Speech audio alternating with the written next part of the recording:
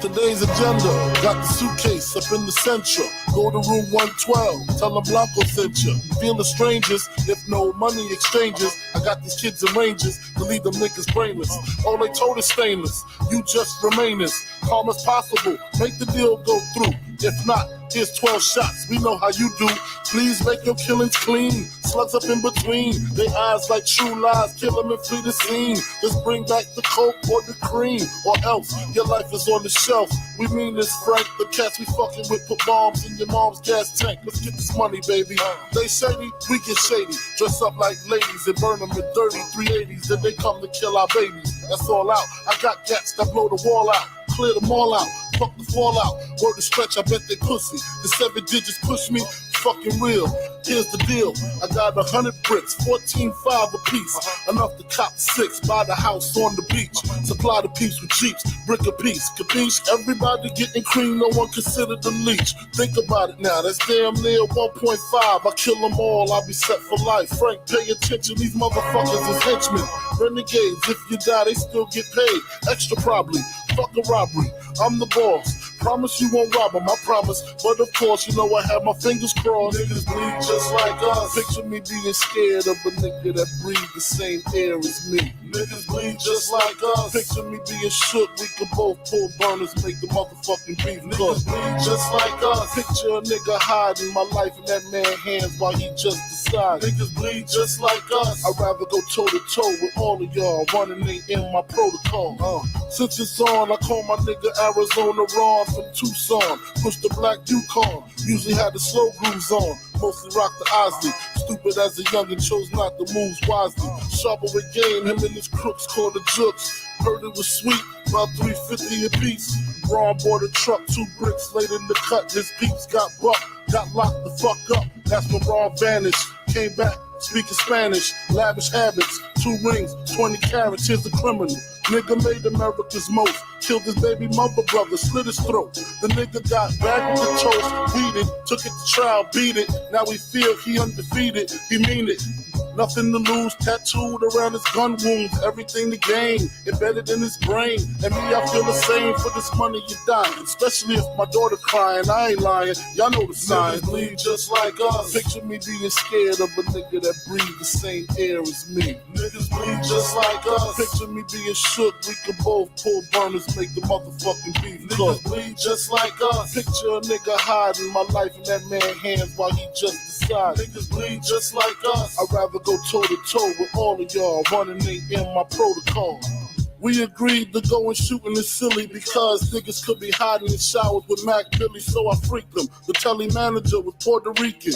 Gloria from Astoria. I went to war with her peeps in 91, stole a gun from my workers. And they took drugs, they tried to jerk us. We blazed, they blazed, long story. Glow seen my face, got shook. Thought a nigga was coming for the safe. Now she breaking. Shut up, 112, what's shaking? A Jamaican, some bitches I swear, they look gay in a black Range Rover, been outside all day. If it's trouble, let me know, I'll be on my way. Please, I got kids to feed. I done seen you make niggas bleed. Nightmare this bitch don't need. Wrong, get the gasoline. This spot, we bout to blow this. Get the cash before the cops and Range Rover cats notice. Room 112, right by the staircase. Perfect place where they evacuate. They meet they fake. Wrong, pass the gasoline. The nigga pass me kerosene. Fuck it, it's flammable. My hunger is unexplainable. Strike the match. Just what I expected, the Drake kid ejected in seconds. And here come 2 opposite sections, 1 black, 1 Malaysian. We in the hallway waiting patient. As soon as she hit the door, we start blasting. I saw her braids hit the floor. Wrong laughing, I swear to God. I hit Maxi Priest at least 12 times in the chest. Spit the round, shot the chink in the breast. She crying, headshots put her to rest. Pop it with no briefcases, nothing but Franklin faces. Spots, hot sprinklers, alarm system. That's when other guests start to slip in. It's time for us to get the dipping. I know them niggas in the ranges on their way up flipping. Pistol gripping, I know the clipping. The hallway got real loud and crowded. They walked right past us, I don't know how they allowed it. The funny thing about it, through all the excitement, their range got told they double parked by a hydrant. Stupid motherfucker.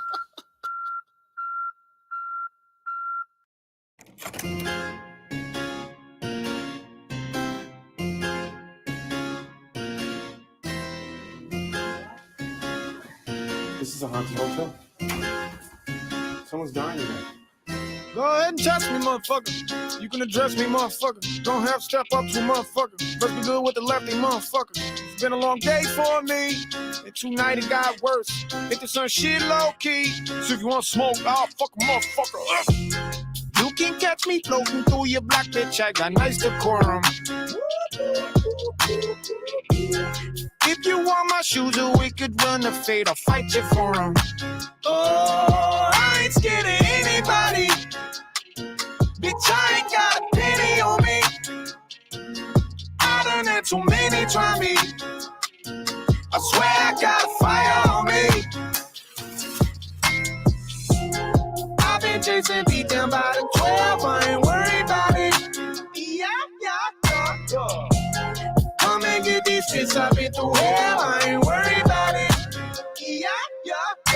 I'm a project baby, Section 8 verified. Got it deep in my body, Southside till I die. I never had blue suede shoes, can't lose my cool. I roll with two-faced schools, don't get it confused. Had a problem with the wrist stats, I was walling out from this stress. Ain't no way I pass a piss test, this just help me off this fucking shipwreck. I was doing dirt on the tiptoe, putting work with the goons in the pit bulls. Throwing up on lake with the fat tip, hit a lick, wind up in the pickle. How you out so late, why you on this block? Capital One. What's in your wallet? Where you claim you from? How you get down here? Let's see if you can run them pockets. I'm way past giving a fuck, you picked the wrong damn one. If you want that dirt, I'ma jump you first, motherfucker, we'll see who runs. I ain't scared of anybody.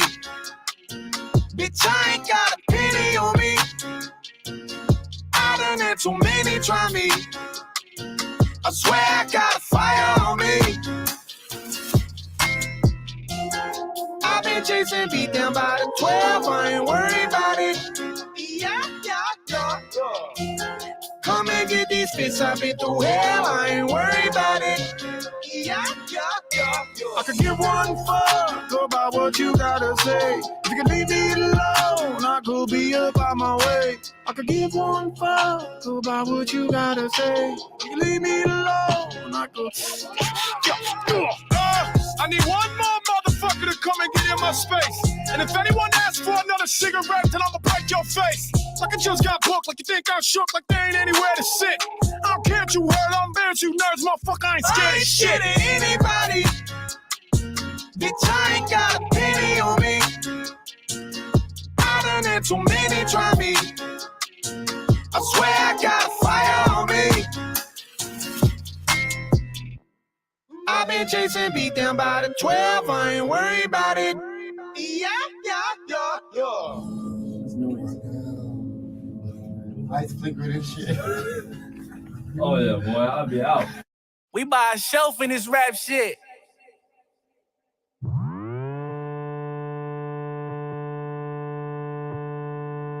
Whole world gone mad, everybody tripping, acting out of character. Is this an audition? Why y'all think we formed this rap coalition? Cause y'all on bullshit, and we don't want to listen now. Nah, we don't want to listen now. Nah, we don't want to listen now. 10 toes down, putting my foot in the air. Until I get back up. Dump the shit out his ass. Come on. That's what happened, you don't learn respect, pussy. You don't spit like that, rookie. I spit fire. Who you think started this pit fire? The avatar with the bars, boy, I been fire. Turn your day off to a layoff, this big fire. In my kids attire, nigga, the whole They don't fit drip fire. like this. Some do, but not just like this. Like no this. shame, it took years just to get like this. Got like Met your this. chick, she was cute with a list. Made out with her, she was like, I ain't never kissed like this. Yeah, nigga, chef kiss. Next is no look passes. I'm putting magic in this next dish. What's that cooking? The best shit. Curry over goats. We underrated on some step shit. Yo. These niggas just scratching it, itching it. Grind on a mission and moving with rhythm and graffiti buildings and speaking through lyrics and Real hip hop is what you been missing. It go la la la la, ma. okay, you a go, but what's a go to a llama? La la la la, ma. Okay, you a go, but what's a go to a llama? Okay, it's Coast Contra. 4 monsters will conquer any king dumb enough thinking that they can stop us. Talk heavy, too enlightened, go blanca when you hit a mantra. Contra. Please don't cease when I find beats. I go tantrum, I showboat with all my flows. I am Anka. We don't diss, we throw a fist like Black Panthers. When you hear this anthem, Contra. Caution of my flows, I warn you they're very hot. Niggas do my flows, I watch them hit belly flops. Calling me a hero, paint murals on every block. I'm feeling like status shock, nigga. Hey yo, it's So easy a caveman can do it. Why you can't do it? Coast Contra flows too fluid. Those stones we rock right through it. Punchline if a punchline hook leave rappers black and bluish. Hip hop bitch, you can't sue it. Best group out, thought you knew it. The echoes from the silent remind them the twinkle in their eyes was the stars in alignment. Time tells all, I got the details arriving. And if you close your eyes, you can retrace the mileage. They want me to forget so I can blame my environment. Drugs, corruptions, killers, thieves, violence, guns, pollution, hunger, still surviving. Fighting through the noise of police sirens. Shit, between a rock and a hard place is where you find me. Rocking the mic like a baby that keeps crying. When te tumbo la peluca, la única persona con más tumbao grito azúcar. Pa' la USA me fui detrás las lucas. Want the loot, mi gente necesita ayuda. Hit the booth, todo lo que escucho es basura. 1, 2, los dejo fritos como yuca. I took the kingpin approach line for line. Don't let the smile fool you. My style dope. Don't need a plug, but more power to ya. Straight out the jungle, bout here with the crowds of tiger while his stomach crumbles. Hey man, the brand make this hallelujah, nigga. I'm wild. And get high, style quick. That's right. I want what's old, like I feel nostalgic. Fuck around, make this a sci-fi flick. Clock Wars episode 3, Revenge of the Kid. Nigga act like you ain't seen this guy body fabric. What that mean? Dress me in real nigga fashion. What that mean? You gotta follow suit, stop slacking. I fly non-stop. Plus I'm aware of what's happening. Yeah, you looking at the God MC in his prime. Infinite lines that rhyme forever. This the flow of time. This fat shit is gonna be ours any minute now. Niggas clocking, watching how we get down. Hey yo, what's back, Raz, the flow guard. I'm back, Raz, to run shit with no yards. In fact, it sound like I'm back. They spinal cords attached to ox cords. The way they run it back, the shit is gonna impact your posture. We realign and rap. Now make space for the next take on the great white shark. It's jaws dropping. When I make my art, yellow text for them arteries and say by heart. How many days I fought? Niggas don't know. Train till exhaust in the dojo. Had to smash that, got the stack, got them writers block. I am hip-hop acts, my pop acts, all my mom and them. Y'all rap the same little rap name. These niggas homonyms. I don't even see the harm in them. Coach, you can feel the ambience. We floating above consciousness. The most high giving compliments. The most I can accomplish is the best. 1-1 flex, 1-1 test, none one consequence. Bless, I ain't stressed, ain't been impressed by no monuments. They build shrines for the idle time. I can see the signs of the times we in. These guidelines are the guidelines of the minds of men. Authorized for this dominance. We on the rise, spitting rhymes from kids. This Coach Contra, the livest click, nigga.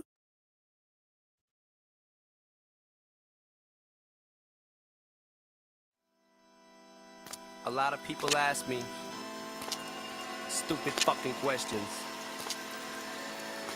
A lot of people think that what I say on record or what I talk about on a record that I actually do in real life or that I believe in it. Or if I say that I want to kill somebody, that I'm actually gonna do it or that I believe in it. Well shit, if you believe that, then I'll kill you. You know why? Because I'm a criminal! Criminal! You goddamn right. I'm a criminal! Yeah, I'm a criminal! My words are like a dagger with a jagged edge. It'll stab you in the head, whether you're a fag or les. That a homo sex, or mad for a trans or vest. Pants or dress, hate fags, the answer's yes. Homophobic, nah, you're just heterophobic. Staring in my jeans, watching my genitals bulging. That's my motherfucking balls, you better let go of them. They belong in my scrotum, you'll never get hold of them. Hey, it's me, Versace. What? Somebody shot me, and I was just checking the mail. Get it? Checking the mail? How many records you expecting to sell after your second LP sends you directly to jail? Come on, relax, guy. I like gay men, right, Ken? Give me an amen. Amen. Please, Lord, this boy needs Jesus. Heal his child, help us destroy these demons. Oh, please send me a brand new car and a prostitute while my wife's sick in the hospital. Preacher, preacher, 5th grade teacher. You can't reach me, my mom can't neither.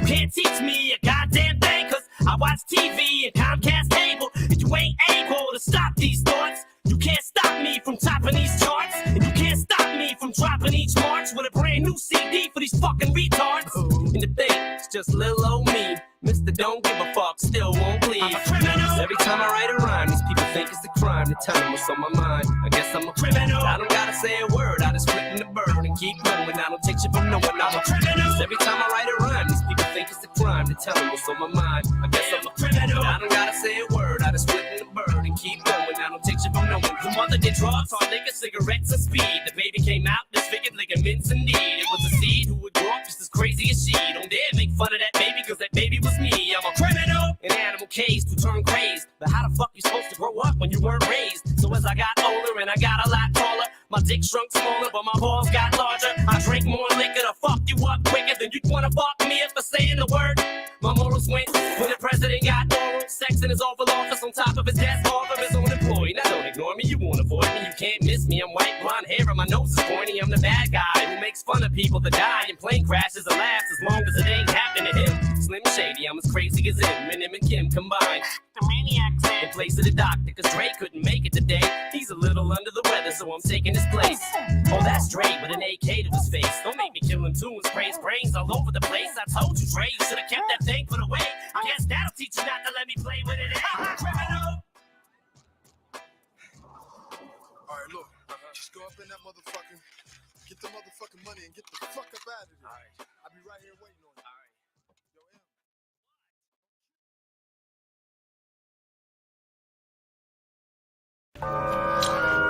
I'm an agent of chaos. Oh, and you know the thing about chaos? It's beer. What?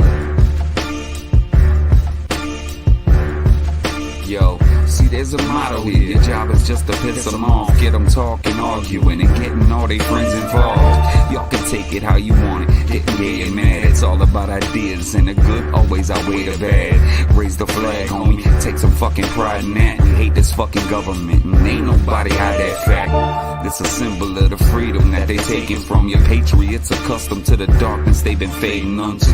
From Lima to Cleveland, back to Toledo. These jokers, Heath Ledgers, you faggots, it's Jared Leto. Me amigos, all Devos. Shoulders got Doritos, hot Cheetos, Fritos, and those big ass bags of Tostitos. It's a party, y'all.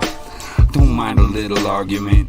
We're all adults, it ain't no reputation tarnishing. Hypnotizing bitches like the slow jam bad. It's safety for no man, it's snowman's land. We ain't dealing with your bullshit. Operator, hop out in a full kit. Got them things that go bang, ain't never out of range. Y'all should probably let me do my thing, hot thing, yeah. We ain't really dealing with your bullshit. Operator, hop out in a full kit. Got them things that go bang, ain't never out of range. Y'all should probably let me do my thing, hot dang. Upset the established order, everything becomes chaos. Yo, what's good? Man, it's twice I've came to you today. That's crazy, man. I don't know what I'm thinking. Doing 2 shows in one day. How's the audio doing anyhow, man? Can everybody hear me all right? Is it choppy? Is this distorted? Everything good? So, put a 1 out there if it's good, man. Just let me know. Hopefully it's good. It sounds good in my earphones, but what's good? And I am dropping the link for this too, by the way, so you guys can hop up here at any given time, because I got like 3 or 4 different topics I want to discuss today that ended up coming across my radar in the last few days. Let me get over here and get to my videos real quick, and I will be pulling you up here in just a quick second, Professor. I know you're still back there. Where's it at? There you are. The first one I want to start out with is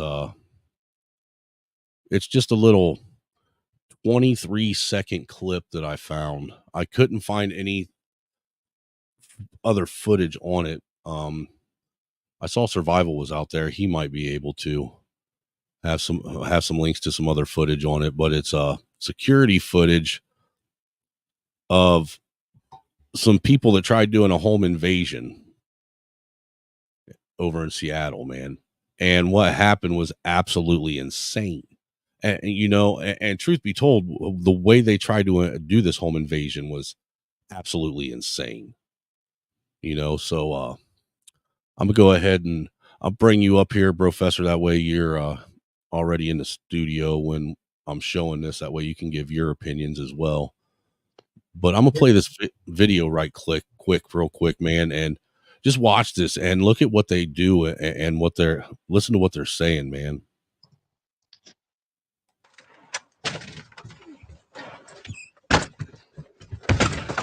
Seattle police! Seattle police! Seattle police!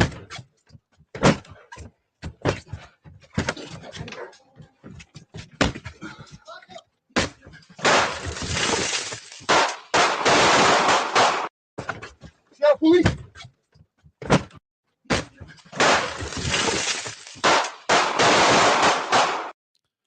That is fucking insane. What's up, Bumpkin? That's how you treat the Seattle police right there. No, that wasn't even the Seattle police, though. I know. And see the thing that this is going, if this is going to become a trend, with home invasions and home invaders wanting to scream that they're police at the door before they even open the door, then this is going to cause a whole lot more issues and problems and unnecessary problems with the police than what they already have.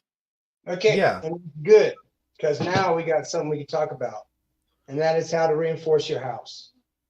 I could teach you some basic shit that'll teach you how to fortify your house. Well, Professor, before you go down that road, I seriously want to address the issues that this is going to cause socially. I agree. Okay? Because look, they're going to become, if this becomes a reoccurring trend with home invaders, what happens when the police really show up and they're knocking and saying they're police, and someone on the other side doesn't know it's the police? They assume it could be a potential home invader, and they open fire on the police. Well, it's like this, right? I'll use my own situation. Like I've been swatted, right? Yeah, so have I. In the situation where I was swatted, I was lucky enough because I lived in Washington at the time, so this hits home a lot.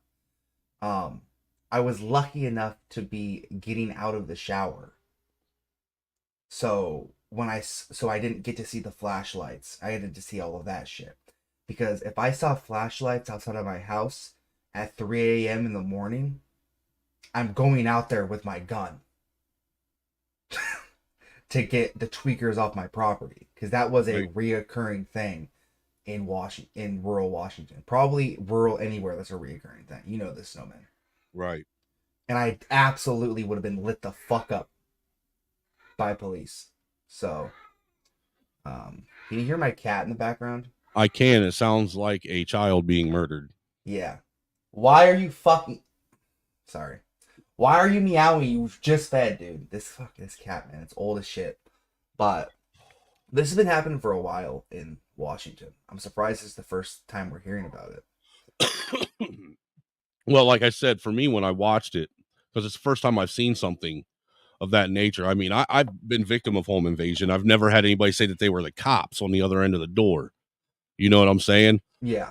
And so this is a whole new scenario to me, and this is going to bring a whole lot of issues for private citizens as well as police departments.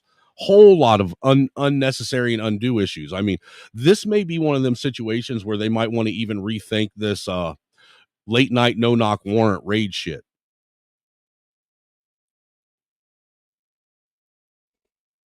Yeah. I mean, I could be missing the mark on this, but I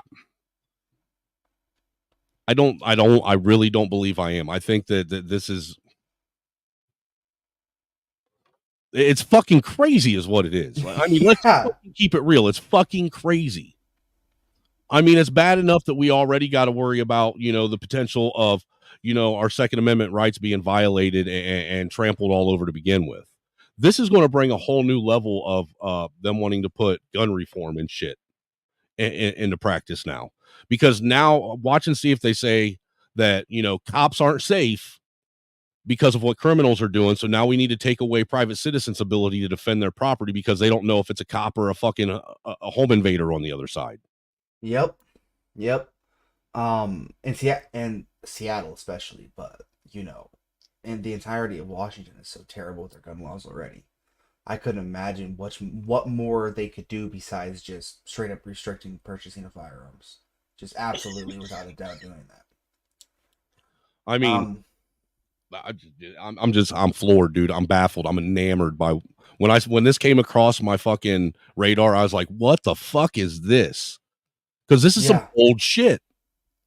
It really is. It's fucking bold on all levels. And by the way, I'm glad that I'm glad that homeowner. Oh, dude, he was trying to turn them into Haitian barbecue, is what he was doing. he's I love it because these are my people, man. It's who I grew up with. He's like, fuck that glass door. Right, he shot right through his own shit. He's like, fuck you. I don't give a fuck. Well, he's probably home alone. You know what I mean? Even if he wasn't, I mean, imagine he's got a family in there to protect. Let's go that route with it. You know, he's got a family to protect first. You know, and to even, dude, the fucking audacity to fucking try and kick someone's, and that's the tactics that they use in late night warrants. That right there. Yes, exactly. That right there. Exactly like that. You know, they'll scream that, you know, we're the police, you know, maybe once or twice, loud enough to where they can hear you, but not anyone else can hear you on the other side, and then start trying to kick your door in. Yeah. You know, I mean, imagine if this guy wouldn't have been there with a gun on the other side, waiting for that door to come flying open and ready to defend himself. Mm-hmm. He would have lost his life, and potentially, if he has a family, a wife, and kids in there, they would have all lost their life. And then what is Seattle police going to do to curb this problem? What are police departments all across the country going to do to curb this problem? Something's going to have to give now, because now it seems like these fucking goddamn thugs out here are playing by different rules. How can you even curb that problem? Like, how can you even deal with that problem without taking away rights? Like, how can you even deal with that problem? It's like we should be, it's like, can we have police actually be able to do their jobs? Like Seattle, Detroit, Chicago,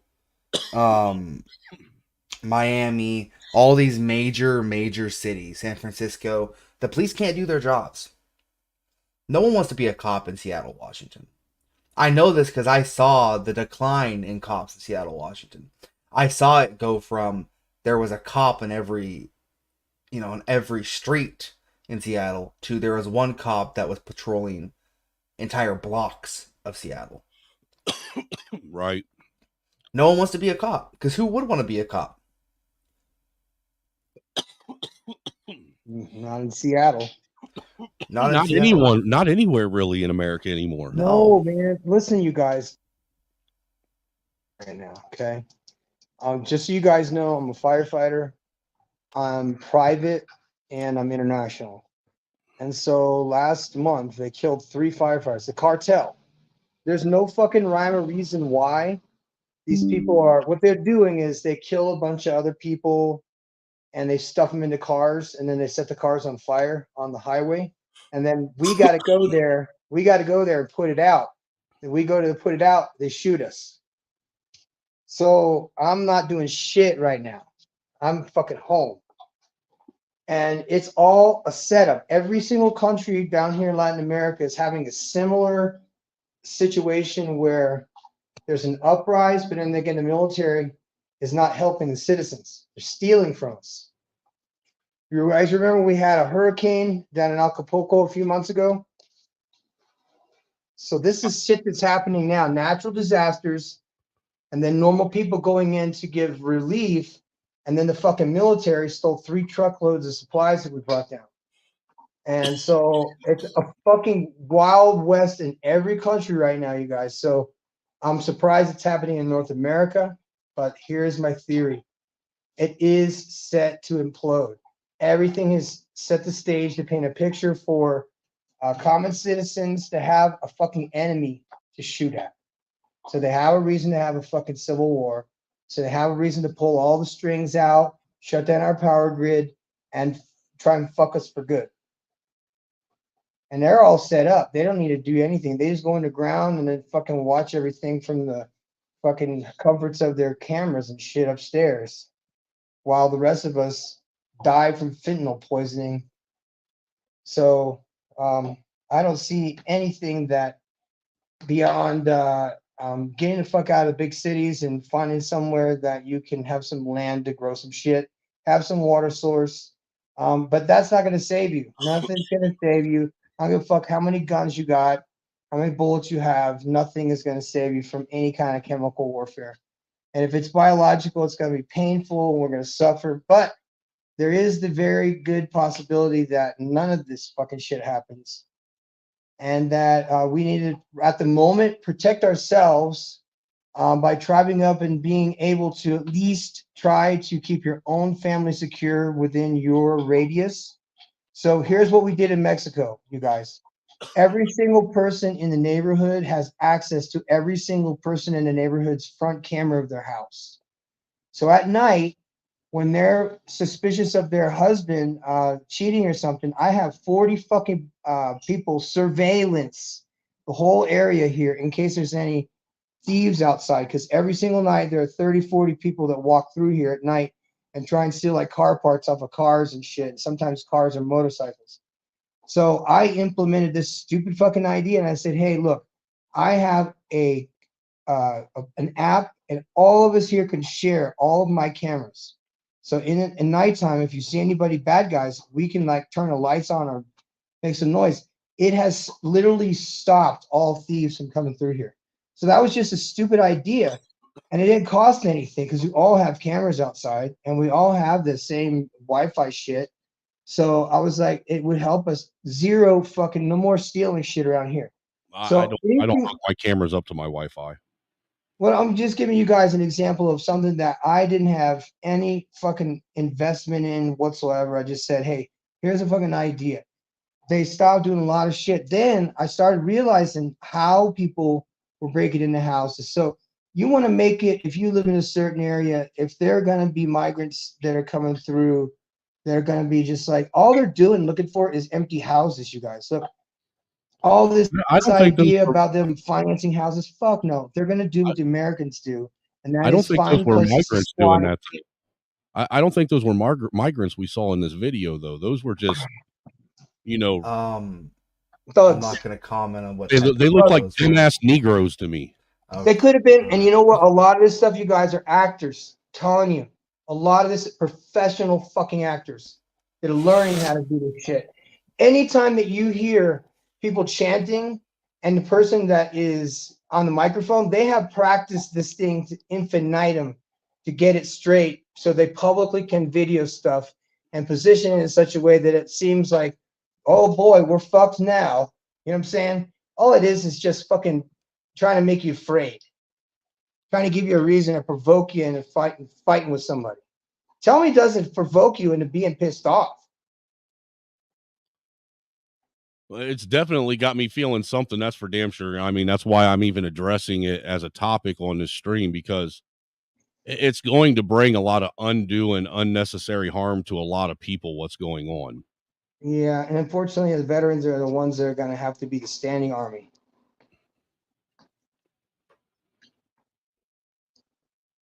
They may have to deputize like everybody with weapons, with skills and weapons. That wannabe. I don't know.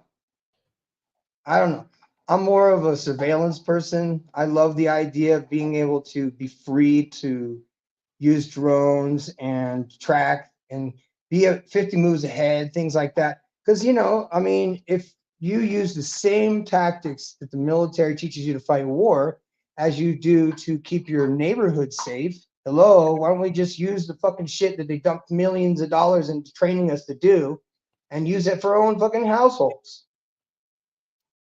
And instead of using lethal fucking weapons, why don't we make it fun and give everybody a paintball gun with the really hard fucking balls, and everybody get on their fucking rooftops, and if anybody comes in your neighborhood, you fucking shit on them.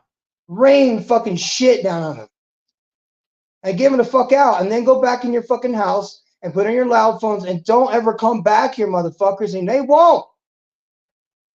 Because all you need is just a little bit of pushback that isn't going to be lethal, that's going to make the news. You paint the town fucking red that way. Tell me I'm wrong. I don't know about the paintball situation, man. I know me, if I was of the criminal element, and I used to be when I was younger, paintballs aren't scaring me away. But they hurt like fuck. A bunch of migrants come in. I understand that, but I'm one of those kids. I'm one of them kids that used to go out and play paintball wars for fun. So that shit ain't scaring me away. You know, it's real. Don't know, I got news for you. Venezuelans have never been in a paintball war before, bro. They are not Americans. That is a very American sport. Okay, they don't realize they shoot with real guns and stab people and things like that. Okay, let's keep it all a buck. But the folks that you're talking about are organized. That's why I'm saying a lot of this is a setup. A lot of these people are being trained. Listen, down in Colombia, I didn't know this. Interpol wanted me to come teach fucking Krav Maga. And I'm like, why would they want me? You know, something like that. They said, because down here, you know, this one area that all the thieves are. What they're doing, they have a basic training for fucking robberies there on motorcycles. So they're doing this in every fucking country, in Ecuador. And a lot of these people are masked up. You don't know who the fuck they are. They're being trained by professional trainers. Listen, my first time in Iraq, they couldn't hit themselves in the fucking ass with both fists. Okay, they didn't have 4 fucking uniforms that matched. I'm not kidding you. It was that fucking easy for them to surrender. The second time I went back, they were fucking organized. They were using HD fucking cameras and shit. So tell me what happened and transpired in between motherfuckers with machetes and from shitty ass, 1912 fucking shotguns and shit, to having fucking automatic weapons that are brand new that I couldn't afford, first of all, night vision goggles, organization and abilities to know how to do fucking tactics and logistics to keep themselves in the event that an outside standing army said, fuck you guys, we're going to cut you off. Oh yeah, we know how to do that shit already. So we're 50 moves ahead of you. You follow me? And what I'm saying is that we don't have any power. Once they shut the fucking power off, you and it was nice talking to you, Snowman. I know that I'll never talk to you again. I'm going to miss these conversations. I got provisions set up for when power goes out, dude. But I'm going to miss these conversations. There is going to be, come on, man. How much? So you get down to you are right about the connectivity of people once the grid goes down. If it goes down, this shit that we're doing right now is going to come to an end. All the allies that we have, allyships we've built, all the people across the country that we've come together to find that are like-minded, we're going to lose instant connectivity to them. We would love to go to a ham radio system. I hope you guys got some Most kind of way. motherfuckers don't even know how to use a ham radio. We know that, but that's okay because we know how to use radios. So it's gonna be like the 70s again. We're gonna be like back to truckers fucking talking breaker 19 shit. I like that idea. Those are CBs. Fuck phones. Yeah, those are CB radios. Suck a fucking dick, Apple and fucking Steve Jobs. CB radios work really well too. By the way, no, I think it's great. If you got repeaters. Yeah. By the way, always keep a CB radio, Snowman, just in case. Dude, I got a CB radio home terminal out in the garage. I got like 6 radios for the kids to practice doing firefighting shit. In the event that the good ones, the grid goes down and whatever EMT fucking bullshit blows up. So, dude, I in the description, I got something on here about. I found a clip about Biden and all these classified documents. All right, and I hashtagged that in the description. Okay, before my stream even started, I had 30 comments on this motherfucker.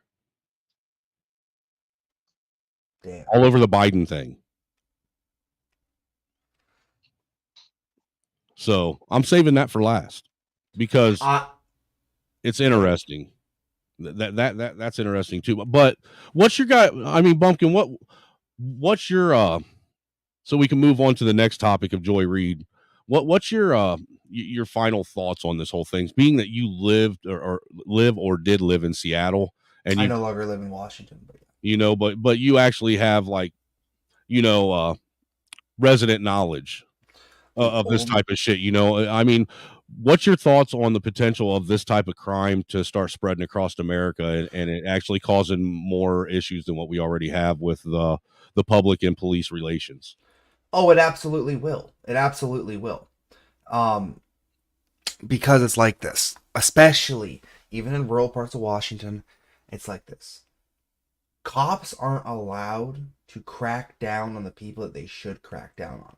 They have to crack down on 60-year-old grannies, or if they have an expired license, they have to crack down on that type of stuff. But then you'll do the flip side, and you'll see a bunch of these tent cities of people straight up shooting up heroin on the side of the street that you can't do anything about as a cop, right?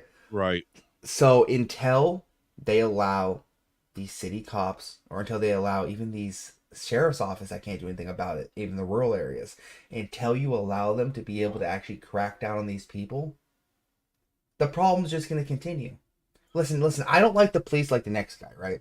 But they're there to do a service. They're needed for civilized society. They're needed for civilized society. And look, the thing is here in the last couple of weeks, my stop sign argument, right? You've heard that enough and heard it referenced enough that you understand. I've abandoned the argument. I've literally abandoned the argument because look, I'm to the point now to where I'm almost curious if a little bit of full-blown authoritarianism in America for about a decade or two isn't necessary to curb some of this violence going on. Listen, and get some order brought back to the nation. That's where I've been at for a while, man. And I know I'm a young guy. That's where I've been at for a while. Dude, it hurts my soul to even suggest something like that. But you know what? The truth of the matter is the only thing humanity understands, it seems like, is force. It's force and violence.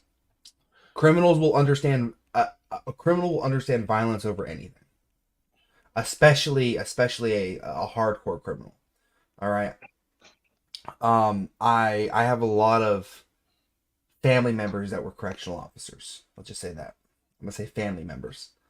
The criminals, I mean, most criminals are fine, right? But for the really like hun-go criminals, they really only understand one thing.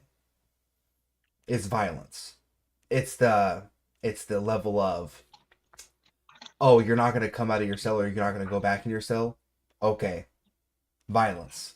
And then they're like, yep, doing that. It's just, listen, Venezuela. Is it Venezuela? What are the Hispanic countries that are cracking down on gang members really hard right now? What are they? I have no idea, to be honest with you. If anybody would know, it'd probably be Professor, because he lives down in South America, or in Mexico, rather.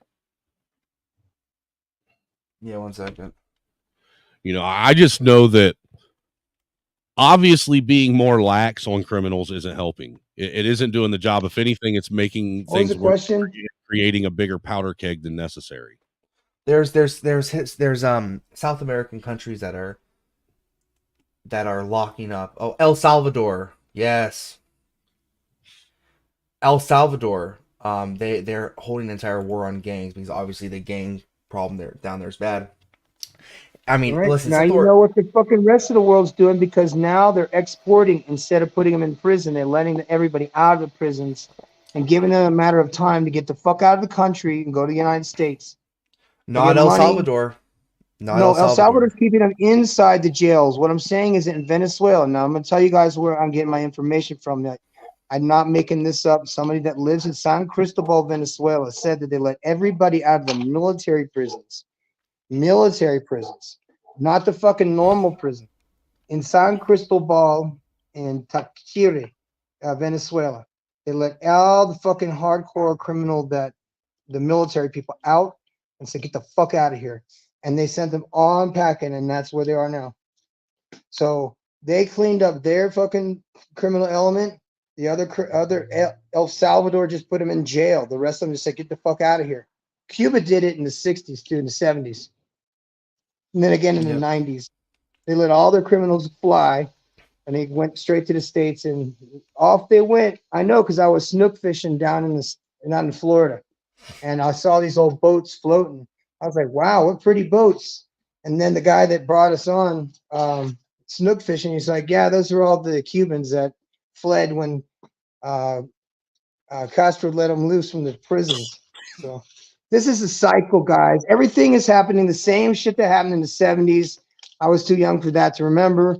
But we had a gas crisis, check. We had fucking inflation, check. We had fucking war, check. Vietnam, check. We had veterans, fucking homeless, check. Every single thing, even feminism, check. We had gay fucking prides happening, same time, check. We didn't have the racism, though. Not like this shit. This is like manufactured fucking bullshit in order to really make it so that it's somebody's fault. You follow me? And I know for a fact that there are way too many smart fucking people who are 50 moves ahead. Oh. There goes his Wi-Fi. Satellite must be passing over his compound. Yes, Free Zone Lou, an American dictator is needed. Absolutely. Yes. Fucking yes. 100%. Listen, I've been preaching. Oh my God, Snowman, you just made me the happiest man ever. All right. We're going to ignore the fact that the NF YouTube channel was just perma-banned. Well, look, dude, you know, like I said, it hurts my soul having to sit back and really evaluate this shit and you know, acknowledge the reality of what's going on. But unfortunately, that's where we're at right now. We are the new Rome. Like, America is, the United States of America is the new Rome. The only way that Rome was able to last as long as it did was because of the Caesars. That's literally it. It took Rome that was only going to last like 400 years to an empire that lasted 2,000 years, guys. Isn't that kind of like one of the longest standing empires too right now? Yes. One of the longest standing. You can't count China because China fell. China's it's bounced back and forth from different type of authoritarian regimes. Mm-hmm. It's never stayed concurrent with one political ideology.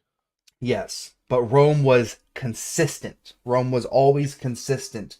They were always a republic, but then it went authoritarian republic. Do you think that Rome's expansion was a huge part of their downfall? I mean, because towards the end, yes. Yeah, towards the end there was a massive rapid expansion where they were grabbing land that they had no ability to even oversee.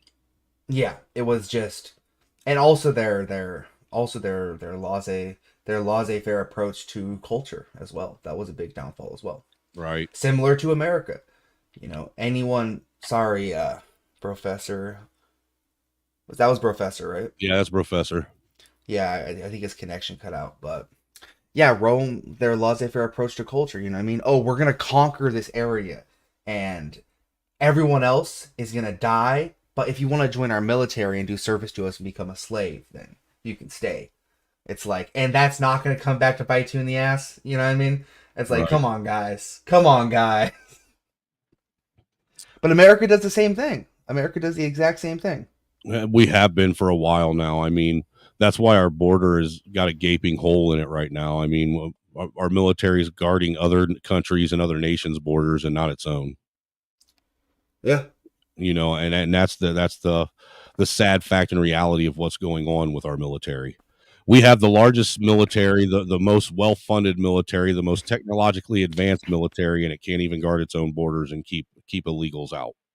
Exactly, because they're not allowed to. Those boys in the military would absolutely 100% go down there and guard the border. Well, dude, without a doubt. Well, that's why, from what I understand, what is going on down at the border, the best they can is a bunch of veterans that are down there actually guarding the border right now, and they're risking being put in prison for doing so. Yeah, if you actually let the military go down there and guard the border, bro, there'd be a lot of day drinking, but there would be they would get it done. Yeah, that's a fact. The best military in the world, man. So this next clip I got, man, this is Joy Reid from MSNBC having a meltdown about somebody had made a comment about Georgia needs to start having more children, and somehow she equated the suggestion of reproductive uptick as being a sign of racism. So let's check this out and see how she manages to spin this one. Joy Reid is having another unhinged meltdown. That's not the news. The news is that she still has Donald Trump here. Are you saying the state of Alabama needs more kids? Why does the state of Alabama need more kids? More kids for what? There was a time when the state of Alabama absolutely needed more kids because, Alabama. Sorry, Alabama, not Georgia. Alabama needs more kids? Why does the state of Alabama need more kids? More kids for what? There was a time when the state of Alabama absolutely needed more kids because, Alabama was a slave state. And the mandate of the planter class in Alabama was for Black women to produce more kids because those kids were property. And they could work more kids and make more money on their plantations. Are you saying the state of Alabama needs more kids because you think that those populations will include people who are maybe destitute and desperate enough if you kick out the immigrants like a lot of y'all want to do, and you could make them include people who are maybe destitute and desperate enough if you kick out the immigrants like and desperate enough if you kick out the immigrants like a lot of y'all want to do, and you could make them do the work that the migrants are doing now? And you could make them do the work that the migrants are doing now? That kind of sounds slavery-ish. Pause. So are we admitting I was already there, dude. I was already. Are we admitting that the work that the new migrants are doing are slavery-ish? That was my question too, right off the rip. First, are you sitting here and saying that you're for illegal slavery through illegal immigration? Is that what you're saying? That you support slavery through illegal immigration? Hey man, I guess the Constitution doesn't apply if you don't have a social security number. I guess, bro. I don't know. If you're not a citizen, I guess, man. But this bad Donald Trump wig having motherfucker with her big ass Mr. Ed dentures that she wears. Who is this? Joy Reid. Oh, let's look up Joy Reid from MSNBC. She is a very staunch and fervent racist. Everything. Cool. What's her husband? Everything in America boils down to being white supremacy, slavery, and racism. Who's her husband? That's a good question. I wouldn't be surprised if she ain't married to a white man. Political party Democrat. Yeah. Wow. Spouse Jason Reid. Oh, there's no link. There's no link to him. Imagine that. Oh my God. Hey, and folks, don't be afraid to donate and support your boy. The Cash App and the PayPal links are always located at the top. Oh no, it's a black man. Is it really? But all coins are greatly appreciated. It is my birthday week, so I'm accepting all donations this week. And hopes that I can get enough donations to go buy me a new oil rig. Yeah, no, definitely donate to Snowman. Definitely give him some money. I sadly cannot at this time, but I usually do. But yes, sir. And it's greatly appreciated. But this is fucking crazy that she automatically goes to slavery just because someone even mentions the idea that maybe Alabama should start having more kids. Maybe they need a rise, an uptick in their population numbers. I mean, for all we know, it could have been a Democrat that proposed that, and they're wanting more kids so that they can, fix the numbers on elections. That should be something that she supports. Wouldn't you think?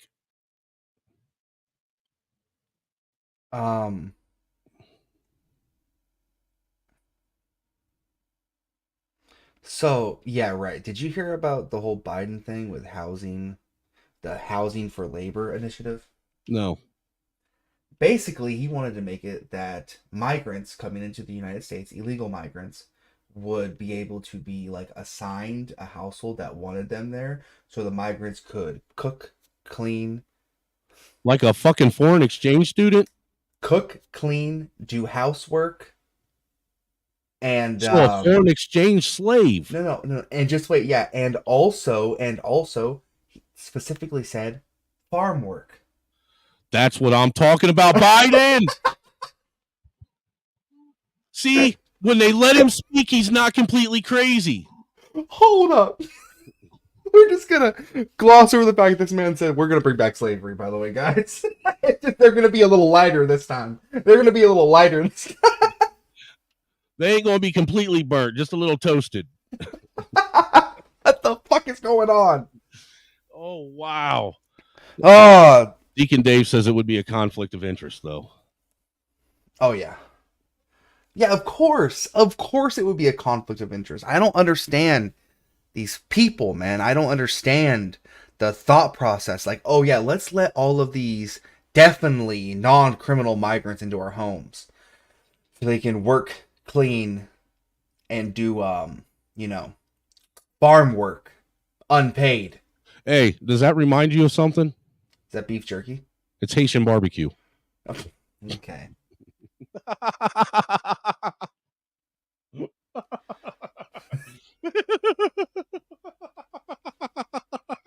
What is it with Haitians and just doing the wildest shit?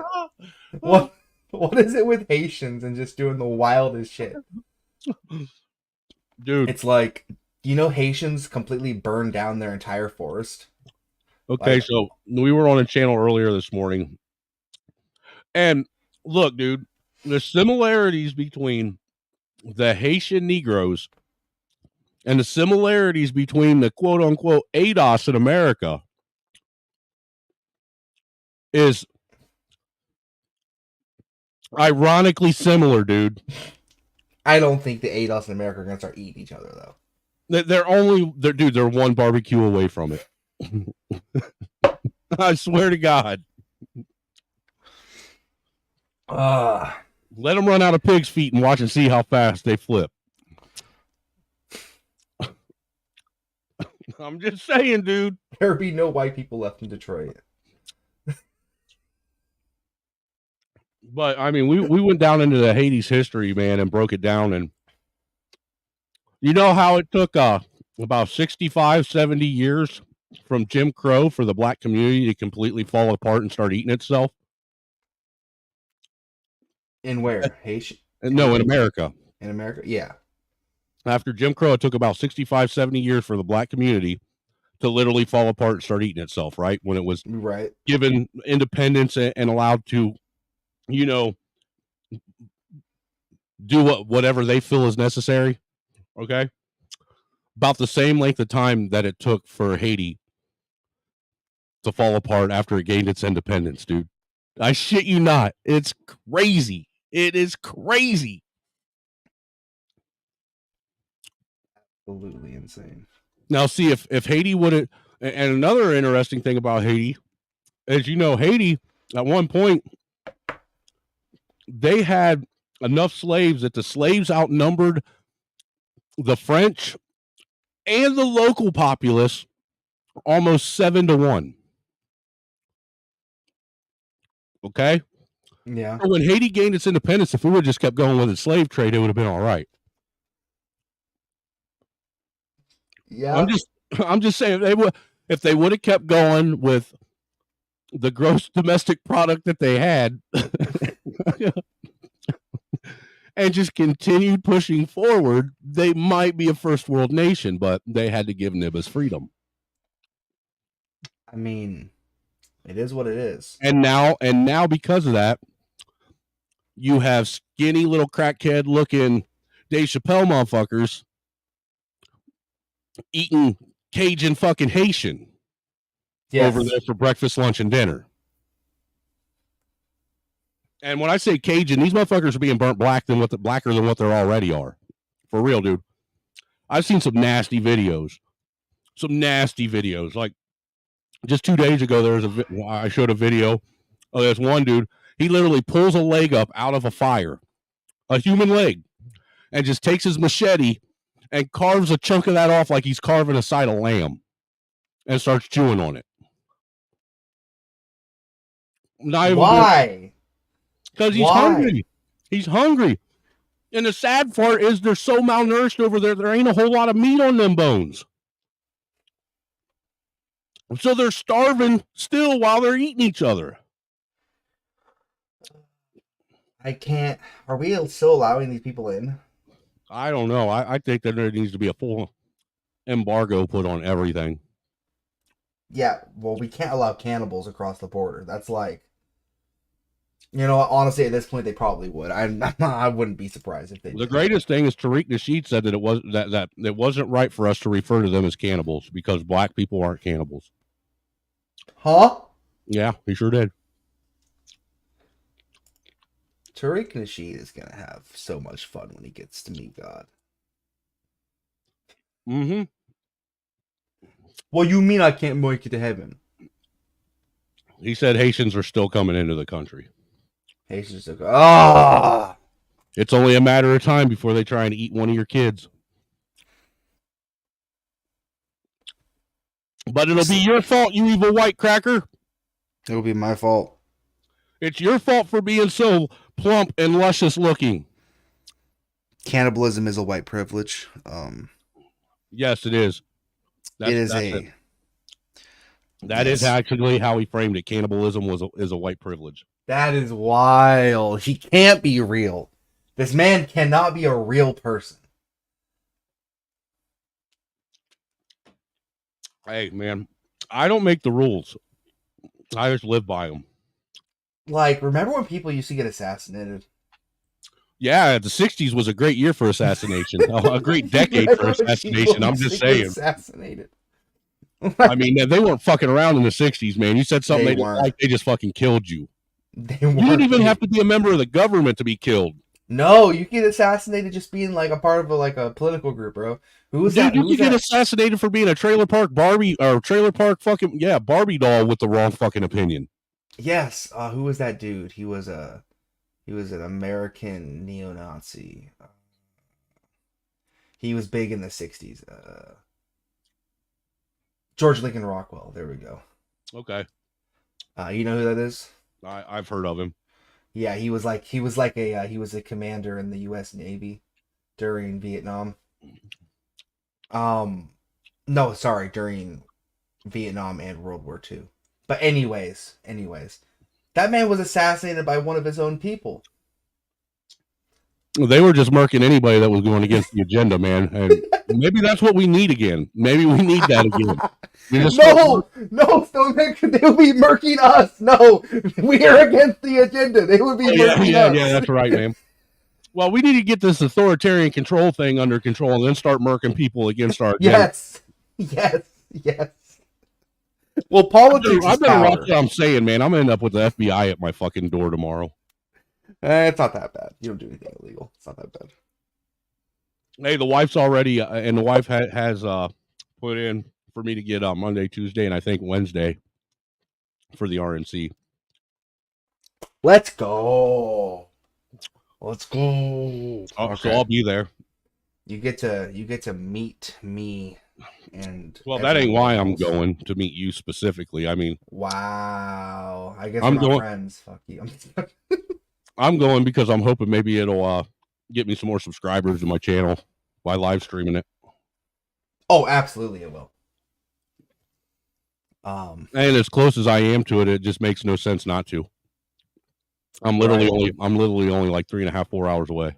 Oh, yeah, lucky ass. I'm a 9-hour drive away, so.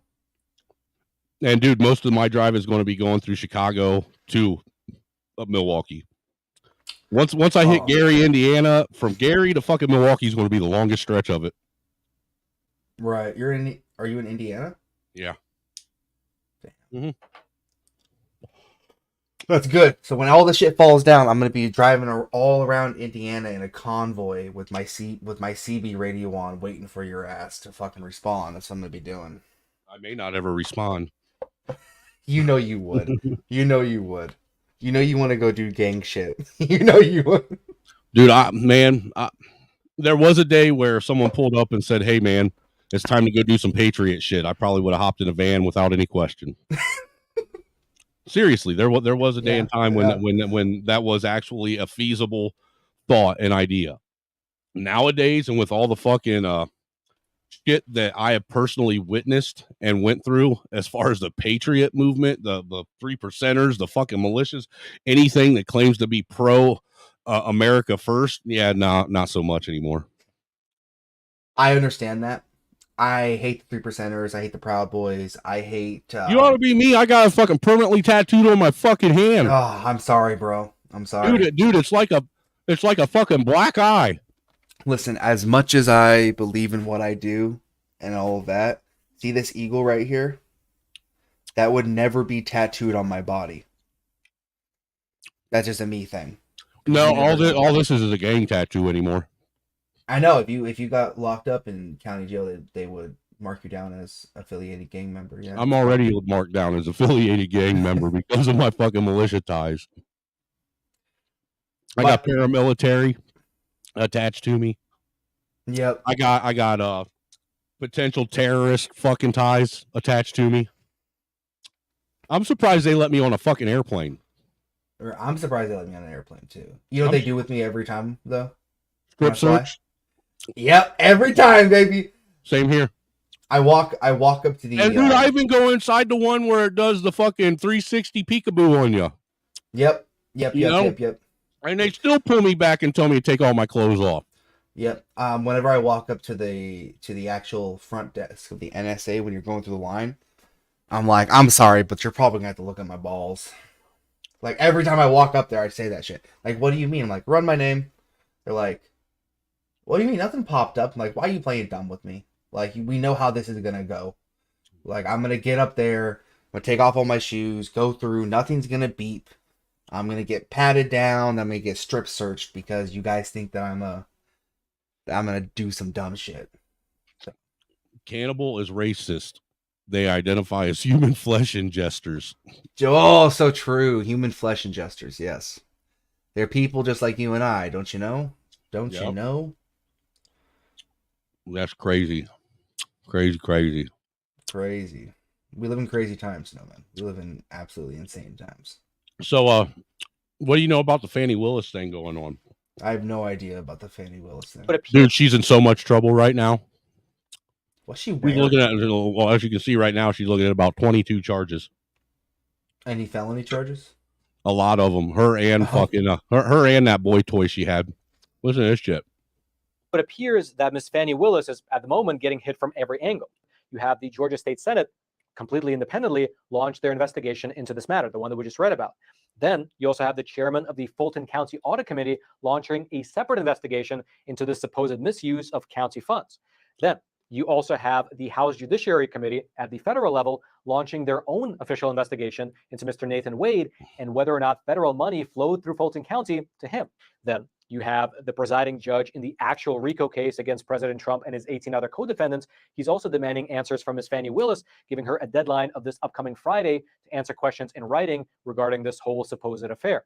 Then you also have the divorce proceedings between Mr. Nathan Wade and his actual wife, Ms. Jocelyn Wade, in which details about this alleged affair are beginning to come to light one after the other.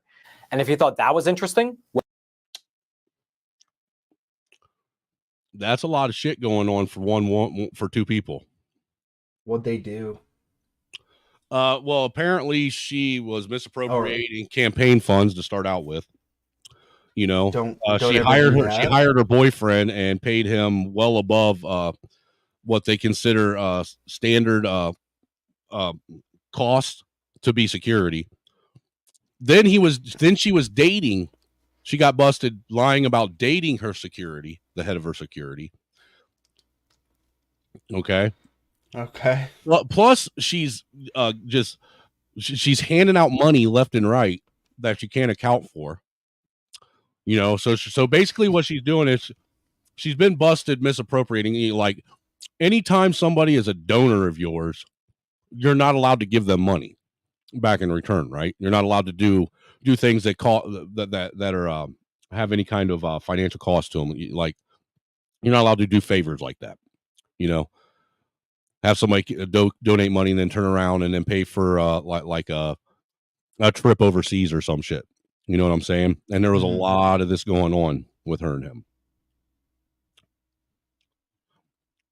She just, and she's been caught lying after lying after lying after lying after lying. The more she opens her mouth, the more she keeps sinking her ship. So she was laundering money. She was basically misusing funds, laundering money. Damn, white Yes. people crimes. Fuck. Okay. Uh-huh. So white supremacy. Yes. White supremacy wins again. White supremacy wins again. And, you know, that's really all I got to say about that, because she's a dumb... Look, I was telling them that, a few of the guys the other day, that I've came to a epiphany about these angry black women in power. You ever notice when they speak, the type of speech that they use and the type of SBE that they do it's really reminiscent of the small hats and how they speak. Like how you're not allowed to say anything about them because it's anti-Semitic. You're not allowed to say anything about black women because how dare you question a black woman and what she's doing after the struggle her people had to go through. Black women are literally right now trying to get laws made to where it's illegal for people to speak out against them. What other group of people does that? Well, there's one other group of people that does that. Well, sir, you're completely wrong about Fani Willis. It's far worse than you stated. Well, but give me even more, Mayo. Let's hear the Okay, okay. Nathan Wade isn't her boyfriend or her security, right? She hired Nathan Wade, a defense attorney in family court, to be the lead prosecutor against Donald Trump. Oh, shit. That's even worse. Has paid him almost $1 million while she was dating him. Wow. Using that money to go on trips. And she states she paid him back with cash she keeps in the house.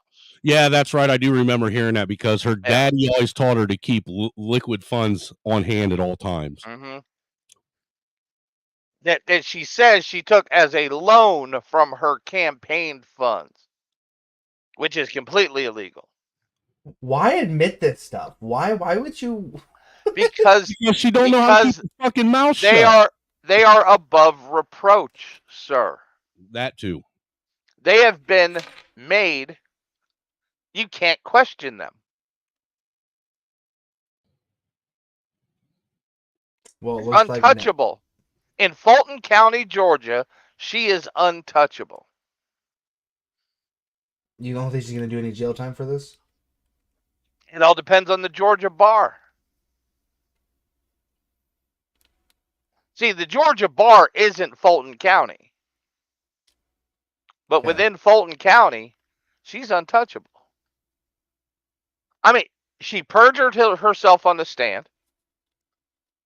And she's a sitting DA who has perjured herself on the stand. She has openly ratted herself out about using campaign funds illegally.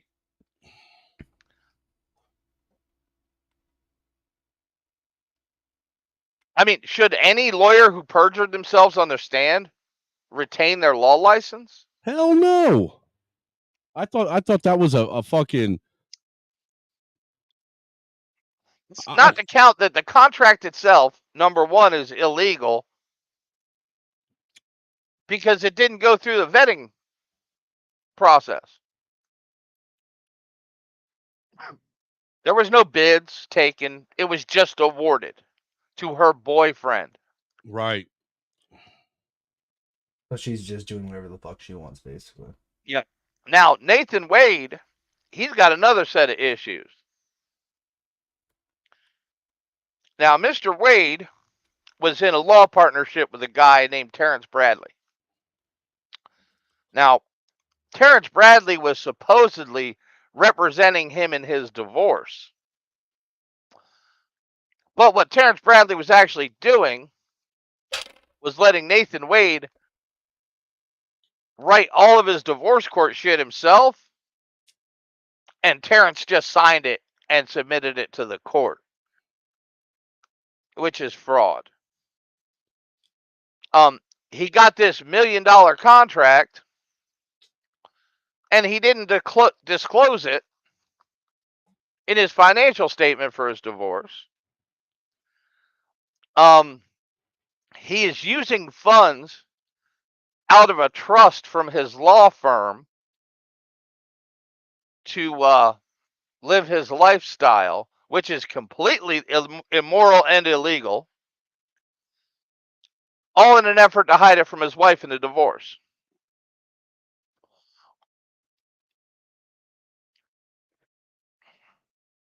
Interesting. And I know that they I don't know what the particulars are, but I know that it's been stated and mentioned that there's a lot more evidence coming out from Nathan Wade's wife's side. Oh yeah, I'm on sure. this, that's implicating the shit out of both of them. Oh, if we would know none of this if she hadn't come forward. Because that's what cracked all this stuff open. Well, it's the same thing going on with kind of like with that super mayor too, right? Oh yeah. Yeah, we haven't even seen the start of that yet. Well, I thought that she's already lost her job now over it. No, I don't think so. I could have swore I saw a headline that said that today, but I could be wrong. I don't think so. But it's and if she quit, it's only because she's getting ready to be prosecuted.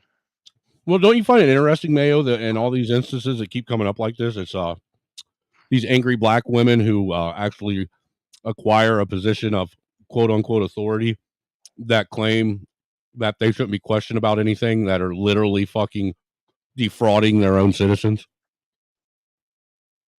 Well, what it is, right? They get in these positions like DA, right? And they're just doing what they assumed the DAs in the past did. Snowman, check your Telegram. You know what I mean? They're just assuming Yeah. and acting that way. That there was nobody checking them either.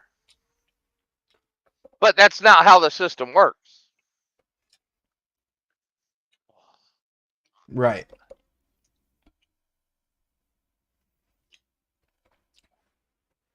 I mean, she had a woman working in her office who advised her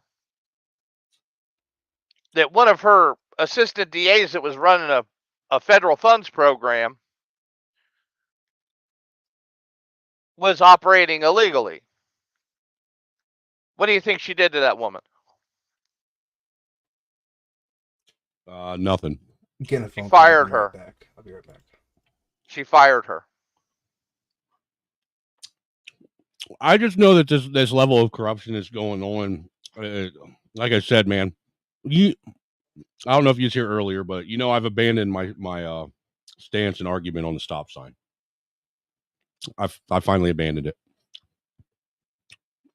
Because it seems as though being lax and lenient on crime only emboldens criminals to commit even more crime. Yeah, we've known that for a long time.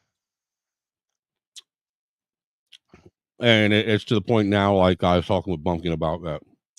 I think America needs about 10, 20 years of complete and total authoritarianism. Well, like everybody always talks shit about the 94 crime bill, right? It worked. It worked greatly. It literally, the result of the 94 crime bill it actually lowered single black motherhood rates for like 2 or 4 years afterwards because they locked up the right dudes. Right. And a lot of them got the key thrown away, because of that whole system. Yeah, and most of them, it's not like they was grabbing innocent people off the street and stuffing crack in their pockets. Well, and there's really a misrepresentation of what it was. When they sit and say they were locking people up that only had a couple grams or an ounce of weed. Well, was it not the second or third time that they had been caught doing the same fucking thing and been warned? And that's the thing. Yeah, that's what they ignore, right? Because you notice they always use possession, right? The numbers for drug possession. Well, there's a couple different types of possession. There's possession of a usable amount for personal use. And then there's possession for trafficking. Yeah, possession for, that's when you get caught with the big bags, Yeah, the little bags. With intent to sell. Yeah, the empty bags and the scale. Completely different charges. But they lump it all in under possession. I don't know what bukili is. What is that? I have no idea. That's a new one to me. So, if you can, Ryan, it sounds way like some dirty Japanese stuff, though. Yeah, it's spelt too close to sounding like bukkake to me. Exactly. Yeah. But to know if this is serious or a troll. Well, and I'm sorry, but the cities aren't going to turn around this time. They're too far gone at this point. There's not enough of a demographic to vote sense back into the cities. Oh, okay. Apparently, Bukele is Nayib Bukele, the president of El Salvador. Oh yeah. And apparently, he's handling his shit down there. Oh yeah, 35,000 gang members put into prison. So. Yeah. But and he's not even El Salvadorian. I just know that if you look at it too, there's just too many coincidences going on when it comes to the Democratic Party, black women, and all this corruption going on. You had the same thing in Baltimore, where the DA forced the school to buy her book. And then did federal government fraud with PPP loans. And she just got busted for 2 counts of that.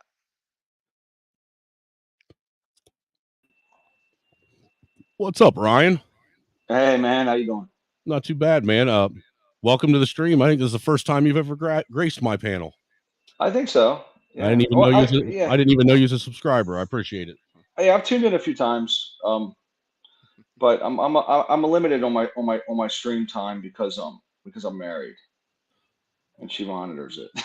well, you see, what you need to do is you need to take and get you a old 454 and put in the kitchen, and then tie a log chain to it, and then tie her to the log chain. Yeah, she doesn't. I'm also only allowed to own so many weapons, so I don't have one of those. Oh hell no.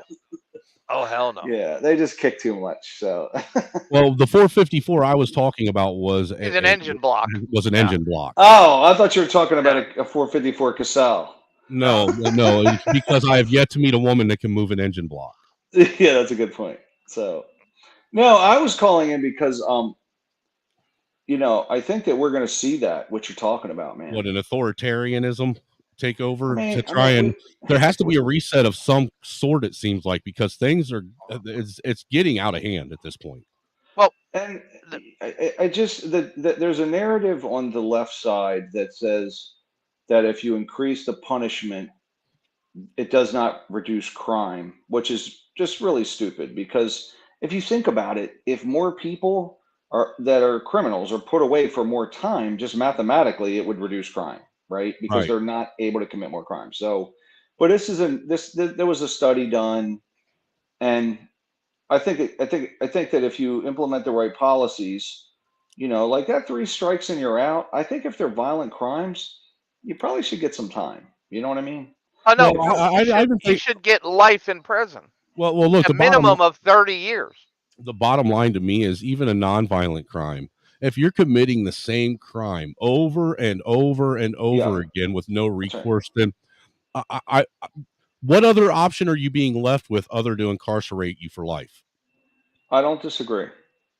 Like I was telling Mayo, and that's the one thing that everybody overlooks when they want to talk about the crime bill. Everybody always wants to throw out there, well, it targeted black men, predominantly, and they were always getting arrested for, having small amounts of drugs or marijuana on them. But how many times prior to them finally getting life had they been caught before? Yeah, and given a lighter sentence? How many times do we have to warn grown-ass adults and treat them like kids before they realize that they're no longer kids and there are harsher punishments? That's right. I agree. I mean, I'm cool with hard crime. I mean, as far as I'm concerned, I think that society overall is tired of the garbage, right? Like the stupid crimes. I mean, in New York now, people were jumping the turnstiles, kept jumping the turnstiles, and they're jumping the turnstiles, at the subway system.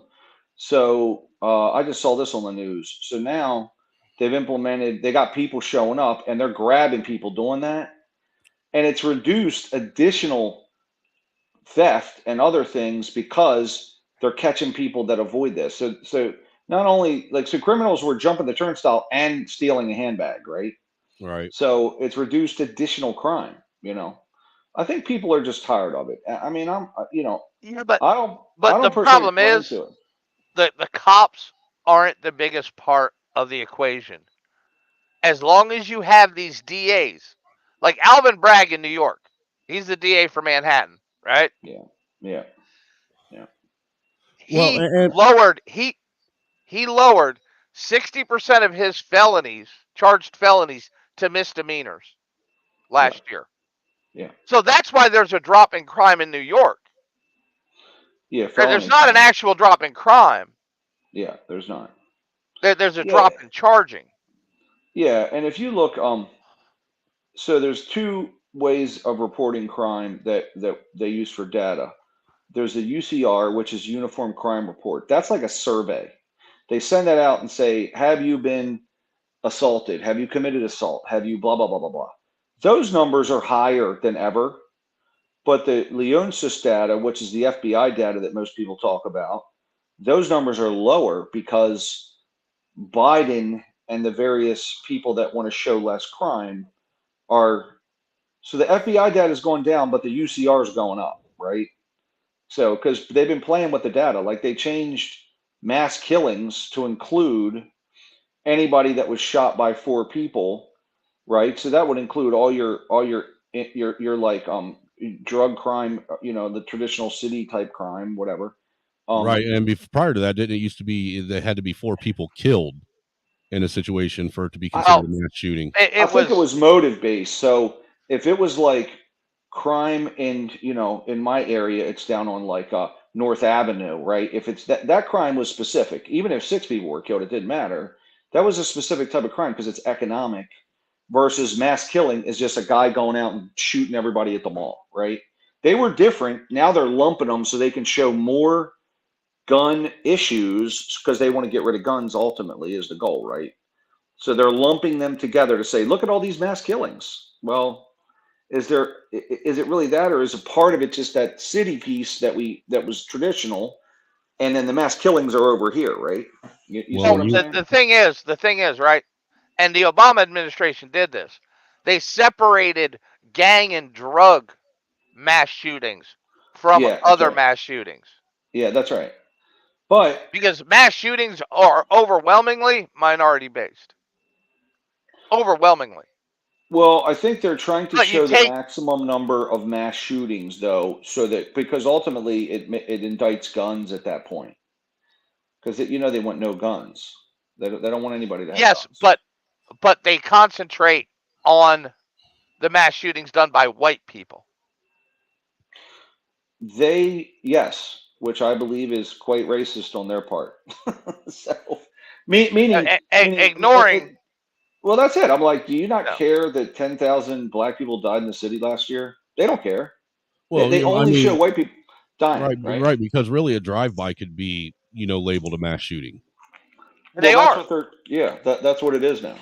They're calling drive-bys mass shootings. If 4 people get shot. About time. But it should have been a long time ago. Yeah. Because if you think about it, when a drive-by occurs, even though they may have one intended target in mind, they still go out and shoot at any target that moves. You understand what I'm saying? There's a lot of And historically in those shootings, innocent bystanders catch more bullets than targets.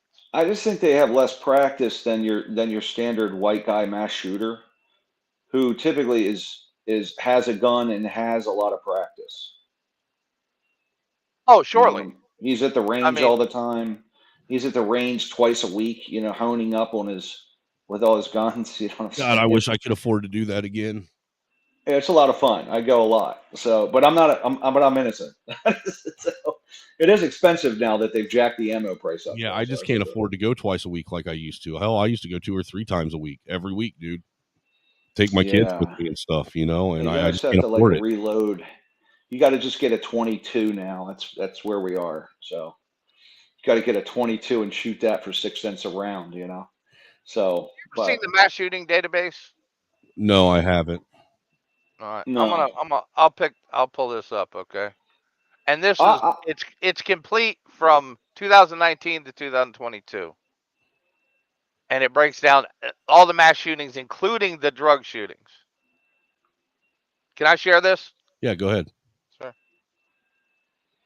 I can't read what Samuel said. Said, has there been any mass shootings in recent times with 2 or more shooters, kind of like Columbine? Yeah, Philly last week. 3 guys shot up a bus stop. Yeah. But they were always separate. You had because most of the stuff you guys see that is rivalry stuff, you're right, versus just wild, arbitrary, lunatic white guy stuff, Yeah. So these are the actual numbers for mass shootings in 2019. Dude, look at all that big black chunk. That black chunk looks like Pac-Man eating a bunch of ghosts. Population. Well, they're lumping in then they're lumping in the city for sure, because they're putting all the mass shootings together. Got it. Okay. All right. Here's 2020. 73%. Weirdly, they don't put registered gun owners versus non-registered gun owners. Weirdly.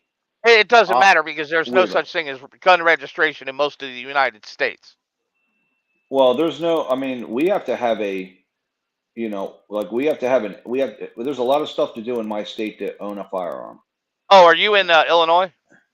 I'm in Maryland. Oh, yeah, that's another communist state. It's basically California. But most people don't need a gun registration in the United States.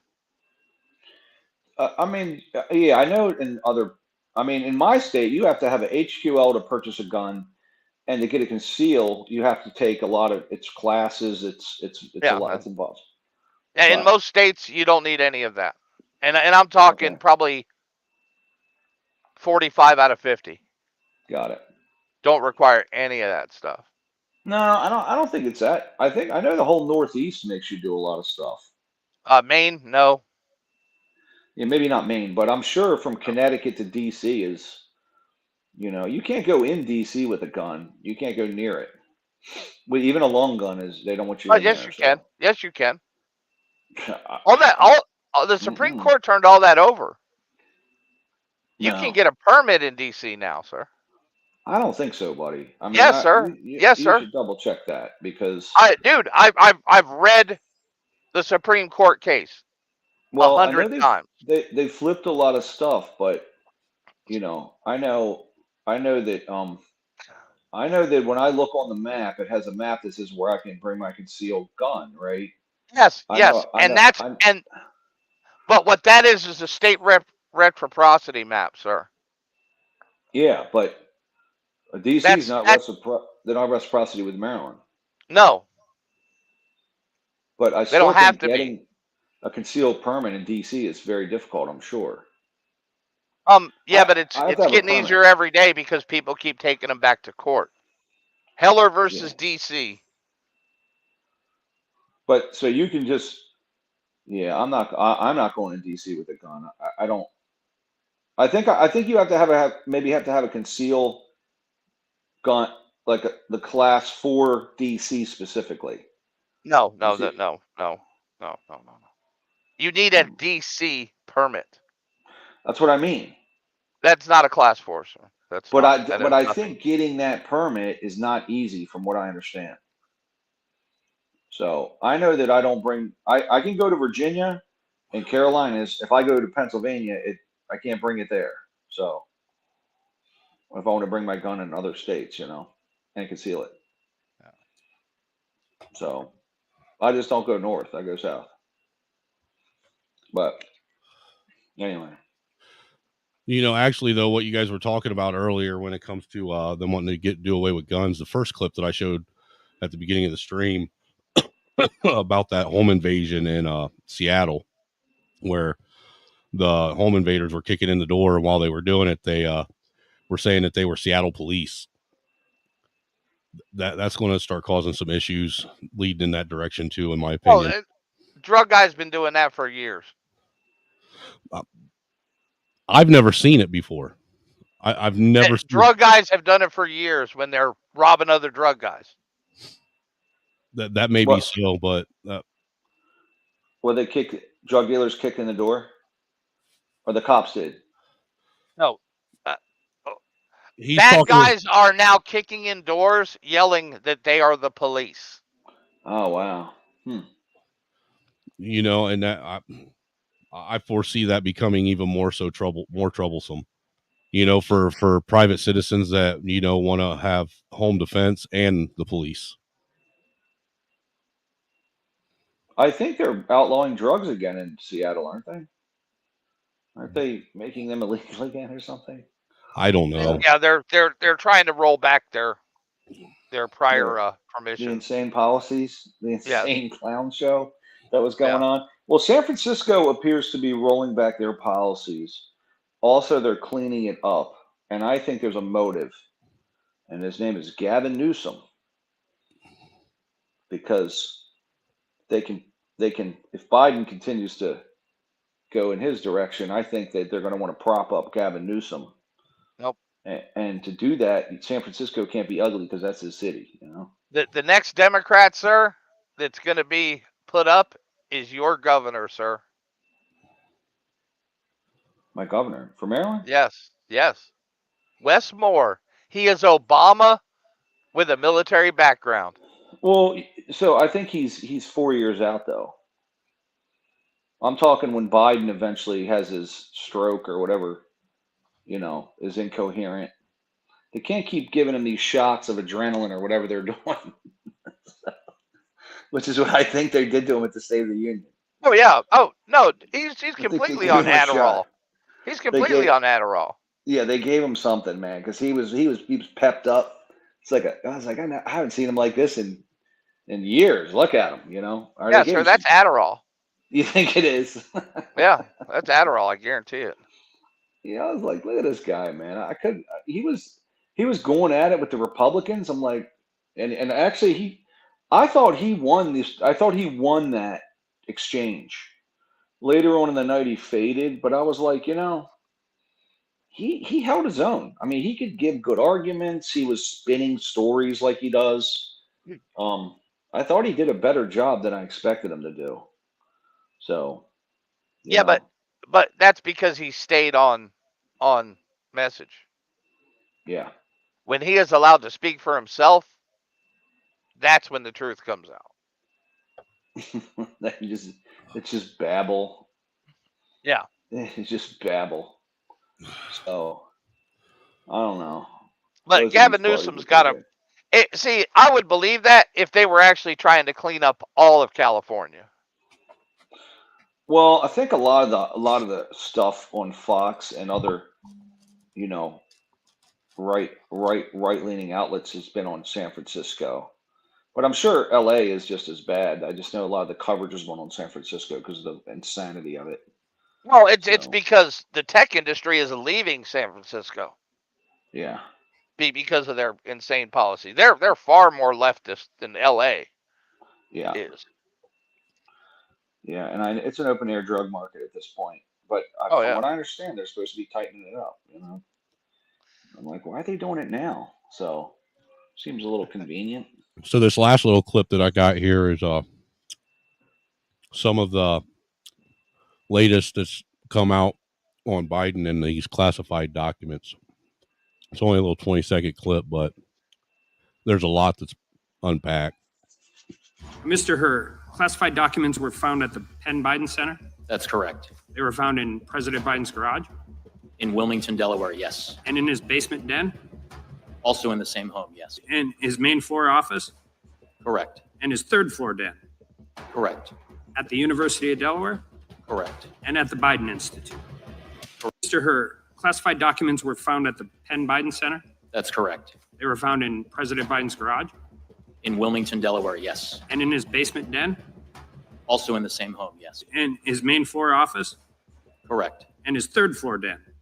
Correct. At the University of Delaware? Correct. And at the Biden Institute? Correct. That's a total of 7 different places. And when it first came out, didn't they say that they had only found 1 box of classified documents sitting on his Corvette in his garage? Yep. I think they found the ones at Penn first, or he actually called the ones in from Penn, which he said, well, I called mine in, right? And then they found the ones in Delaware separate at his beach house. And they found them themselves, right? So, and the thing is, he I read a little bit more on it, and he actually kept some of them for a book he was writing, and then was referring to them, which that's a national security issue in a book. Yes, in his biography. Wow, which is completely illegal, right? And I've read this in National Review, so which is pretty legit. Like it's a good periodical, and he kept going back to the documents for his what's it called, a ghostwriter that wrote his biography. And I'm like, so he is giving national security information to the ghostwriter. That's completely illegal, Well, they're not going to do anything. They won't charge him. Let's not forget the fact, okay? As vice president, he can't have classified documents. Right. He can't declassify documents. That's right. Facts. Everything about that is 100% illegal. There's no legal route for him to get around it. Yeah. Have you read any of the transcript from his deposition? No. It's 150 pages of, oh my God, this guy is senile. Yeah. No, I haven't read it. It's But it's I'm horrifying. sure. I mean, they said it's basic. They said that this man can't stand trial because they'll feel sorry for him, and he basically doesn't know where he is most of the time. Yeah, which is insane, right? It's insane. Like they're saying he's incompetent, right? That's what they're saying. He's incompetent without saying it. He's not capable of standing trial, but the medical people at the White House cleared him to run for this election. Come on, it's ridiculous, man. So well, they cleared him, but they never gave him a mental aptitude test. I mean, it's literally came out in multiple reports now that wasn't it what's her name, the black diversity hire that's the White House spokeswoman even came out and said herself that they weren't going to do a cognition test on Biden to see if he was suffering from dementia or not. You mean cringe Jean-Pierre? Yeah, whatever his name is. The 5 rune. She has the 5 rune stones of wokeness. Yeah. I mean, look, my issue with this is he should be charged, and Trump. Why couldn't he just? What makes me mad is, like, Trump had the documents. All he had to do was give them back, and I'm like, just give them back. But didn't he in the end? No, they went to his place, but he kept on fighting with him. I'm like, dude, just give them back. But technically, he was the president, so he's allowed to declassify whatever he wants. But I mean, once he pulled the documents, like, they all take documents with them, right? Because they want to remember things and write books. And not to mention, but doesn't the Secret Service actually go over that stuff before they even leave the White House with it? I think they're supposed to. It's not just the Secret Service; it's National Archives. Right. the thing that annoys me is like, you know, I think Trump could have easily won in 2020, probably by a big chunk. I don't think he And wanted to in 2020. but the other thing is like, so I think he could have if he wanted to, if he just shut up for a while. He just loves to, you know, fight, right? No, And I think then it was bigger than that. I'm at the point now where I think he lost intentionally. He I wanted. don't, because I think. what I think stunk he him in wanted to get. 2020 was the media saying yeah, that the Hunter Biden computer was fake. But he really didn't fight it that hard. well, okay, so like in He calling, couldn't. think about this. He also had a guy to deal with COVID, which he assigned, which was Pence and Fauci. And if I was him, the smart guy says, okay, here's Fauci and Pence, deal with them, let them answer your questions. And then he goes back to the White House. Instead, he became the face of COVID, right? It's like, dude, put Pence out there. If COVID goes good for you, then you say, yep, I assigned Pence to that job and he did a great job. If it does bad, you hang him out to dry. That's what every president would have done forever, right? That's what he would have done. But he kind of hangs himself with this stuff.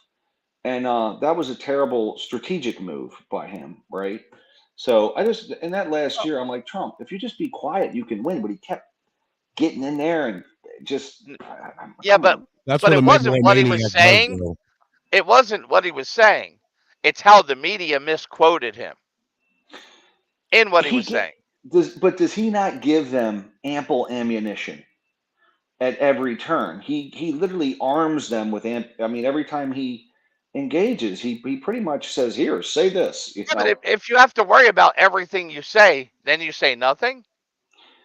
the media Well, is I think it's one so, thing to say what needs to be said, and another thing to troll the media. and you got to remember, like journalists, as a trade group, are 9. It's a 1 to 10 ratio.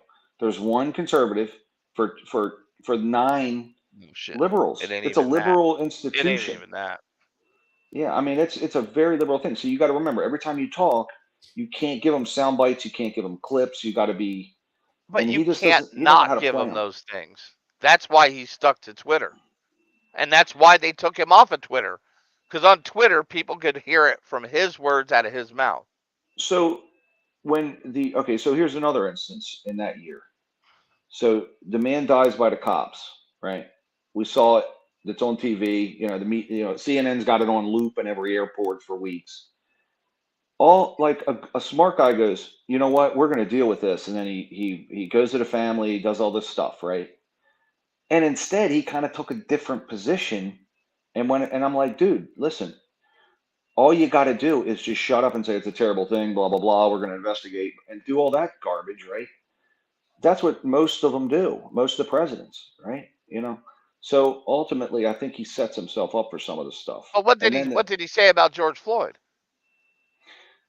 He said it was terrible. We're going to investigate. But then, after there was protests, he made a quote from George Wallace, and I'm like, "Are you an idiot? Why would you say that? Like, that's the dumbest What thing did he you could say, say." though? What did he say? He said, "When the looting starts, the shooting starts," and that's what George Wallace said in like 1960 something. And I'm like, dude, the left wing media is going to play that ad nauseum, and they're going to frame you like you're trying to, like you're happy this dude died, So Hey, quick question. Are you from the Baltimore area? Are you more on the eastern I'm in, side of Maryland or western side? I'm in Maryland. What part? I mean, I'm in Baltimore Metro. Okay, I see why. Because I live in the western part, and it's like two different worlds. Like when Why? you talk about Western Maryland, like going past a little bit past Frederick, and so is a little bit way more conservative leaning than it is Baltimore Metro. Like Baltimore Metro is kind of like middle. If they're not middle, they're left. They're like playing both sides of the fence type of thing. I'm center right. Yeah, I understand. And as I'm far as center what you right. said, yeah, no, I got you. But the thing is I approach it like this. Like, I think Trump's policies were great. I just think from a strategic standpoint, he played it wrong. That's all. But you got to remember, Trump's from New York too. Like, when's the last time you had a New York politician in office? Yeah, Chris Christie is. I mean, they're similar if you look at Chris the Christie way is they not go New at it. York, sir. Nah, Yeah, but Jersey. And he's not the president either. That's what I'm talking about. POTUS in terms of POTUS position. I mean, it's been a while. I think Rockefeller ran in the '60s, but before that, I don't know. Yeah. So, So, but so sometimes I mean, you got to add that to the equation. But go ahead, my bad. well, no, go ahead. You're good. Shoot. I'm done. You got it. Keep rocking. Oh, I was just going to say that, like, I think he had a lot of great policies. I just think I mean, look at the Democrats. They're strategic in everything. They're trying to spin the immigration issue to the Republicans. For 3.5 years, they haven't done anything. They wrote a stupid bill, which is really not effective. They pushed it out there, let the Republicans not vote for it, and now they're blaming Republicans. Like that was pure strategy. It was strategy. Yeah, but Strategically, where that's the what they did. Republicans are failing on that is the Republicans need to tell people that that bill allowed 5,000 illegal aliens to enter the United States every day. They have to broadcast that every time they talk. I agree. So, but And they're not doing it. And no, hopefully that'll get, since Rona McDaniel's out of the RNC, some of that shit will get fixed. and not just and not just that. Like a lot of the stuff that the Democrats. I mean, I think the $10,000 free college money.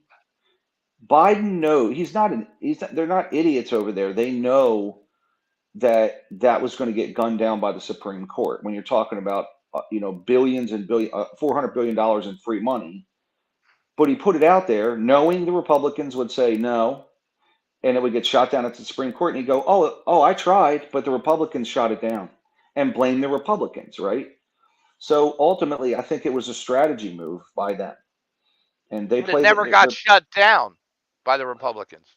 Well, the Supreme Court did, which they're going to frame that as a Republican Supreme Court, right? So, but I think he knew it couldn't. Nancy Pelosi said prior, "Oh, we can't do that. He can't just arbitrarily do it, right?" So they know, but ultimately it was strategy. I think that they're kind of playing chess, and the Republicans are playing checkers. So Republicans just got to get smarter. I think. Well, the Republicans are playing tic-tac because they're not even getting their message out. Well, good point. That's right. Facts. And another thing, you can't have the same old party. Now you got Larry Hogan running for Senate. Like Larry Hogan is, to me, is as Democrat can be. I don't care what people say. He's the biggest rhino since Bebop and Rocksteady. Yeah, he is very much so a rhino. Yeah. But, so like it's not changing. Yeah, they just. I mean, come on, a Mid-Atlantic and a Northeast Republican is nothing but an old school Democrat. I get that. I get that. I get that. Yeah, I mean, I think that they're off. Like I think the Republicans got to give on the abortion thing some. The country wants abortion. Like that's what the stats show. All the Republicans need to do is say it's a state issue now. Which that's what it is. That's all they need to say about it. They don't need to give their personal opinions. Yeah. Because it's not a federal issue anymore. Right. I mean, that's just the bottom line, and that's where it should be. So they have a Republican. It's not. Abortion has not been banned federally. It's just been given to the states to decide what they want to do individually. No. So there's a Republican in Arkansas that decided to make in that state they voted to make incest, even abortion illegal for incest victims and rape victims. And the Democrats took that piece of media that they had and they put that national, right? And that's the kind of stuff that they do, the left-wing media, right?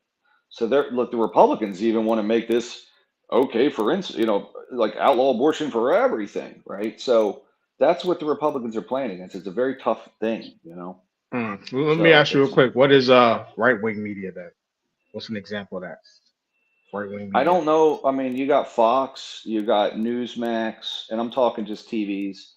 Publication-wise, you got about a 1 to 10 ratio with written.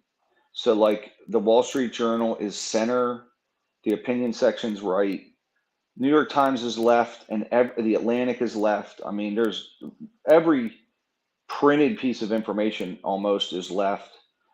On the TV, you got MSNBC is left. You got, I don't know, there's very few right wing or conservative, right? Like even center right. It's all left. The whole ecosystem is left.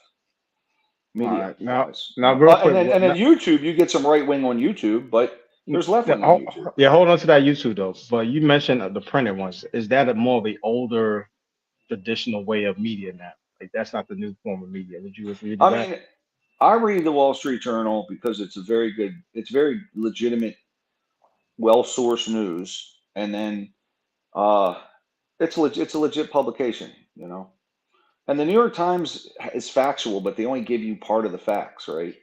The ones they want you to hear, want you to read, you know. So, but it's factual. If they say something, it's usually backed up by multiple sources. Oh, I got you. I'm just saying in terms of printable media, like your newspapers, your magazines, your TV, television. Is that an old form of television? Is that currently what people are using? I think it's still. I mean, all those things are probably still 50 to 60% of how, maybe more. I don't know the numbers, but I know that they're losing market share to independent sources.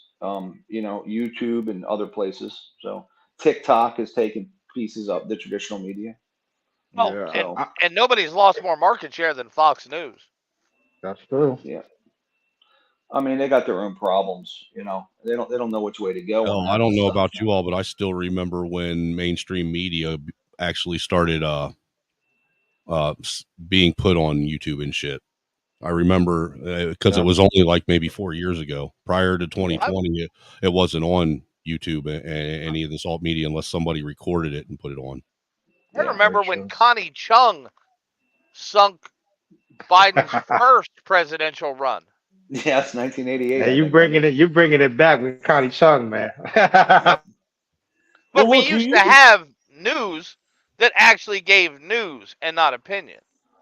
And it was a law that you had to give, if you had an opinion show, you had to have both sides on the show with equal airtime, right? And that went away. What was that? Face the Nation. Yep. And well, you can thank Obama for all that changing. Counterpoint. Yeah, that's all. Or something like that. Now you got like the View. Now you got the View, which is 5 people with about the same view, and then one alleged conservative, which they're not, right? So, I hate to say it, the only show where conservatives and the left meet is on Bill Maher anymore. And that is kind of sad of all places. It's true. Yeah. Actually, you're right, because even the Fox program was, what was their, whatever their program is called, they got 4 Republicans, right? Oh, you talking about the 5? 5, yeah. Yeah, the 5, right? You got, and they used to have that guy Juan. Who was that guy? He was like an old guy, old Democrat, right? And oh yeah, you know, it was just weak. He had no good points. You know, it's like you could see it was just a setup. You know. Oh, they had Bob. They had the alcoholic Bob on there too before Juan. Juan was actually a Republican. But if you remember Fox initially, there was Hannity and Combs, right? Yeah. And you probably might, if you're older like me, maybe you probably remember that. So there was Hannity and Combs. Yeah. It was both sides. And then Combs died. Yeah, right. So Combs was a liberal, and it was actually they had that was actually a balanced show. Yeah. Yeah. Well, so it shows you where Fox has gone. Combs dies, and they just have Hannity, and they've had Hannity for 20 years, right? Yeah. So just telling Is you, Hannity still on Fox? I thought they got rid of him too. Yeah, I think he's still there. I think he's on Blaze, right? Is he on Blaze? I thought he was, but I could be wrong. No, I think he's still a Fox guy. Yeah, he's still on Fox. He's long in the tooth now. Hey, dude, you knew that Fox was going down the tanks when they got rid of Bill O'Reilly. He was their best. I think he was their best guy they've ever had. So, you know, and by the way, believe it or not, he's somewhat of a moderate. Like, he's not Tucker. You know what I mean? So I think Bill O'Reilly was pretty legit when he was on the show, you know. So, and I always like the O'Reilly report, to be honest with you. Yeah. He knew the facts. I mean, he went on The View and blew him up. So he He went on the View and blew all them ladies up. They weren't happy with him. Oh, do you guys? Who's that guy? The gay guy from New York was on CNN. Oh, you're Sam talking Champion? about I think this is Sam Champion. No. Anderson. No, not Anderson the Cooper, the black guy. Fucking. Uh, I know who Don you're Lemon. talking Don Lemon, right? Don Hey, Lemon, do you that's right. remember when Don Lemon agreed with Bill O'Reilly I on do. black culture? I do. That was the 08 time. That was the Wild Wild West. That was like fucking a decade ago, though. Yeah. That's They what fired Mark- old Don Lemon, didn't they? They fired him. Yeah, that's what Mark Lamont was with what's the guy, Patrice O'Neill, and they were going back and forth about feminism and jokes. And now we're here. Who was that one reporter that Fox had before that they fired before Bill O'Reilly? He was the older cat that he always used to use the chalkboard. Oh, Glenn Beck. Glenn Beck. Yeah, Beck is on base, but he's on. I know that. Yeah, he's. Yeah, but Glenn Beck let a progressive overtake the Blaze when he first opened it up and destroyed it. Well, And he fell a little bit into the Magic Underwear crowd. A little bit too Glenn far. Beck is a little much. If you like jumping up on the desk, you know what I mean? I don't need all that, you know. Just deliver the news, you know. So. That's 2000s media, man. You had to do that back then. But Glenn Beck hasn't been wrong about some of his predictions, though. No, yeah, he hasn't. I mean, I remember. I mean, he warned everybody about the financial crisis we're currently under right now, and the hyperinflation, like fucking 4 years before it happened. Well, I just remember there must have been about a good year where he talked about the caliphate every day, and I was just like, oh my God, like, all right, man, this guy's. But that was a big deal for a full year. Just like, good Lord. What was it not? I mean, you don't remember the revolution that rolled across the Middle East? Yeah, I just thought that he was, you know, at the end of the day, I think you can make predictions and things like that. But at some point, I'm like, all right, man. And I know it's a talk show. These are talk shows, right? I mean, these are talk shows. I mean, what is Rachel Maddow? It's just an opinion show. It's like an opinion article, you know? So eventually, eventually it's redundant. We get your point of view, you know? Right. So, Yeah, but what I liked about Glenn Beck, especially in the early days of the Blaze, is like he laid out the Soros Foundation and all their sub foundations and all the programs that they were trying to push into these small towns and cities. And it was masterful work. yeah. A lot of this stuff, though, I'm going to tell you, man, I think the Republicans were asleep at the wheel.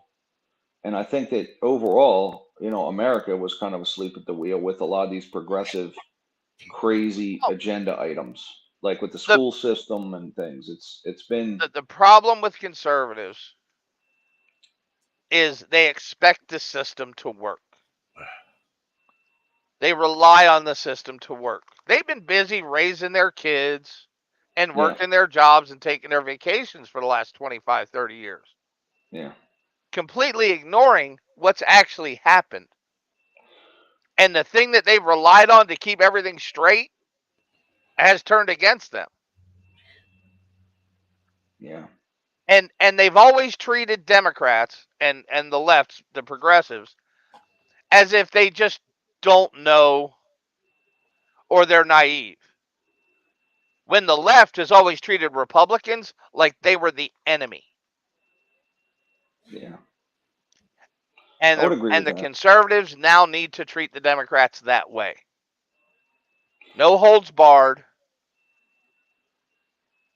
Well, I think it's been a wake-up call for a lot of things that surprised me. I mean, when I saw the Hamas protests at Harvard, I was like, that to me, that was strange. Like they were, you know, pro-Hamas.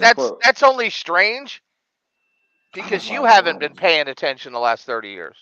I mean, I guess I haven't, right? Like I figured, okay, you know, like they were that pro-Palestinian, and I was like, that's weird. Like And then seeing like a lot of the Jewish students protesting for the Palestinians, I found that weird.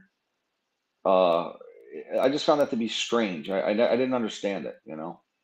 So I don't know, man. Like to me, it's like to me. I mean, we've always had the you know, Jewish voter in America has always voted left. Well, I know.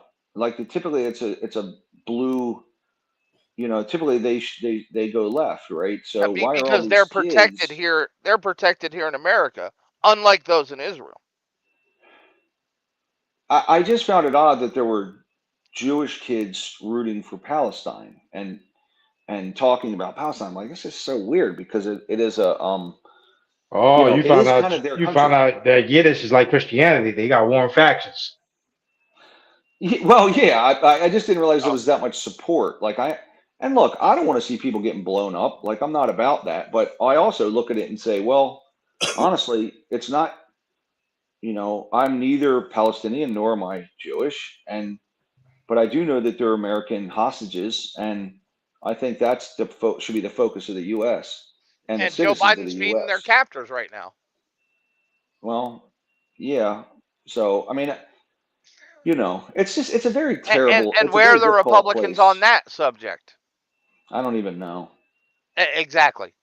I don't That's the even know. problem with Republicans. Their I don't know. messaging sucks. I'm a registered independent, so I can. Let's go, Mayo. Plead the fifth. I got you. I got you. But man, we talk about Palestine 30 years ago. I always remember this one name, Yasser Arafat. Oh You yeah, remember him?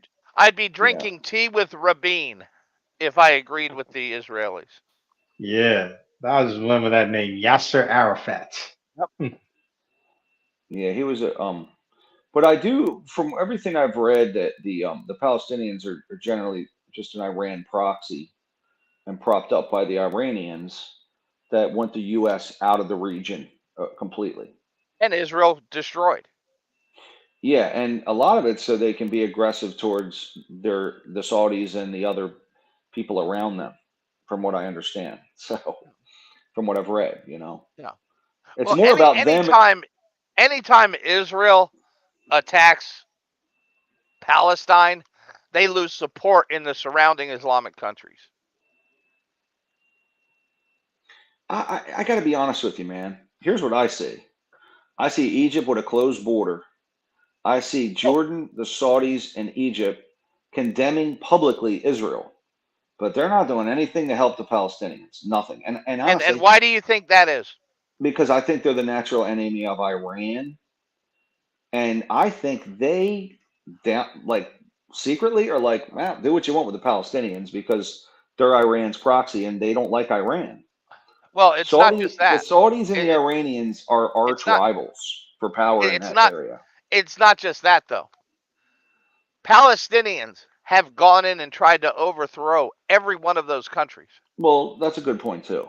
they don't make good they've committed terrorism in those countries. Yeah, they don't make assassinations in those countries. Nobody wants the Palestinians. Yeah. And their borders. I mean, I feel bad for them for that. I'm like, I don't think they did it to themselves. They don't have they got nobody that likes them, man. It's just like, no, but what they do have is a crap load of money from the international community to make a decent place to live. And what do? They choose to make rockets with it.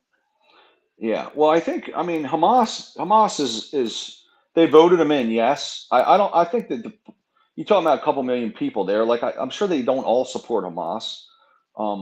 You know, I mean, it's not like they're the same one and the same. You know, they're separate. So there's enough to keep them in power. Yeah, and then they're probably scared to death of them. I mean, Hamas doesn't look like the friendliest group, you know. So How many are there? How many are there? 60, 70,000? Dude, I don't know, but they got the guns. 3 million? Man. They got the guns. You know, it's just like Russia. Like, can you go against Putin with you know, you can't speak out against these people. So, you know, and look, I think that's remember when people actually had revolutions and fought against the government? Well, this is yeah. But you got, I mean, it like if you're in Russia, do you speak out against Putin? That appears to be unhealthy also. So, I mean, look at Germany. You think everybody was like, "Hey, I'm a Nazi," or it was like, "Hey, I'm a Nazi because I want to live," you know? So, people, if there's enough people in power and you're scared to death and you're scared for your family, it's hard to go against the government a lot of times, But if you're scared for your family, you should go against the government. Well, and that's what you don't have there, is that will. Yeah. I mean, you're choosing to live a second-rate life. Remember, Gaza was given to the Palestinians by Israel as a functioning city and region. And they have done nothing but tear it apart and tear it down.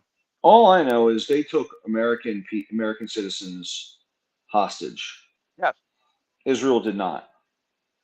So the fact that you took American citizens hostage, our primary focus should not be on their conflict between, who's on Israel, who's not. Like, that's, to me, it's give me the hostages, And we shouldn't be feeding them.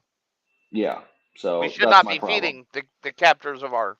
Give me the hostages. That's what we want. Well, you remember Iran, right? Back when Carter was president, when they Yes. took the embassy staff. I was little then, but yeah, I remember that. Because what the funny thing was, they got released Reagan's first day as president. Yeah. Because this is nothing but Jimmy Carter right now. True. As president. Yeah. We literally have a senile Jimmy Carter as president. I will tell you that, like, leaving Afghanistan,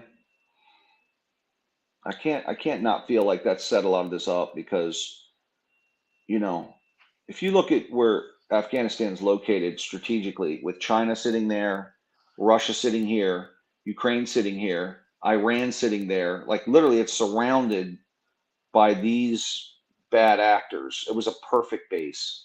You couldn't ask for a better base to just have a U.S. base. And we pull out of there, and then everything goes. Our problem in Afghanistan, right? Number one, Afghanistan doesn't exist to Afghanis. Well, I agree. It's a bunch of little city-states, so to speak. It's little tribes. Kingdoms. It's tribes. And regions. But listen, the fact that we pulled out, like, it wasn't that much money to maintain that base. We have bases in Germany, 4 of them. We can't keep one in Afghanistan. It literally stabilized the whole region, mostly. None of this was happening before we pulled out of Afghanistan. Yes, it was. Here comes the money. Here we go. Money talk. Here comes the money. Money, money, money. Dollar, dollar. Dollar, dollar. Ching, ching, bling, bling. Cut the chatter.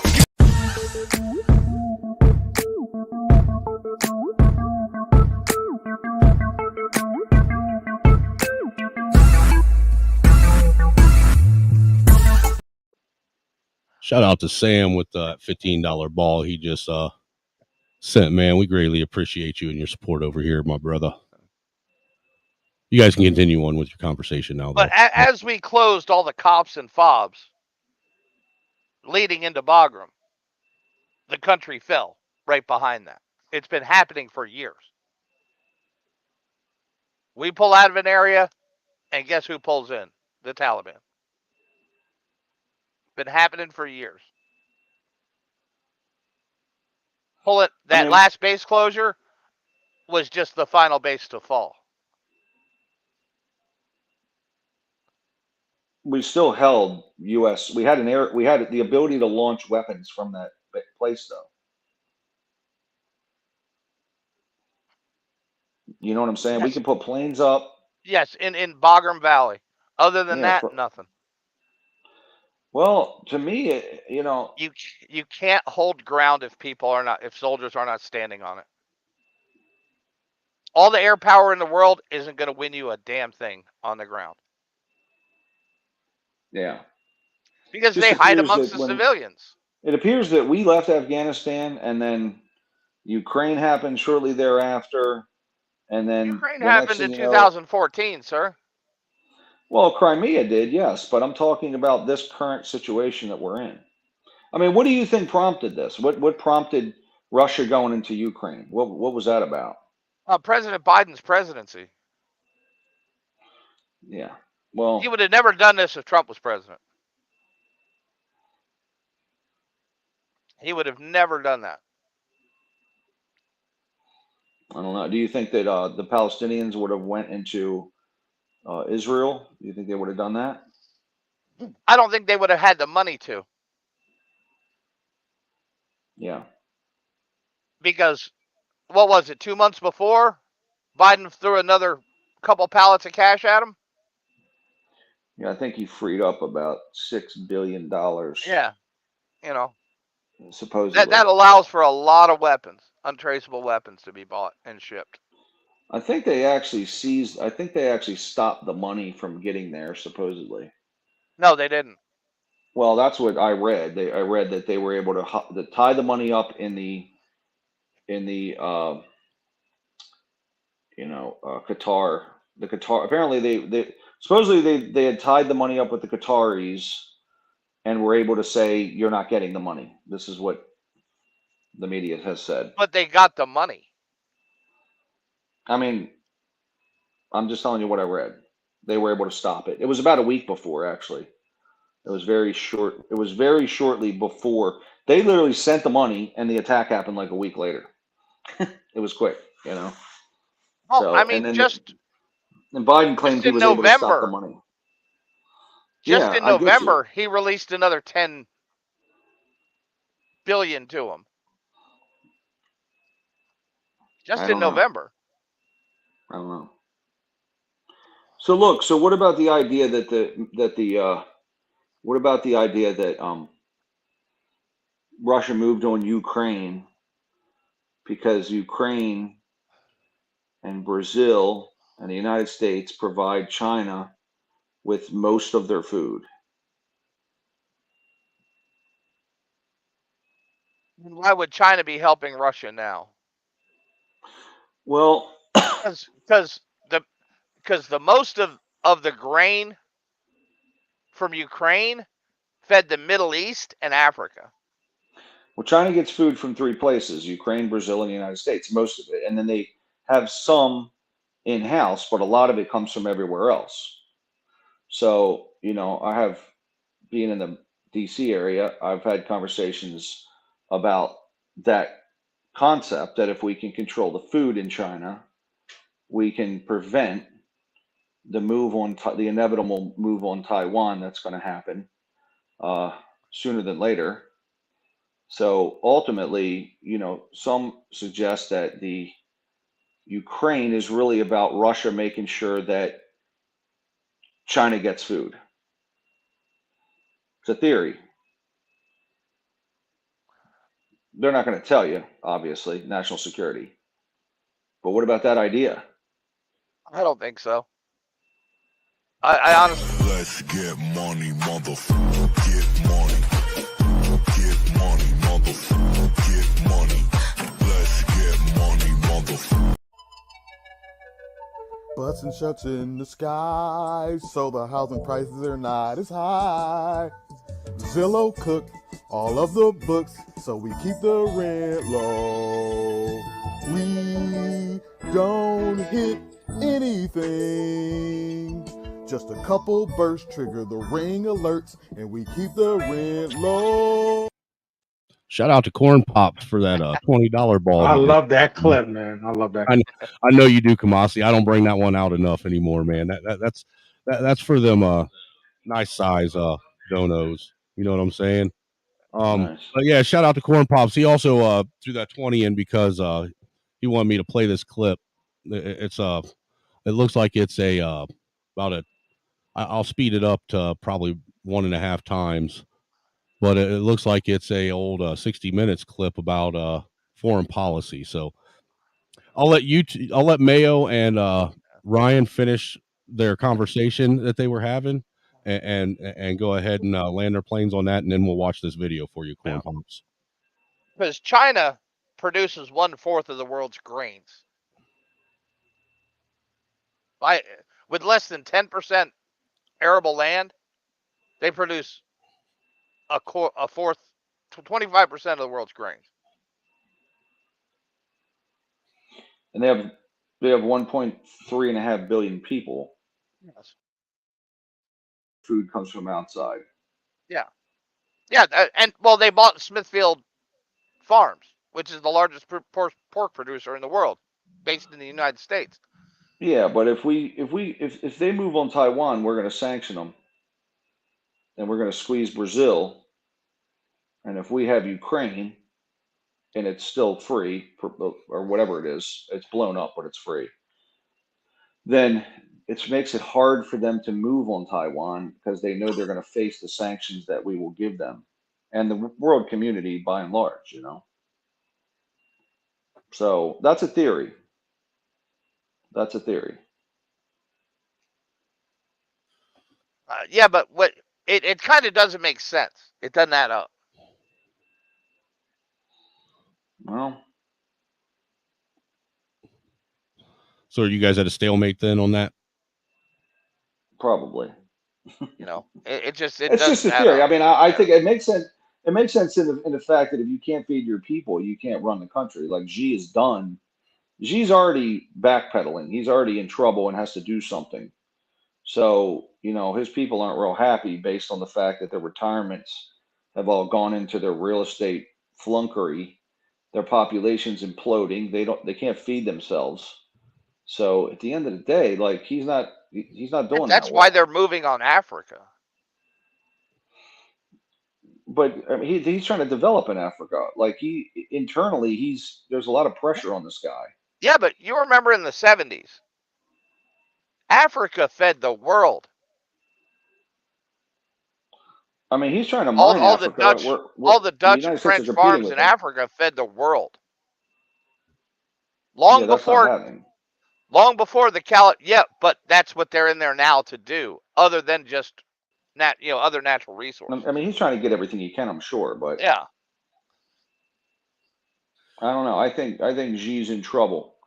Financially, they're in trouble. They've had, 2.5 years of they're not growing, and their population's imploding. They got a very old population, so China's in trouble financially. I mean, they have too many males in their population that'll never get married. Too many people, too many old people.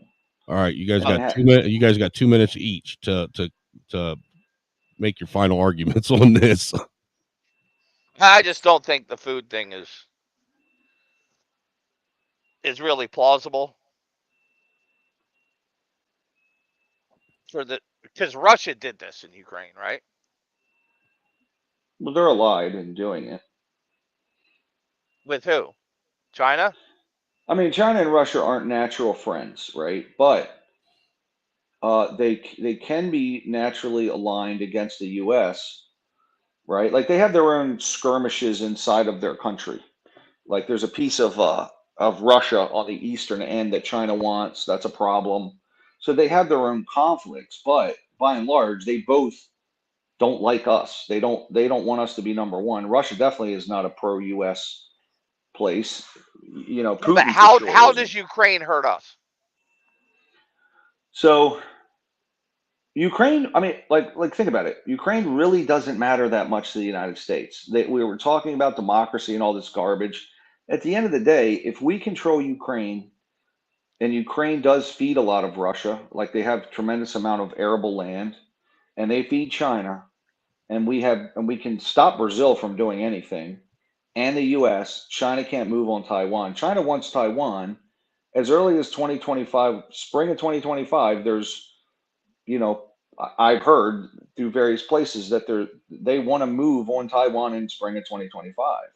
Well, but I'm sure they want feed to. themselves, they can't do it, right?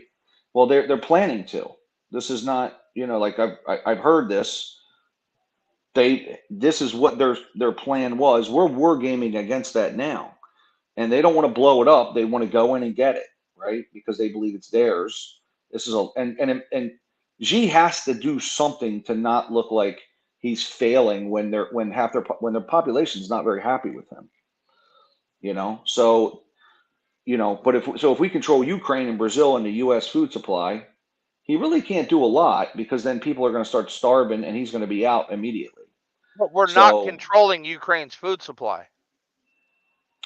I mean, do you think that how are we not? Are they going to be sending it to China when they're getting blown up like they are? Or these aren't if sounding Russia, like these aren't sounding if Russia like takes arguments. Ukraine, what's that? I just said these aren't sounding like closing arguments. You guys are continuing. Yeah, they're on. not. Okay. Yeah, well, we can move forward. It's fine. Yeah. These are just theories anyway, so it's okay. Right. I mean, I just want to make sure I give Corn Pop what he paid for. Corn Pop, yeah, do it up, man. Oh, yeah, fine with it. As APAC, the American Israel Public Affairs Committee. They're the people who tell the Congress which legislation affecting Israel they like and which they don't. Inside this building are the headquarters of APAC, the American Israel Public Affairs Committee. They would not let us photograph inside their headquarters. Oh, shit. APAC says it is the spearhead for support for Israel. Do what? Be careful with this topic. This is already posted on YouTube. This is a YouTube video that's had 21,000 views just in 6 hours. Damn. Here in Washington, it is not a political action committee. It does not make campaign contributions. But the clout of APAC here on Capitol Hill is legendary. Hey everyone, I am woefully overdue for this video. It's the Israel Lobby video. In as little time as I can manage, I'm going to explain what is essentially the thesis of one of the most important books on Israel, The Israel Lobby and U.S. Foreign Policy by John Mersheimer and Stephen Walt. Again, this is long overdue, but I'm going to do right by you all and try to explain everything succinctly. Save more with the low payment kings at LPK, Chrysler Dodge, Jeep Ram, or Defiance. Israel can do whatever it wants. We know this. We all know it. They can deliberately induce a famine and saturate Gaza with so many bombs it is one of the most bombed areas in the history of the world. Clearly, there's nothing they can't get away with. Of course, Israel enjoys a steady stream of military aid to the tune of some $4 billion a year, though it's more than that ultimately in a number of ways. But perhaps more important than this military aid is their diplomatic support from the United States. They can always rely on it without exception. When the Security Council votes to condemn or call for ceasefire or vote to grant the Palestinians a state, every single time, the United States votes in Israel's favor, or vetoes in Israel's favor. It is for this reason that Israel enjoys complete and total immunity from consequence for its many grave crimes against humanity. And now the same is true even as Israel is committing a genocide, something easily provable pursuant to international humanitarian law. I've made several videos on the topic. But today I'd like to explain why does the U.S. do this? Not genocide. It's almost completely alone in the world in this regard. There are 4 important myths which Israel supporters will give to justify this extraordinary aid and diplomatic cover. Let's start with the first one. Myth number 1, Israel is a strategic asset. The Cold War era argument goes that Israel was an asset to check Soviet power in the Middle East. That's not what former National Security Advisor and Secretary of State Henry Kissinger believed. Our impression is that Israel must be strong, but Israeli strength does not prevent the spread of communism in the Arab world. Israeli strength provides for Israeli security. The best defense against the spread of communism in the Arab world is to strengthen the moderate Arab governments. So it is difficult to claim that a strong Israel serves American interests because it prevents the spread of communism in the Arab world. It does not. It provides for the survival of Israel. In 1982, still well before the Soviet Union's demise, Israel's invasion of Lebanon created Hezbollah, who killed hundreds of U.S. Marines in a suicide bombing at the barracks of the 1st Battalion 8th Marines. Another bombing of the U.S. Embassy there was the single deadliest day in the CIA's history. The occupation of the Palestinian territories has further resulted in 2 uprisings that have killed thousands of people. The occupation itself is especially troubling, considering the territories were first acquired through a preemptive attack by Israel against Egypt, which brought Jordan and Syria to war, leading to another war over the captured territories, which almost led to nuclear war. Hardly a stabilizing force in the region. As Mersheimer Walt put it, even if Israel was a valuable ally during the Cold War, that justification ended when the Soviet Union collapsed. Myth number 2, we need Israel to fight terrorism. It shouldn't come as a big surprise that groups like Al-Qaeda attacked the United States largely because of their support for Israel. Years before 9/11, when a bomb-laden van exploded under the North Tower of the World Trade Center in 1993, a young Ramzi Youssef sent letters to New York newspapers claiming responsibility. As told by Stephen Cole, author of the Pulitzer-winning Ghost Wars, The Secret History of the CIA, Youssef issued 3 political demands: an end to all U.S. aid to Israel, an end to diplomatic relations with Israel, and a pledge to end interference with any of the Middle East countries' interior affairs. The terrorism that Israel practices, which is supported by America, must be faced with a similar one. The author notes that it made no references to Islam at all. Indeed, Yusuf seemed to define America as an enemy solely because of its support for Israel. Or take No, that's Abdul Rahman false. Yassin, That's one of false. Yusuf's co-conspirators, who said in an interview with Leslie Stahl, We have to send a message that this is not right. This is to revenge for my Palestinian brothers and my brothers in Saudi Arabia. the architect of the later 9/11 attacks themselves, none other than Khalid Sheikh Mohammed, was also motivated by U.S. support for Israel, according to the official 9/11 Commission report. By his own account, KSM's animus toward the United States stemmed not from his experiences there as a student, but rather from his violent disagreement with U.S. foreign policy favoring Israel. There's also the man himself, Why are the Osama bin Israelis Laden. dancing? In Sorry, Lawrence but- Wright's Pulitzer-winning The Looming They Tower, weren't dancing. the author describes a 14-year-old They were. Osama. Sometimes he No, would sit sir, in front of they the weren't. television. It's been proven several times through several sir. different cases that those No, were it's- Israeli Mossad agents that were working through a shell company. Like, come on, Mayo, you know better than this. I don't know why you propose this idea. They were standing on top of their van looking. Are you America first or not? Do you believe that America should? Yes, American but I don't have politicians- to believe lies to believe that, sir. Then why, on all of these streams, do you always propose these situations where America interventionism is the only way? You are literally no different than a boomer when it comes to these talking points, Mayo, and I don't understand it. You know better. Like, I know you know better. Like, do you have some vested, like, financial interest in doing so? Like, do you have stocks or something in fucking... in the military-industrial complex? Like, why? If you don't, you're stupid. Number Okay. one. That answers my question. Okay. I mean, if you don't, you're stupid. Your portfolio sucks. So you have vested interest, and that's why you decide to be a warmonger. No, sir. Gotcha. Tell me No, what. just tell no, me just what dancing that's the Israelis end. has. Tell me what dancing Israelis has to do with foreign policy, sir. What governmental system in the Middle East benefited the most from the United States entering the Middle East? Probably Saudi Arabia. It was definitely Israel.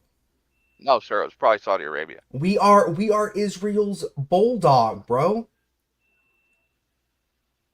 You ever heard the phrase that whatever the two-party system in the U.S. agrees on wholeheartedly is probably the worst decision for the American people? Besides a few outliers in Congress that are, Islamic now because of leftist ridiculous policies, they unanimously agree on both sides about securing the state of Israel. That's not our vested interest, Mayo. That doesn't benefit American citizens at all, Mayo. I know you don't care. No. But tell me when I said it did. That's the problem with you idiots, Bunkin. And I'm talking about you and your new frontier freaks, okay? Your new Is you frontier put freaks. words into people's mouths. Your new frontier freaks. Yes. Mayo, I'm just a normal guy. Oh, you're not involved in New Frontier? No, I am very much so. But Okay. you called us new And are you frontier not freaks. parroting their views? We are legit. I am their views, Rude. I created the shit. What do you mean?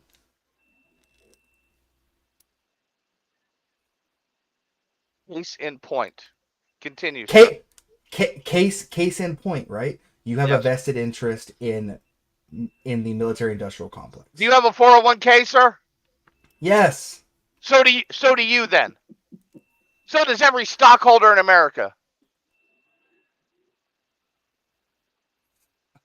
Okay. 401k ain't clean, sir. I guarantee it. It's not clean. Okay. And weep over the news from Palestine. In his teenage years, he was the same nice kid, his mother later related, but he was more concerned, sad, and frustrated about the situation in Palestine in particular and the Arab and Muslim world in general. He was vocal about it in the years prior to 9/11, declaring in his 1996 fatwa, "It is no secret to you, my brothers, that the people of Islam have been afflicted with oppression, hostility, and injustice by the Judeo-Christian alliance. Your blood has been spilt in Palestine and Iraq." Mr. Bin Laden, you have declared a jihad against the United States. Can you tell us why? The US government has committed acts that are extremely unjust, hideous, and criminal through its support of the Israeli occupation of Palestine. And we believe the US is directly responsible for those killed in Palestine, Lebanon, and Iraq. Americans are asking, oh, wow. That's why do they crazy. hate us? They hate what they see right here in this chamber, a democratically elected government. Their leaders are self-appointed. They hate our freedoms. Why should the migrants have everything provided to them in our expense? I tried claiming the spending. What an ad. Myth number 3. Israel is the only democracy in the Middle East. Israel is the only democracy in the Middle East, the only place where all 3 monotheistic religions are allowed to peacefully practice. I believe that America has a moral obligation to continue to support Israel. Israel is neither a democracy nor is it especially moral compared to other states. That's putting it lightly, but bear with me. First of all, in February of 2023, the civilian authority, or the body that governs the West Bank, was transferred to Israeli Finance Minister Bezalel Smotrich. In other words, the West Bank was effectively annexed in 2023. What has been ruled by a military commander for more than half a century was transferred over to civilian control, being administered by the federal government of Israel. Smotrich was given expansive powers over land surveying, registration, settlement construction, outpost demolition, infrastructure projects, including water, electricity, transportation, and other matters. Despite this extraordinary power over the lives of some 3 million Palestinians, not a single one of them are able to vote in Israeli elections, despite being at the mercy of its whims. This is not a democracy, simply put. The perilous situation in Gaza is anything but the manifestation Palestine of a also morally is not righteous Israel. democratic country either. So I've also covered the topic of Well, if Israeli Israel has apartheid its in way, the it will occupied be. territories and Israel proper as well in this video here. Besides, say Mersheimer and Walt, whether a country is democratic is not a reliable indicator of how Washington will relate to it. The United States has overthrown a few democratic governments in the past and has supported numerous dictators when doing so was thought to advance U.S. interests. The Eisenhower administration overthrew a democratically elected government in Iran in 1953, while the Reagan administration supported Saddam Hussein in the 1980s. The fact that bills and political parties in Israel are disqualified if they negate the existence of the state of Israel as the state of the Jewish people or the democratic character of the state is also cause for some alarm, and contrary to basic democratic principles. In October of 2000, after Israeli police opened fire on Israeli Arab protesters, killing 13, the Israeli government set up the Or Commission to investigate what had happened. The commission concluded, which caused controversy in Israel, that government handling of the Arab sector has been primarily neglectful and discriminatory. Indeed, it's been officially observed by the Israeli government that Palestinian citizens of Israel, who are considered to be an example of why Israel doesn't practice apartheid, are far from equal to their Israeli counterparts. Indeed, this is observed by the majority of the Israeli population. What's worse, not only do they see it, most Israeli Jews support it. A 2016 Pew survey of Israeli Jews found that 79% believe they deserve preferential treatment. In the very same survey, 48% of Jewish Israelis agreed with the statement, Arabs should be expelled or transferred from Israel.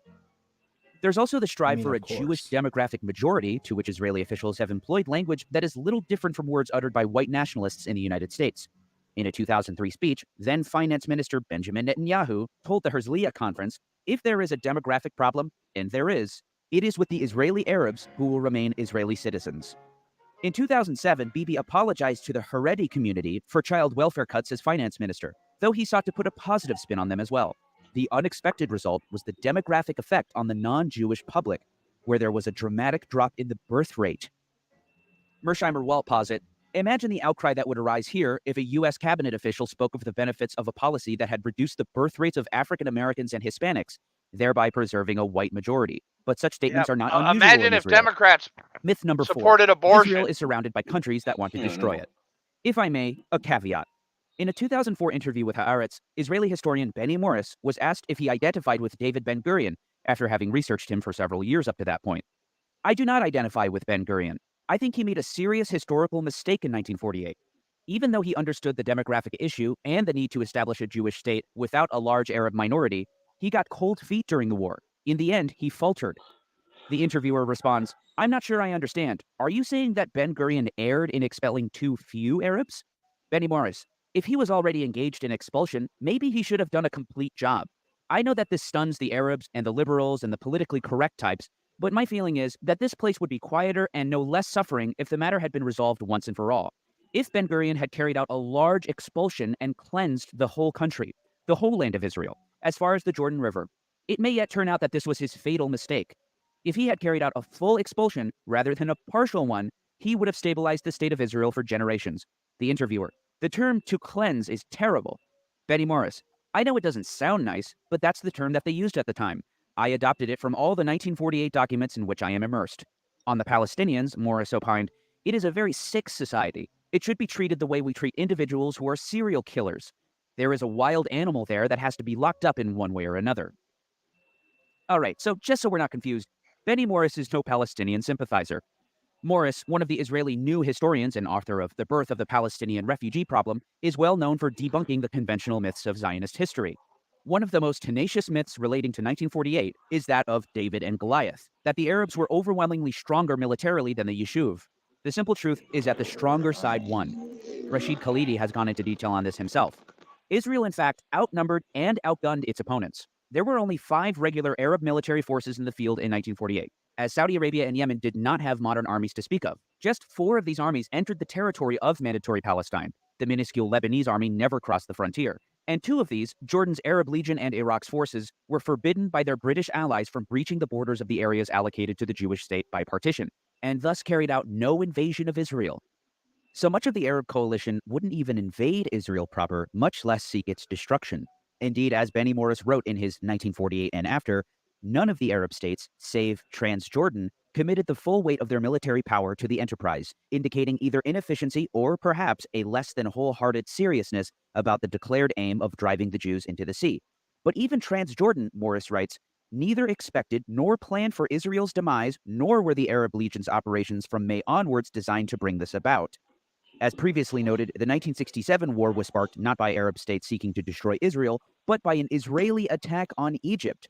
In the later 1973 war, says Morris, Presidents Anwar Sadat of Egypt and Hafez Assad of Syria sought to regain the territories lost in 1967. Neither aimed to destroy Israel. You can also see this in the Laban affair as well.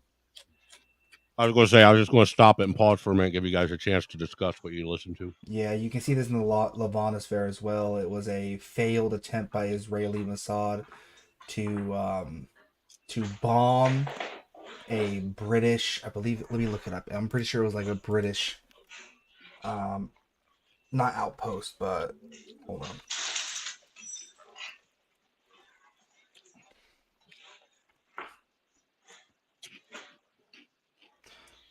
The Levant affair was a dramatic and divisive political crisis that took the entire Israeli political system. What the fuck? Where's it at? The Levant affair was a failed Israeli covert operation in Egypt in 1954. A group of Egyptian Jews, it says this is on Google, were recruited by Israeli military intelligence to plant bombs inside Egyptian, American, and British civilian targets. The operation was exposed and caused a political scandal that shook the Israeli government and led to the resignation of Defense Minister Pina Levon and later Prime Minister David Ben-Gurion. The affair was also known as the mishap. They basically wanted to cause a conflict for America, Egyptian, and British forces to get involved. Mossad is the best, like, they are one of the best intelligence agencies out there. Like, the operations they run make the CIA look like a play park, man. It's actually wild. Are you jealous? No, I'm just saying they're very good at what they do. But what they do is invade people. So I mean, Mossad doesn't invade people, sir. Oh, they help do psyops to cause invasion. They definitely do that. Just like our CIA, sir. Yeah, who do you think trained our CIA? We actually trained them. Yeah, and they just improved it. They just improved it, yeah. Yes. Because Democrat presidents have actually cuckolded our CIA. So would you just formally say for the panel that you do not support AIPAC, Maya?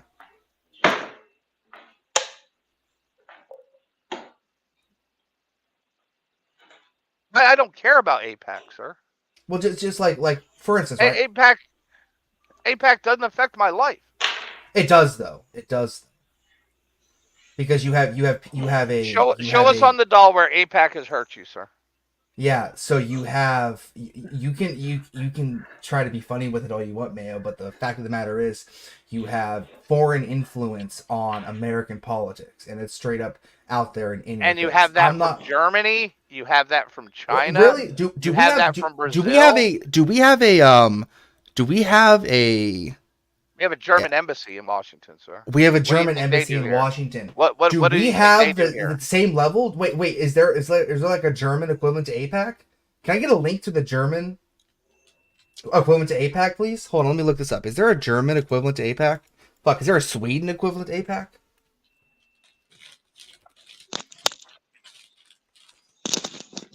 Is there like a ridiculous amount of like German citizens that also have dual citizenship to the US that affect our policies and are elected to our governmental system? This is new information to me. Do you have a link to that? The National German American Alliance, sir. The National German American Alliance. Yes, sir. Founded in Philadelphia, October 6th, Good old 2000 NAGA. or 19,001. The NGA. The American Council on Germany. The German Marshall Fund of the United States. The German American Institute. The Congress. NAGA. Bundestag Youth Exchange. The German American Bund. And how much influence do you think that the National German American As much Alliance, money as they put into it. So APAC definitely has a very large influence on our government, but you know, there are these pacts we signed, and we did kind of put Israel there with England and Russia initially. So I think there's probably we probably feel an allegiance to keep them, at least have them as a country there. So that's probably part of it. What's up, Corn Pop? Welcome to the panel. Hey, what's up? And real quick before we bring Corn Pop up, shout out to Free Zone Lou with a $20 ball super chat. It says to the birthday black. Appreciate you, man. I enjoy all birthday fun donations being sent this way. Give me just 1 second here, man. I got something good for you, sir. Here we go. We'll start out with this one. Black people! Who's your motherfucker, Jerry? You, my motherfucker! What you gonna do, Jerry? Show me the money!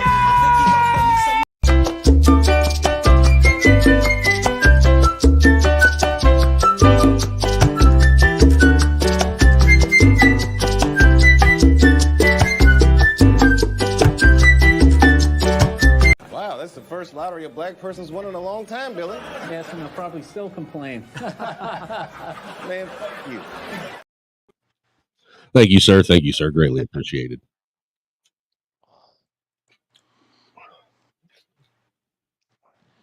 But yeah, you guys can continue on. Go ahead. You got it, Corn Pops. Oh no, I just want to touch on the Israelis. Well, even before they weren't Israelis, they were just Zionists. That several million of them, which they claim disappeared. Went up in smoke in a certain alleged tale, but they happened to relocate to this country called Palestine.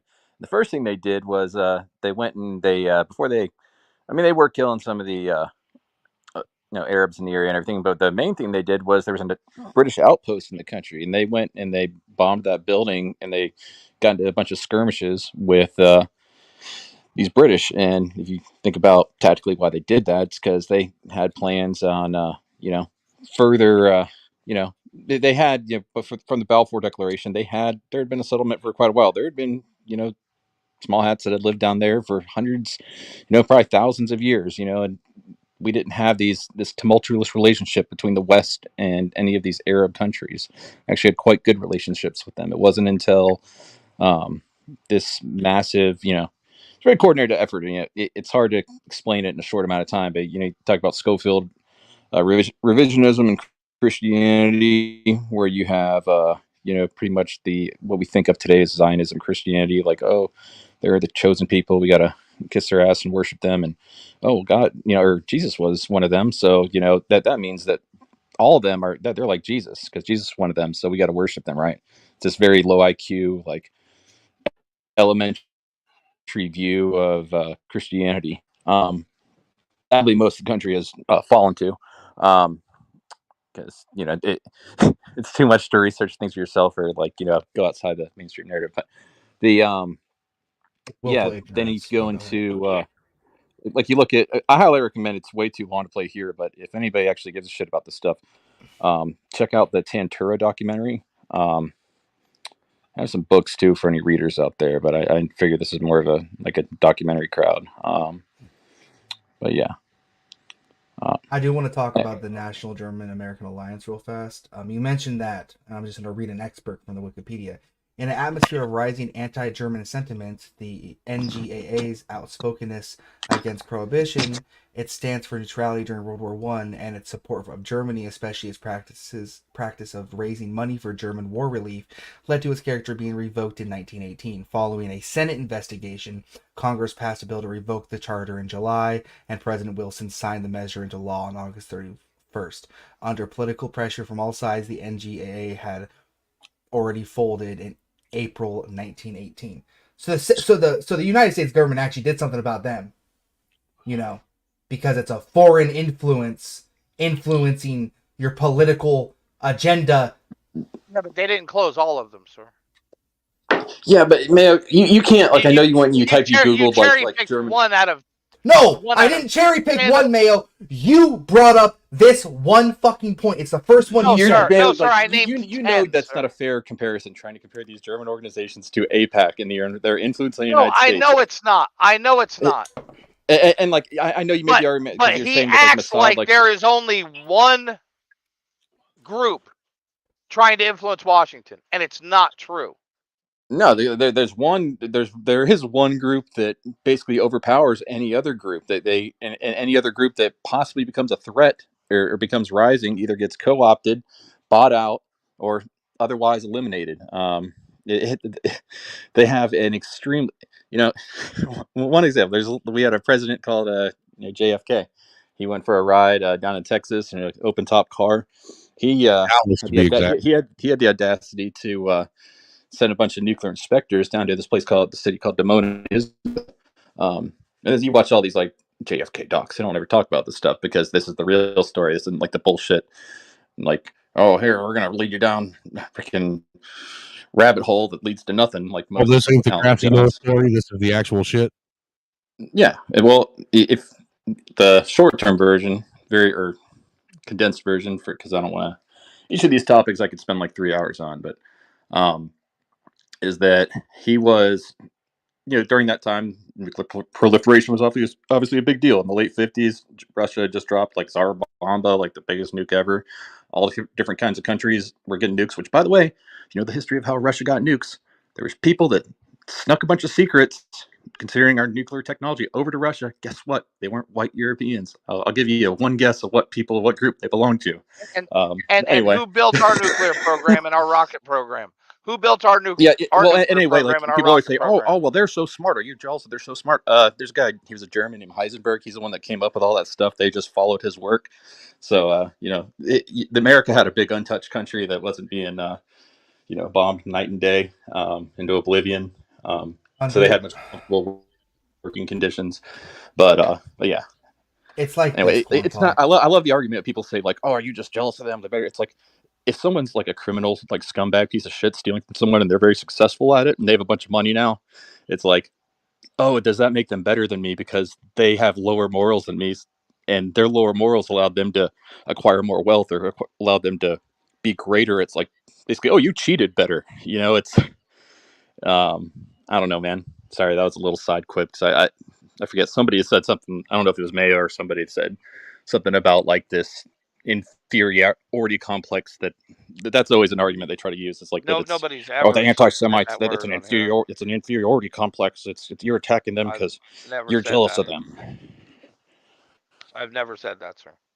But anyway, it's kind of funny. They always drive around like I don't see any Israeli car companies. I always see them like Jews in America and Israelis are always driving around in Porsches, and Porsche as well as Hans Reg that founded BMW, Ms. Ferdinand Porsche founded Porsche. These are all National Socialists, like literally party members, not National Socialists. But it's kind of ironic because if, let's say, I don't know, if General Motors had So you're rounded going up to my vote people, for Joe Biden then?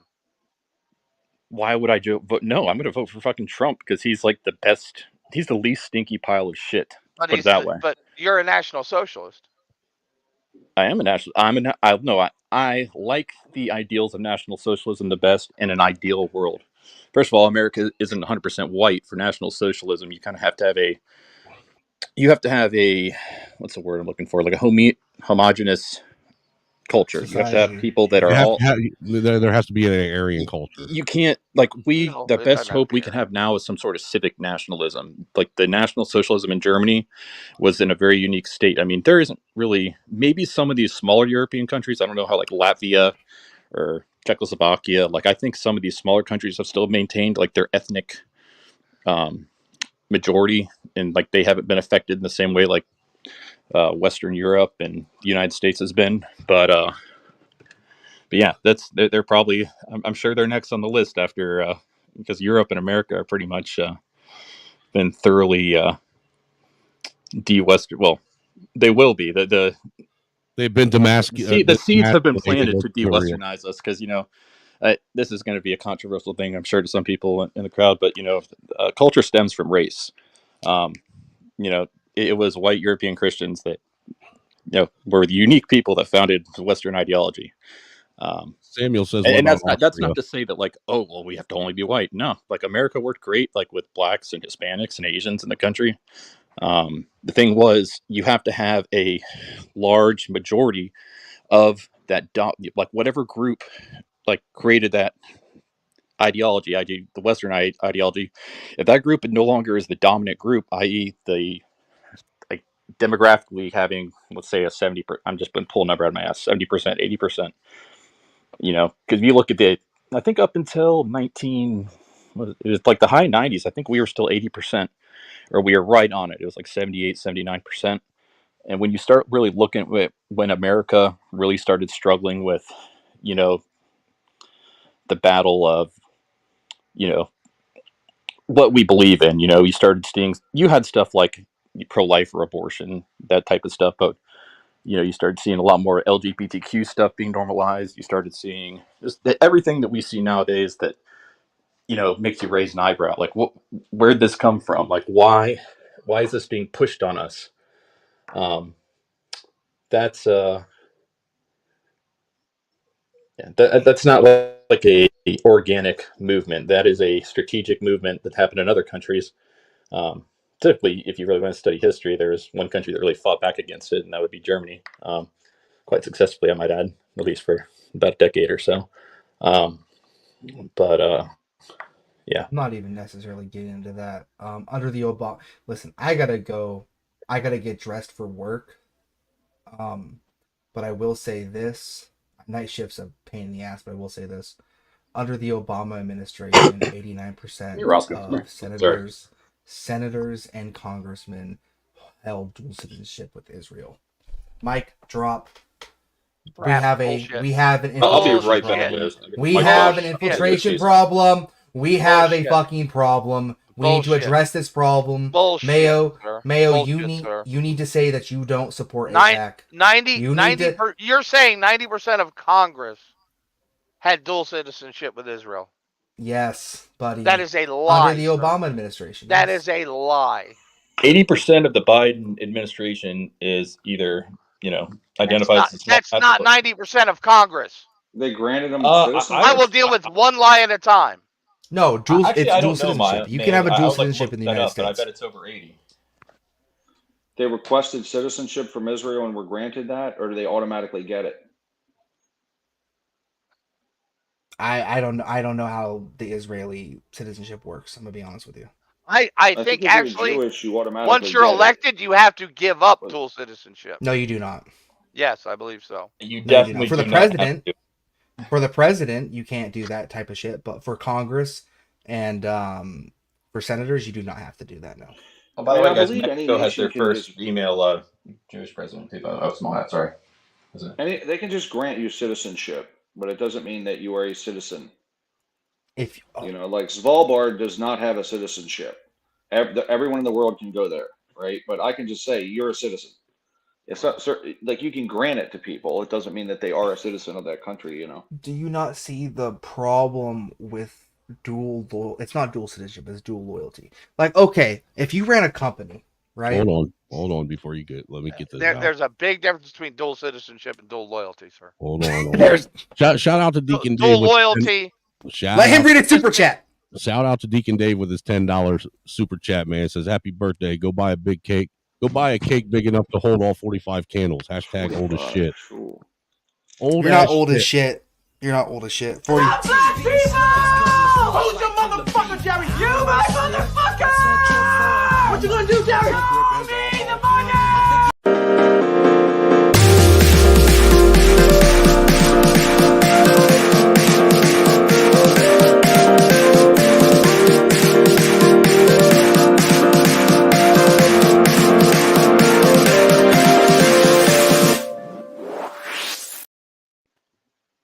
She had a nice pair of titties, not gonna lie. Yeah, she did. She had an amazing pair of tits. Her ass is kind of mid though, not gonna lie. But yeah, she was borderline, a flat back, but borderline a flat back, but that chest, the front side was heavy. Oh, yeah, yep, it did it.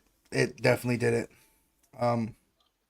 Sorry guys, back. My dog ran down the street, and I had to go save him. Yeah, you just missed some titties, anyhow. That's all. You just missed some titties, yeah. I mean, I got a fiance, so you really got to stop doing this shit to me. Dude, you ain't seen Thick Ling Ling yet. I haven't even showed her to you. Don't do that. No. Thick Ling Ling will blow your mind. But I gotta head out. Thick Ling Ling gonna blow his mind.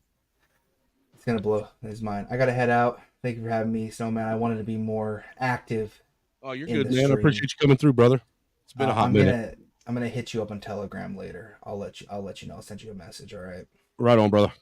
Tell Orthodox to hit me up. I have his freaking number. I guess I hit him up. I was worried about him. See, I've been around. Dude, I used to have Orthodox number, and then I lost it. I told him to fucking message me, and then he never messaged me, and he don't come around no more because he's white, and I'm not white enough for him. Oh, you guys had beef? Oh, come on. No, I like Orthodox. Me and him just give each other shit all the time. Oh, okay. It's nothing personal or hateful like that, man. All right, take it easy. Yep, later, Bumpkin. Yeah, I love people always think that I'm some sort of white supremacist or I love that people think you are. It's but it's dude, okay. People think I am too, man. Yeah. And really, in all honesty, I'm probably one of the more centered people on YouTube, if you want my opinion. Yeah. Well, you even more so than me. But yeah, I think you're a very fair person, man. I didn't realize until you posted those few videos, man, you got a good voice and you can play guitar, man. That's cool stuff, man. That's something I do for stress relief and just I used to do it to, snag pussy back in the day and haven't really done it too much, but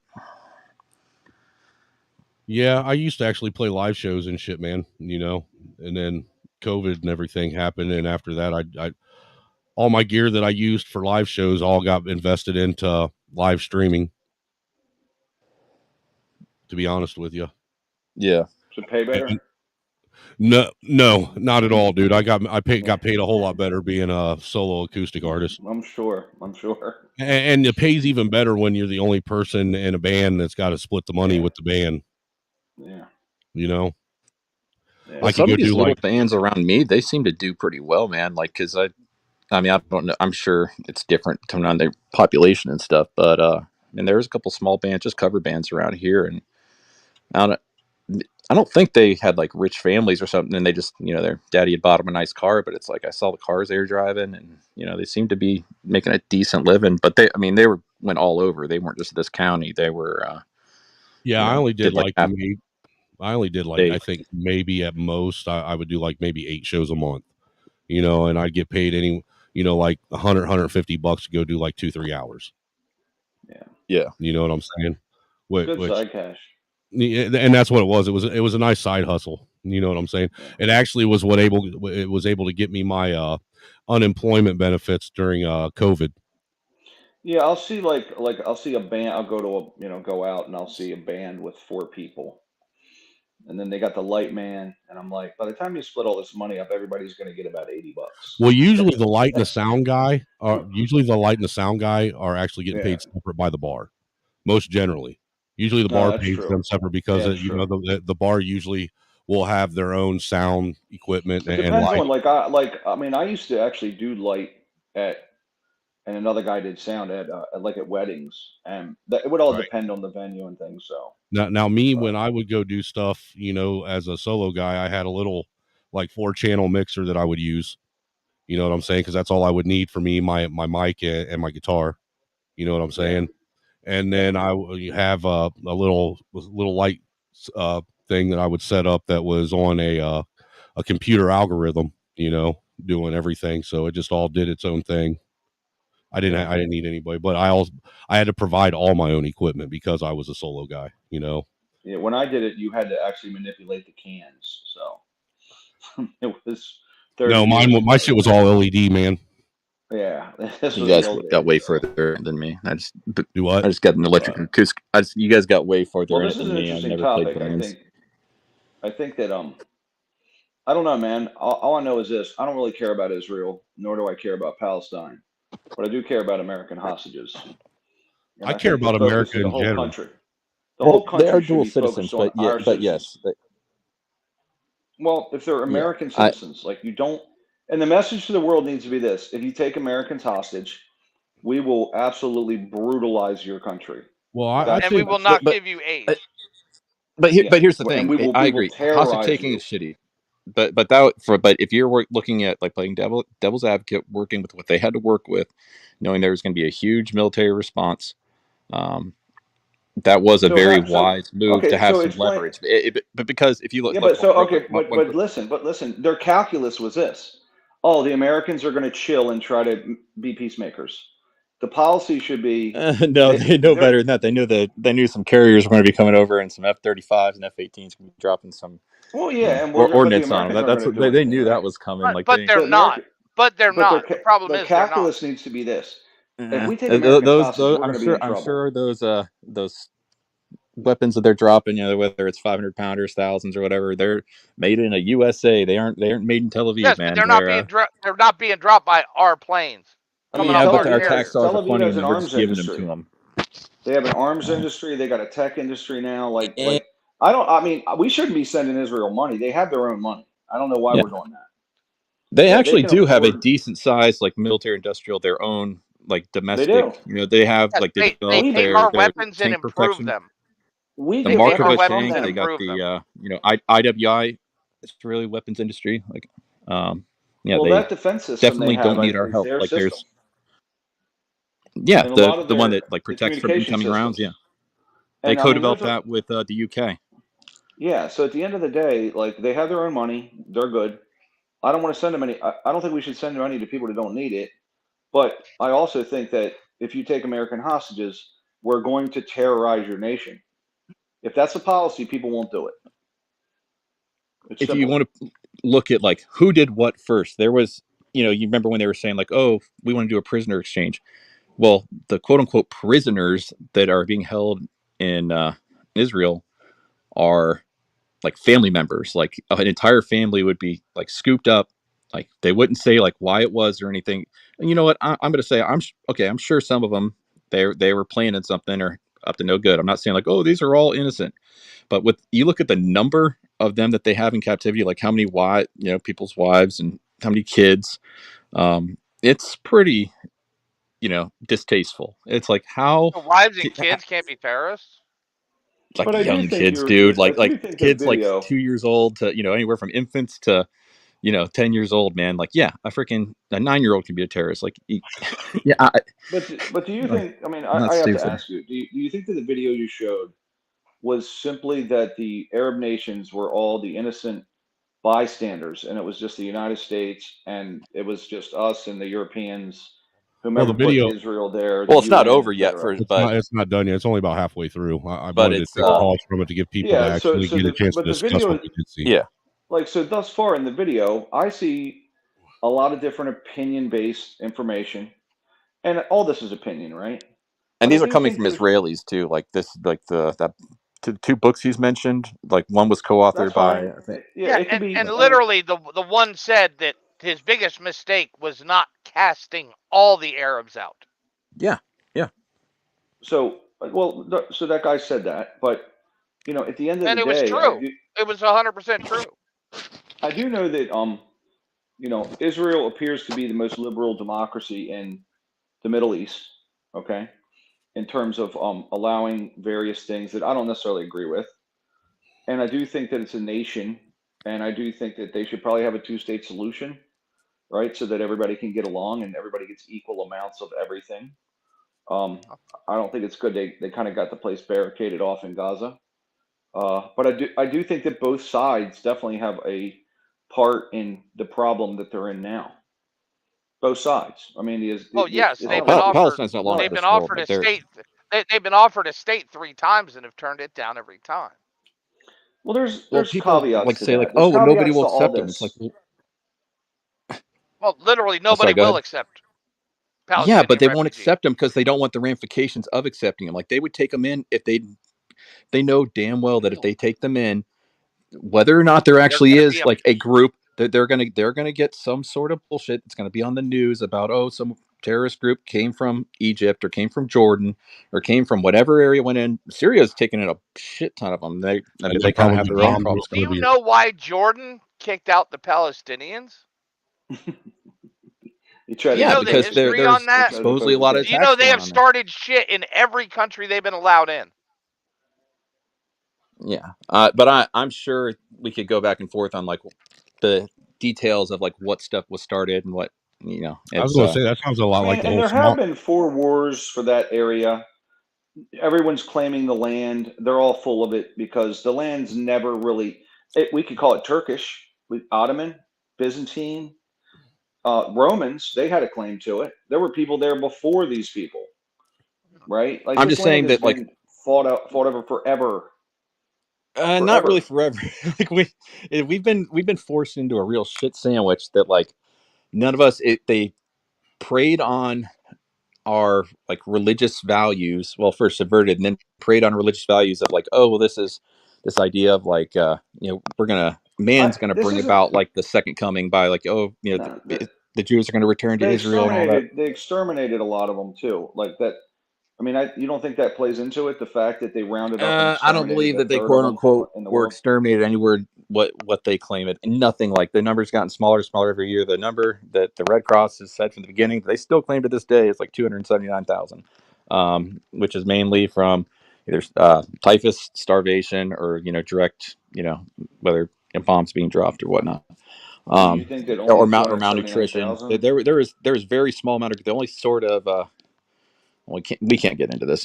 This is not a topic we can. This is first of all a topic that would land you in jail in many countries, including Canada now, for just disagreeing with it.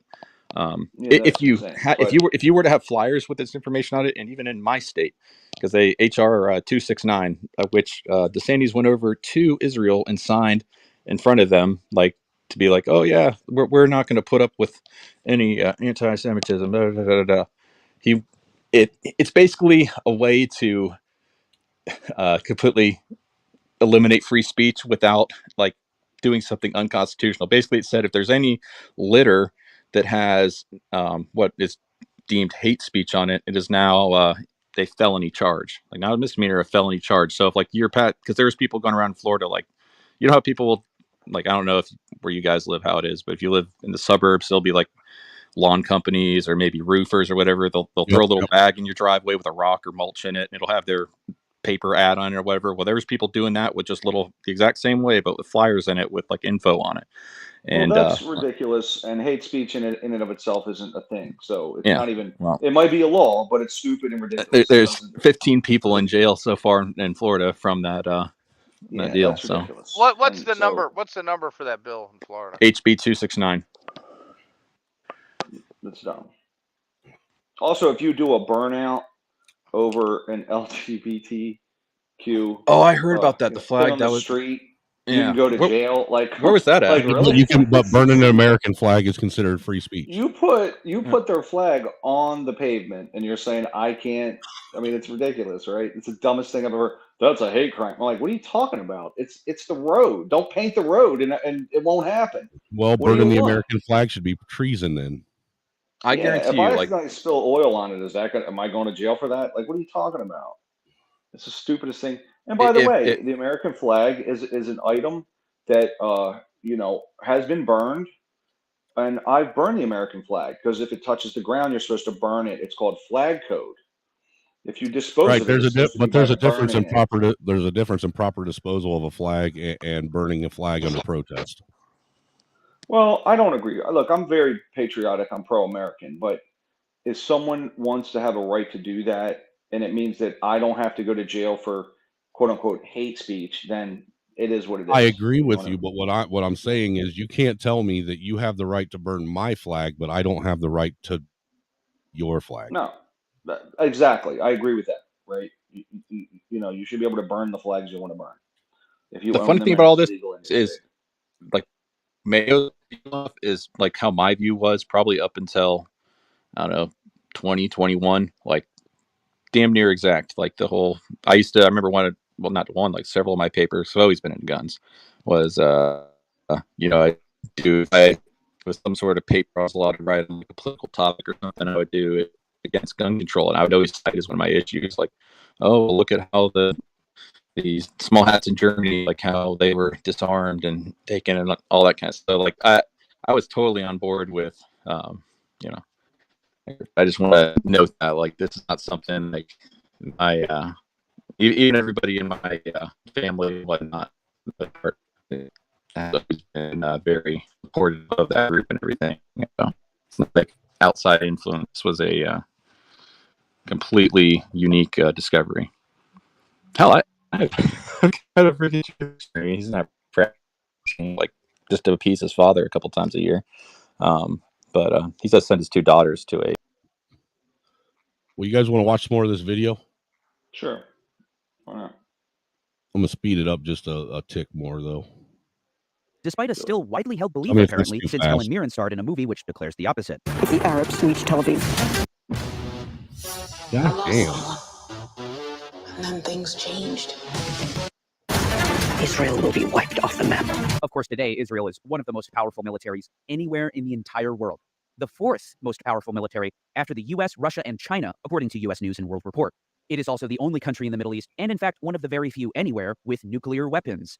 Military prowess aided by the extraordinary aid received by the United States every year. Though the US and Israel didn't always have this special relationship. Harry Truman supported the UN partition plan and recognized Israel, but American policymakers didn't want to put their full weight behind the nascent Jewish state for fear of alienating Arab states.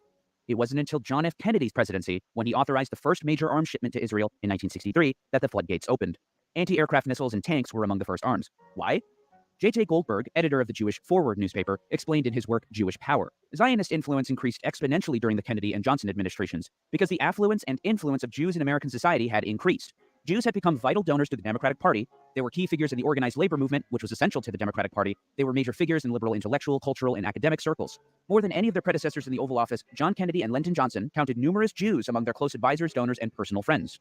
The Israeli victory from the Six-Day War saw shipments of military aid soar to new heights. In the early days of the State of Israel, U.S. officials believed it too weak to act as a counterweight to Soviet influence. Simply put, Israel's military victories proved otherwise.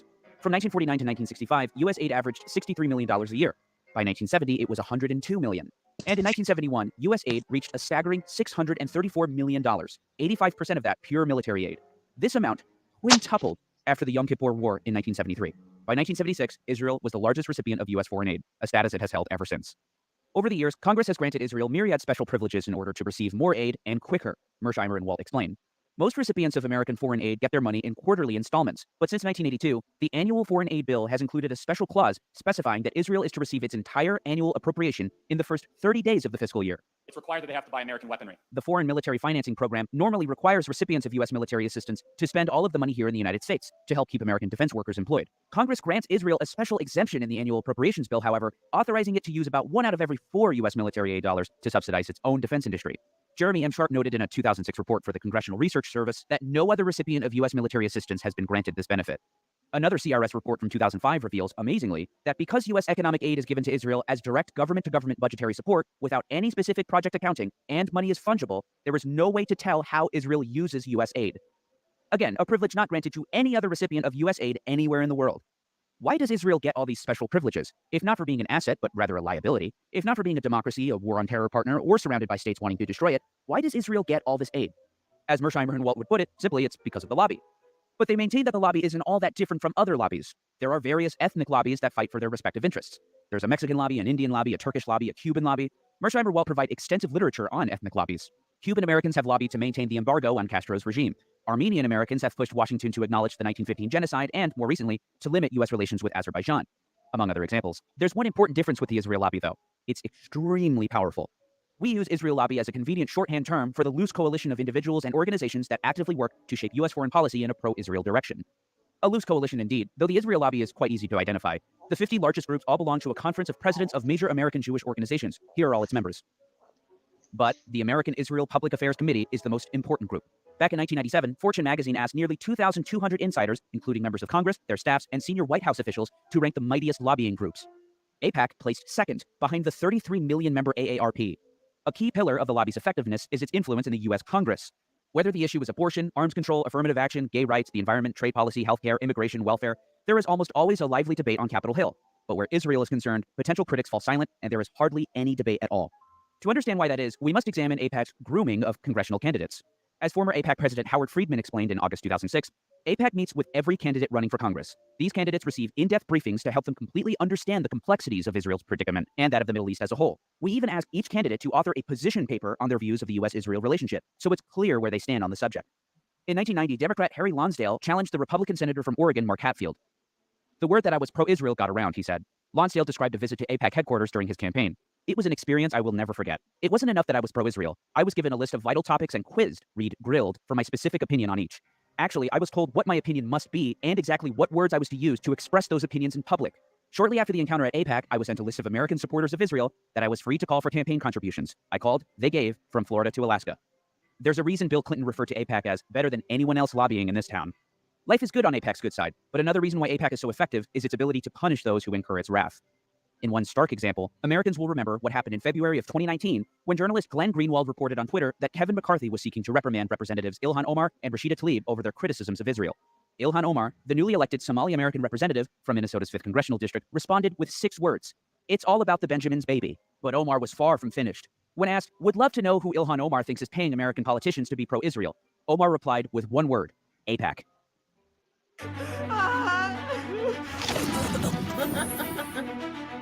If AIPAC was so powerful, couldn't have they gotten her not elected in Congress?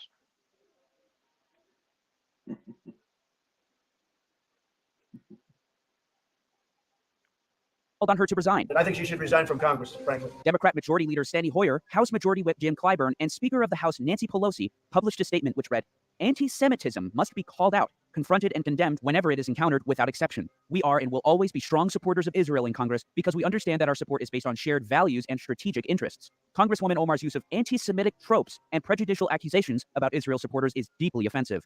We condemn these remarks and we call upon Congressman Omar to immediately apologize for these hurtful comments." A statement that could very well have been written by AIPAC, for letter writing is their specialty, as we'll see later. AIPAC's political operation is used precisely as Representative Omar suggested, says former AIPAC employee MJ Rosenberg. I know this because I witnessed it over and over again. I sat in AIPAC staff meetings at which the political director discussed whom we would be supporting in this campaign and whom we were going to destroy in that one. When asked whom she is accusing of buying members of Congress, Omar responded with one word, AIPAC, period. Here's the thing, AIPAC is not synonymous with Jews. AIPAC has many weapons at its disposal, in its arsenal. It's remarkable the power of a letter-writing campaign, let alone editorials publishing op-eds by think tank pundits. When Gerald Ford, through his chief diplomat Henry Kissinger, was trying to secure peace between Israel and Egypt, they lost their patience. "You don't understand. I'm trying to save you," Kissinger reportedly told Israeli Prime Minister Yitzhak Rabin. Ford even sent Rabin a letter, which read, "I have directed an immediate reassessment of U.S. policy in the area, including our relations with Israel." No less than 76 senators signed a letter opposing the administration. As then Senator from Maryland Charles Mathias wrote for Foreign Affairs, 76 of us promptly affixed our signatures, although no hearings had been held, no debate conducted, nor had the administration been invited to present its views. One senator was reported to have candidly expressed a feeling that in fact was widespread. The pressure was just too great. I caved. That senator was in fact Iowa's Don Culver. Jumping ahead to 2002, 52 senators signed a letter urging Vice President Dick Cheney not to meet with Yasser Arafat of the PLO. In one ambitious example, AIPAC mobilized thousands of pro-Israel activists to urge lawmakers to sign a letter to the Bush administration calling for an end to all American contacts with members of the Palestinian Authority. Some 6,000 AIPAC members took part, meeting with hundreds of lawmakers, pushing pieces of legislation mandating tougher sanctions against Iran and ensuring financial aid to Israel. No wonder former Secretary of State Lawrence Eagleberger once told AIPAC's Tom Dine, I deal with you because you could hurt me. Or Democratic Senator from South Carolina Ernest Hollings as he left office in 2004. You can't have an Israeli policy other than what AIPAC gives you around here. For not towing the line, as presidential hopeful Howard Dean failed to do, by suggesting the U.S. take a, quote, even-handed role in the Arab-Israeli conflict. Nancy Pelosi of California signed a letter with 33 congressional Democrats that said it is unacceptable for the U.S. to be even-handed on these fundamental issues. So control of one of the three branches of government is totally in the hands of the Israel lobby. But it doesn't end there. There's also the executive branch. Again, this has been the case for decades. For example, AIPAC suffered a scandal in 1992 when Chaim Katz, a prospective donor, calling AIPAC's then-president David Steiner. But unbeknownst to Steiner, the conversation was being taped. The transcript is revealing. Steiner, I have friends on the Clinton campaign, close associates. Gore is very committed to us. I've known Bill for 7-8 years. I know him on a personal basis. I have friends. One of my friends is Hillary Clinton's scheduler. One of my officer's daughters works there. We gave 2 employees from AIPAC leave of absences to work on the campaign. I mean, we have a dozen people in that campaign, in the headquarters. He also bragged about lavish military aid. I met with U.S. Secretary of State Jim Baker, and I cut a deal with him. Besides the $10 billion in loan guarantees, which was a fabulous thing, $3 billion in foreign, in military aid, and I got almost $1 billion in other goodies that people don't even know about. Steiner was right. Martin Indyk, co-founder of the Washington Institute for Near East Policy and former deputy director of research at AIPAC, earned a seat at Clinton's National Security Council and went on to become the U.S. ambassador to Israel and assistant secretary of state. WINEP's other co-founder, Dennis Ross, also served prominently as Clinton's special envoy to the Middle East. These were Clinton's advisors for the 2000 Camp David summit. In the Bush administration, that's for another video. But this trend goes back years. Take a look at this 1987 New York Times article. Speaking of AIPAC, so impressive is its political mystique that now, 16 months before the 1988 elections, nearly all the presidential candidates have already met with AIPAC officials to be interviewed about their positions on the Middle East. This is an actual example, Mr. Tom Dine said. I won't give you the name. One of the presidential candidates called us and said, I will be publicly declaring soon, and I am interested in hiring so-and-so for a top campaign position. Tell me what you think of him. Was it thumbs up or thumbs down, Mr. Dine was asked. Thumbs up. The Israelis are more than aware of the importance of AIPAC, with former Prime Minister Ariel Sharon telling an audience, when people ask how they can help Israel, I tell them, help AIPAC. Sharon's successor, Ehud Olmert, agreed. Thank God we have AIPAC, the greatest supporter and friend we have in the whole world. So AIPAC appears to have the executive branch as well. But aside from pure government influence, what shapes narratives in the media also influences not only policy, but also everyday conversation. Much of the time, editorial boards, executives, CEOs are staunchly pro-Israel. The longtime editor of the Wall Street Journal, Robert Bartley, once said, Shamir, Sharon, Bibi, whatever those guys want is pretty much fine by me, a trend that appears to have continued after his death. Though the political affiliations of editors and CEOs is critical in understanding coverage, a topic I explore in this video about CNN's recent pro-Israel bias, the backlash from the lobby is itself a potent force. After Israel invaded Ramallah, Bethlehem, and most notably Jenin in the West Bank during the Second Intifada, intense public reaction to coverage of the violence of the Middle East conflict has prompted unusually harsh attacks on several news media outlets and has led to boycotts of the New York Times, the Los Angeles Times, and the Washington Post. WBUR-FM in Boston said it has lost more than $1 million in underwritings and pledges this year, nearly 4% of its annual budget. Then CNN chief news executive Eason Jordan said he could find up to 6,000 email messages protesting coverage in his inbox in a single day. In a callback to the experts filter, as in the 5 filters of the mass media laid out in the foundational media criticism text, Manufacturing Consent, Mersheimer Walt explained that instead of relying on government officials or academics to provide analysis and commentary, news media increasingly depend on experts from Washington-based think tanks. Many think tanks also distribute brief and easily digested policy memorandums to legislators and other government officials. They organize seminars, working breakfasts, and briefings for officials and their staffs, and encourage their own analysts to publish op-eds and other visible forms of commentary, all with the goal of shaping the prevailing climate of ideas.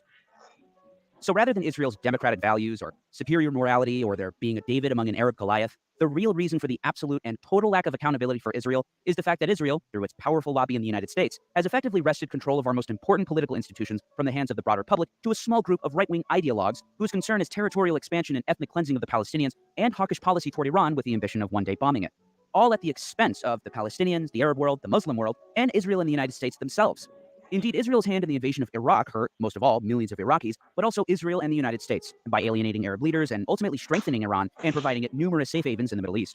That process will be the topic of my next video. Indeed, the Israel Lobby video is a series. Subscribe if you're new, and stay tuned if you've already been here. For instance, this year, many pro-Israel PACs are trying to defeat incumbent Senator Chick Hecht of Nevada, even though he is Jewish, because he too did not follow the AIPAC line on weapon sales to the Arabs. In recent years, AIPAC and the pro-Israel PACs have helped defeat, among others, Congressman Paul Findlay and Pete McCloskey, Senators Harrison Schmitt of New Mexico, Walter Huddleston of Kentucky, and Chuck Percy of Illinois. I finally reached the stage where, as chairman of the Foreign Relations Committee, I saw our foreign policy totally turned around. With a Muslim world, 800 million people looking askance at the United States of America, what is happening? Who is running the foreign policy? Can Israel and the prime minister have more power than the entire Senate of the United States or the president of the United States?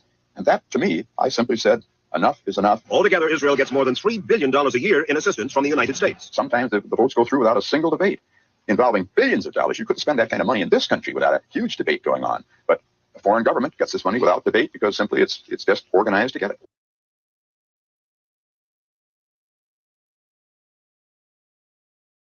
That's also false now.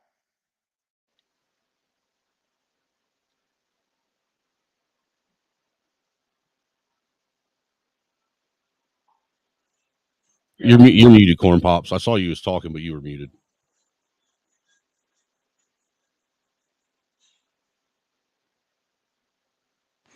Sorry, what? Can you guys hear me? Yeah, now we can. Oh, okay. Sorry. Dogs were going crazy, so. Hello. Well, now most bills go through without debate, so. Yeah, I'm getting horrible internet connection now. I only got one bar. But I'm trying to make it work. But yeah, I like you, man. Like, I don't hate you, man. Like, we disagree on this kind of stuff, but you know, like I know you care about America. Like it but you know, I think my thing is though, all right, my thing is, don't blame an entire group of people. I wouldn't employ Because one of them it's if I thought there was an entire group. You don't. But most of the New Frontier guys do. And I'll even give you this. I do, like, I should probably specify better and say, because I'll like use the entire, like the label for that entire people is like a collective group, but I don't mean that. But I guess somebody new to that, like seeing me say that. Everybody sees it that way. Yes, I should probably be much more careful about the way I state that. And if you call them the elites, I will 100% agree with you. Yeah, but it's the thing is, but Sam down the street that makes the best fucking bagels in the world isn't my enemy. I agree. I go to a bagel shop occasionally too. Yeah, they make good bagels. You know what I mean? Yeah. You call them the elites, you call them something else. And I'm fine with that.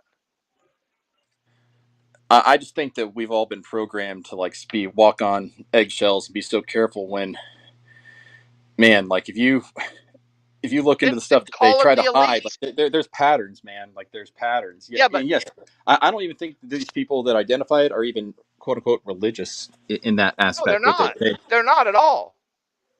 Well, some claim they are. I mean, because there's a right and left wing part of it. I mean, there's you could talk about like the Likud party element of it. And well, you could talk about, like, there's 4 different religious sects in Israel.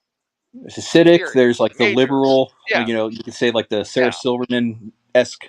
Like that's like the worst. Yeah. And then you get but the thing is, like, you attack any one and they all team up. Where it's like, hell, you look at any other group, like black people will attack other black people, white people will attack other white people.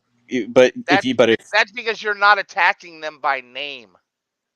I don't know. You go and you start naming them, and they just all happen to belong to that group. Then they're like, "Oh, you're one of them." You guys need to read Rules for Radicals. Oh, I've God, ends in an S-Y. Then you need to practice. What's his last name? Yeah, it's been a while, but yeah. Saul Alinsky. Alinsky, there you go. Yes. Alexander Solinsky, yeah, right? No. Saul. Not Alexander Solinsky? What's his first name? Saul. Oh, okay. And that's one of them telling you how to attack them. Well, if you want a even better version of that, I recommend those written even before that. You Gentiles by Maurice Samuel, I think it was written either late 20s or early 30s. Basically, there's the whole that neither side can prove. I'm sure I don't want to even say the full thing, but there's an alleged document that was found in the late 1800s that had the word elders in it, and also had the word protocols. I'm not going to go any further than that in it, and it's something that some claim is 100% true, some say is complete fabricated. And that's the problem. And if you look at what it if it can't be authenticated.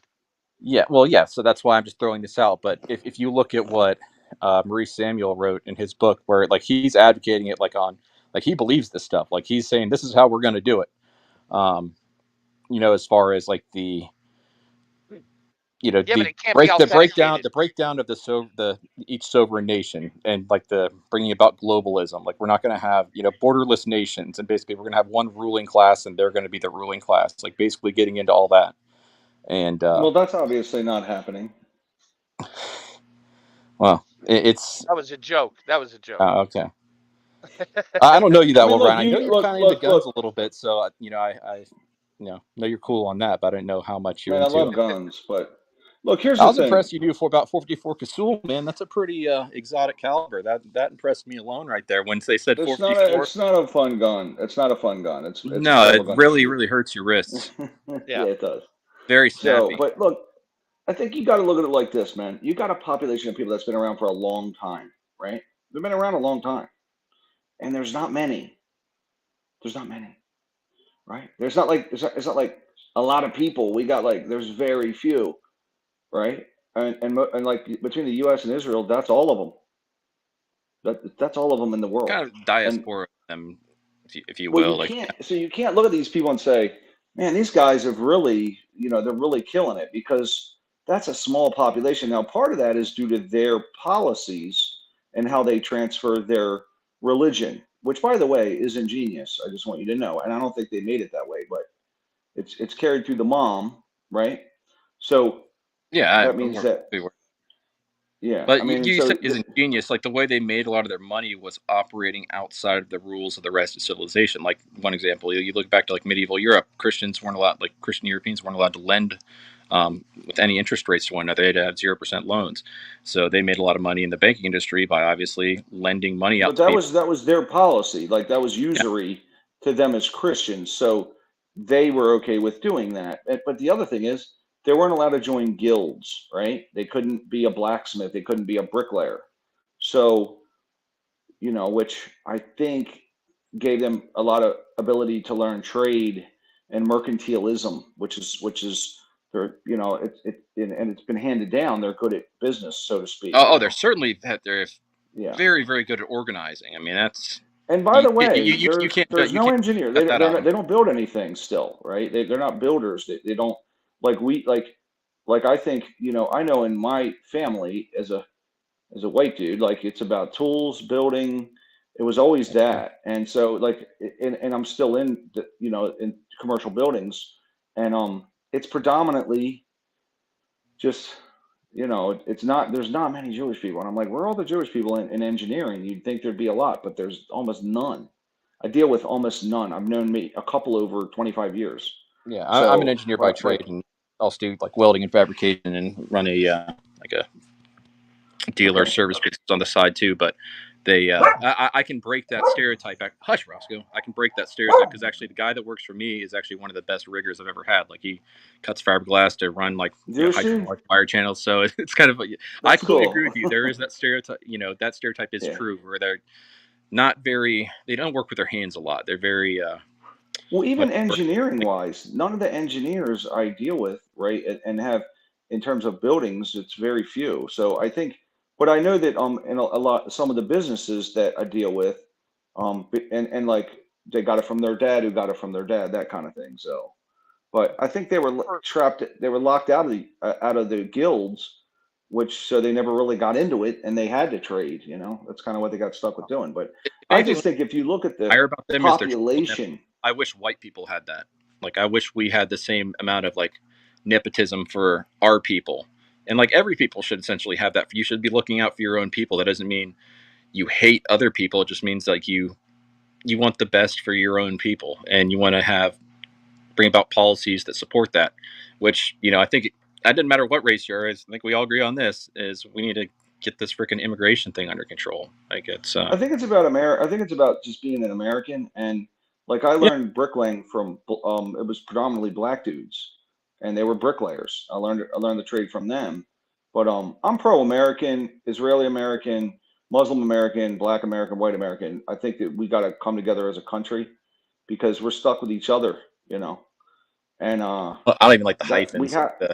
or the dashes, I guess would be just Well, American. look, I'm with you, but what I'm saying, regardless of how one identifies, I'm just an American. I hope that eventually everybody just identifies as an American and says our country has to come first, and it doesn't matter your color, creed, or religion. We're Americans, you know. So, and I think that if we all can get Americans on the same page, we can be successful around the world. But if we're going to be divided, we're screwed. We're done, you know. Yeah. It's not going to work. So, I mean, everybody built the country, right? Like Chinese worked on the railroad, Black Americans, white Americans, Irish, all these different Americans came Yeah, here and they built the you can country. say that, but yeah, everybody played their part. But like, who was the big group that came over here and like I understand what you're doing. Like, you know, it's like when you're in school, you don't want to leave anybody out, so you want to tell a bit of history that like, oh, their people did this and their people did this, or you know, oh yeah, there's Tuskegee Airmen, like the blacks, they flew planes in World War II too. But then when you see like movies today, it's like they're 1 out of 4 pilots is a black pilot or something, or you know, it's like Well, that's all rewriting of virtue. history. Yeah. It's, That's you know. virtue. That's virtue signaling that the current, you know, the regime we're in that's what they're about, right? That's the mindset. But ultimately, the truth is, you know, Galileo would not have discovered anything if he had to go work and like make his own food, right? He wouldn't have done anything. So it truly took more than Galileo to discover what he discovered, right? You see what I'm saying? And in America, it's the same thing. All the people had to be doing their part, and there was maybe a misallocation. You might have had a super smart dude that was from China working on the railroad, because a lot of the Chinese workers that came here did that, right? He could have been a phenomenal inventor, but instead Henry Ford was, right? So the allocation of labor wasn't good, but now the allocation of labor can be great because everyone has opportunity, you know. But it truly took everyone to build the country and be the best. That's the Crazy when you truth. look back at like Henry Ford, like he wasn't very literate at all, and like, you know, but he was very. It's like a lot of the old like machinists and stuff that I knew, like, you know, they weren't necessarily like very educated, like from a book smart perspective, but man, they knew their trade. You know, it's Yeah, I absolutely. just think that's a cool thing. I think it's definitely better Well, to be a well-rounded person. I'm not saying it's better to be that way, but just it's crazy to see how far and like the things they came up with. I mean, certainly with the teams of people helping out, you know, working on stuff with them. It wasn't them alone, but it was his thought. But in precision by losing those guys. machinists? Yes, actual Yeah, by of hand course. set machinists. Yeah. Well, we didn't lose them. We sent them off to we decided to put those jobs in other nations, stupidly. No, but we also put auto machines in instead of by hand machines because it was quicker. Well, look, here's the thing. Our We sent machinists now know how to program machines. That's it. Yeah. And set tools. They Well, I don't mean, know how the to make software machines. largely, like, because I do a lot of work with like Fusion 360 and like InShape. I mean, that there's so many like programs that'll do all the strength computations for you and all the like different analysis for you that you need a lot less like R&D than you would in the past, and like prototyping and whatnot. But it's yeah, I know what you're saying with that, Mayo. Like we're definitely getting ourselves in trouble in a sense of like running out of people that knew how to build the machine. Like we have the machines and like, you know, we have the people that can press the button, but don't like fully understand like how it's being done. I don't know. A tool and die maker.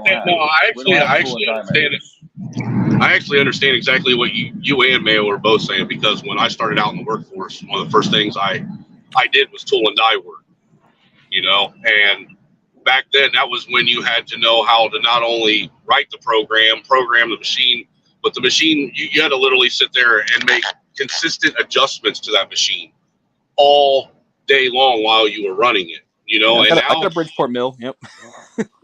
today's machines, they do all that for you. All you got to do is go into the file, find the file with the program you want, and it's programmed all the way down to even making adjustments for toolware. Y'all sounds like a bunch of Luddites. I can buy a 3-axis milling machine, an industrial one, for less than I can scrap it for right now in Wichita. That's a fact, man. It's just hard to move it. Nobody knows how to use them anymore. Well, one of the first two machines I ever learned how to run was a CNC lathe, and then I ran a Johnford mill press. And you all familiar with selective laser sintering? It's basically like the metal 3D printing.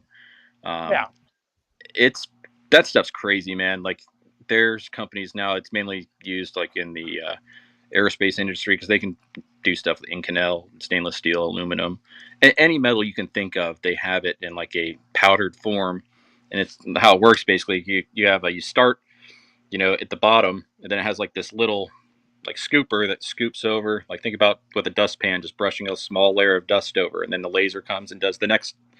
Burns the metal, welds it together on the next spot. Then a little thing comes over and puts another little layer on top of it, and it's just.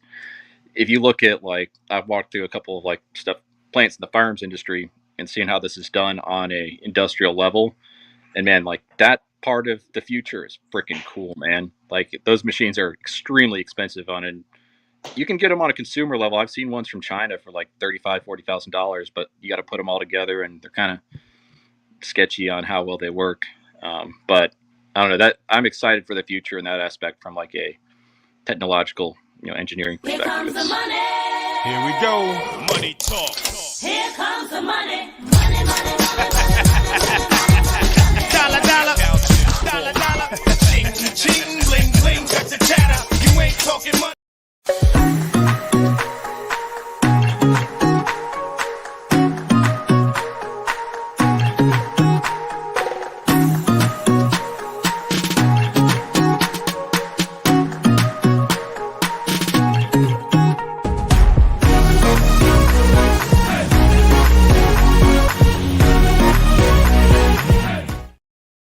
That's a thick ling ling right there. That was thick with Duty.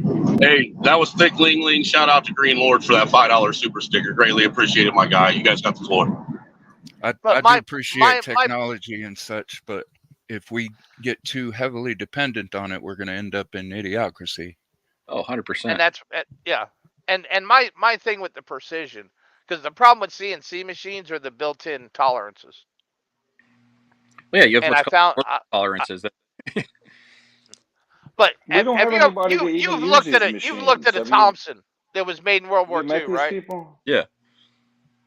My Look father. at a modern. Look at the modern one today. Yeah, he owns a 28 Navy model, which is prior to World top cocking model. Yeah. But slightly higher rate of fire because they eliminated. And look at the precision work on that compared to a modern one. Oh yeah. Well, even modern one or even one like the. Even the post-World War II.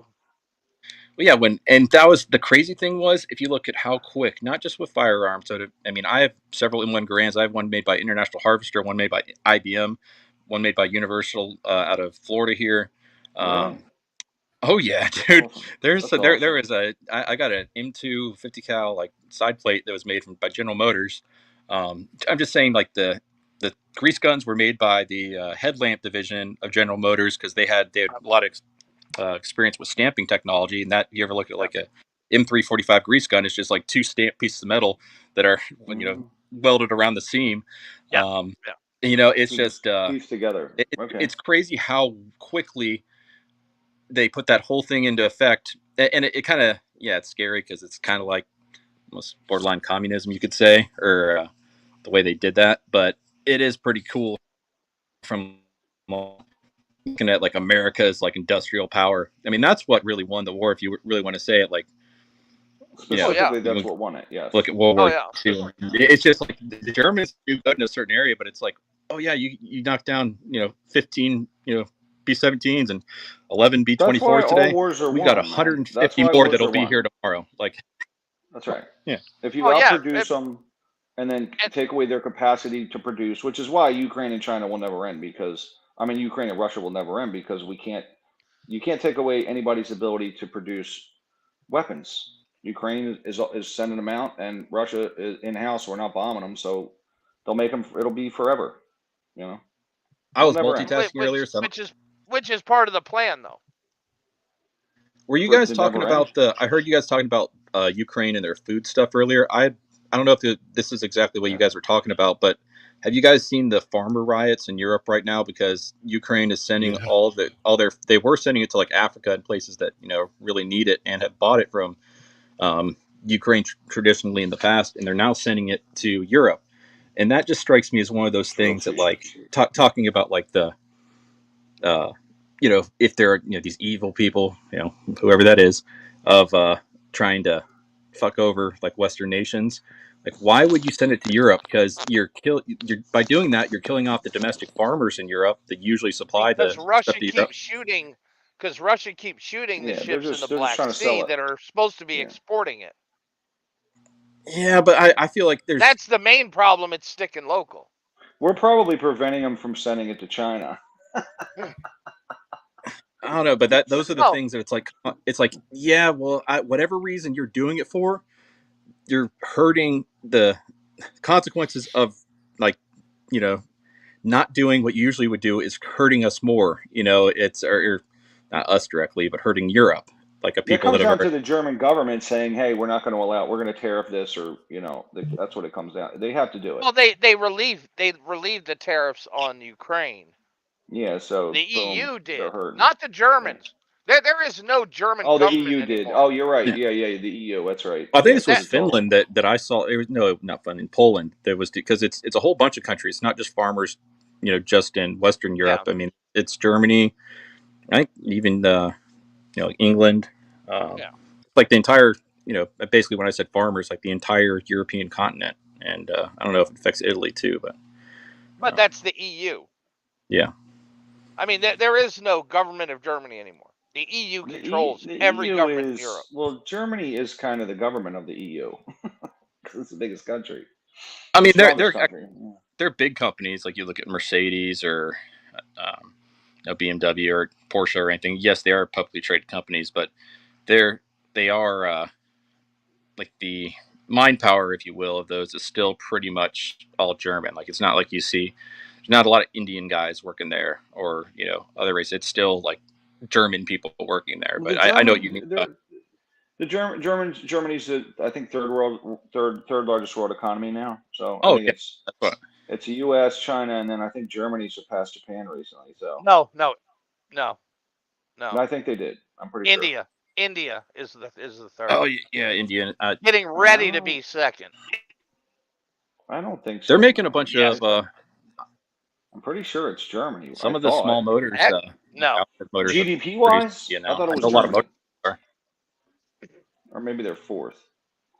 But I know they're up there. But like if you look at Greece, Italy, like they're not anything. I mean, comparatively as far as their gross domestic product, right? So no. I think that the Germans are they make a lot of the decisions. So, but I don't know, man. But they're fighting a lot of the same global forces that we are for globalism. I think they're half part of it. Like these European nations are pretty liberal. We can blame France. Well, I'll put that on France. They want to claim and beat their chest like, oh yeah, we were the foundation of like modern liberalism. It's like, yeah, look what that's gotten you. It's like well, and so the Democrats in the United States have this ideal that's like the Scandinavian model, where 62% federal taxes, VAT taxes, and then redistribution. Yeah, but it won't work works here in America. No, it won't work here. No. Well, and when we don't have their society. The other thing is these Europeans. I got into an argument with this Australian last year. And he says, "You guys don't have your health care." I said, "We do have health care for poor people. We do, absolutely, we do. Like we now have pretty much a nationalized health care. It's available to, pretty much everyone. And that's what's breaking our healthcare system.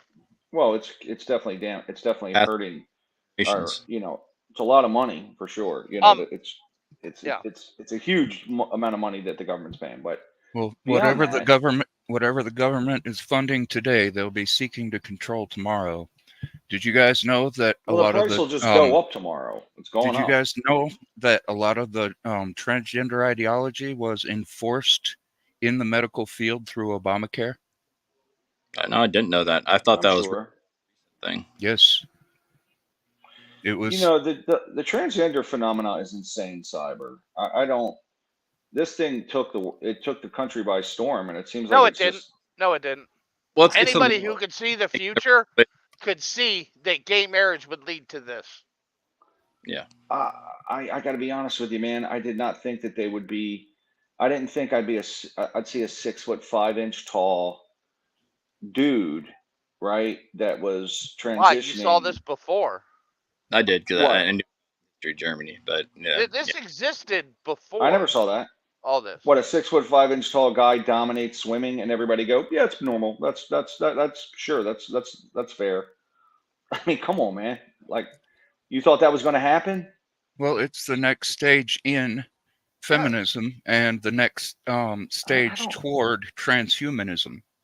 Because their ultimate goal is to give people an idea that they can become their own god and be whatever they want, and feed them this fucking pipe dream, this utopian vision, not just in their place, but in their existence. And their whole existence is going to be a battle of becoming, instead of being content with what they are and what they're meant to be. So they won't be able to pursue any actual purpose. It's just going to be chasing pipe dreams. And they can use that as a carrot. They use the same fucking carrot to draw every single horse toward them. Kabbalistic ideals. Well, explain to me what, I don't know what transhumanism is. What does it mean? You can become non-human? I don't know what it means. Pretty much. It has to do with a Gnostic belief, not agnostic, but Gnostic belief that we're all trapped and thrown into this material world, and everything in the material world is evil, and the only way that we can escape it is by transcending our human shells through our own will, instead of submitting to the will of our Creator, that we can become our own gods. And it follows Satan's creed. It goes right along with Satanism. Gnosticism is the trunk that has. And it's all about depopulation. It's also about that is the dumb. So that's ridiculous, obviously.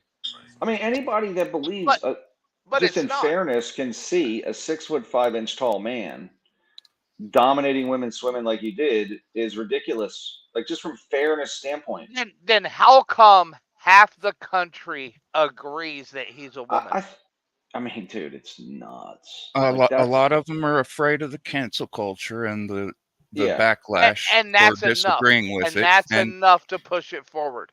And a lot of the younger ones have been indoctrinated into believing it from a young age. You know how the anti-racists have been trying to cancel all these different books or movies from the past, saying they have racial implications and all this. They wrote a review. A dog whistle. There's a dog whistle at every corner. Yeah, I get that. Right. They wrote a review about some of Dr. Seuss's works, stating that these books being given to young children with their racist implications can actually sow that seed of white supremacy in young children early on. And they gave. This is radical Satanist. Listen, this is going to some. But dude, right now, maybe am I they're wrong? Actively rewriting the Peanuts. No, you're not wrong. It is radical. But here's my point. Here's my point. Episode. When they made that review criticizing Dr. Seuss and basically expressing that children can be indoctrinated to believe this racist ideology that they're saying, they gave away the fact that they know exactly what they're doing, having this drag queen story hour and having all this stuff pushed on little children. And they're hiding it behind, we just want to cater to the ones that are already like that. No, they're trying to spread it. They're trying to spread the virus and indoctrinate normal children into thinking that they can grow up and be whatever they want to be.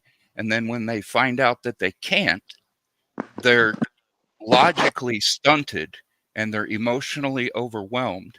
And it feeds right along into Herbert Marcuse's biological foundation for socialism.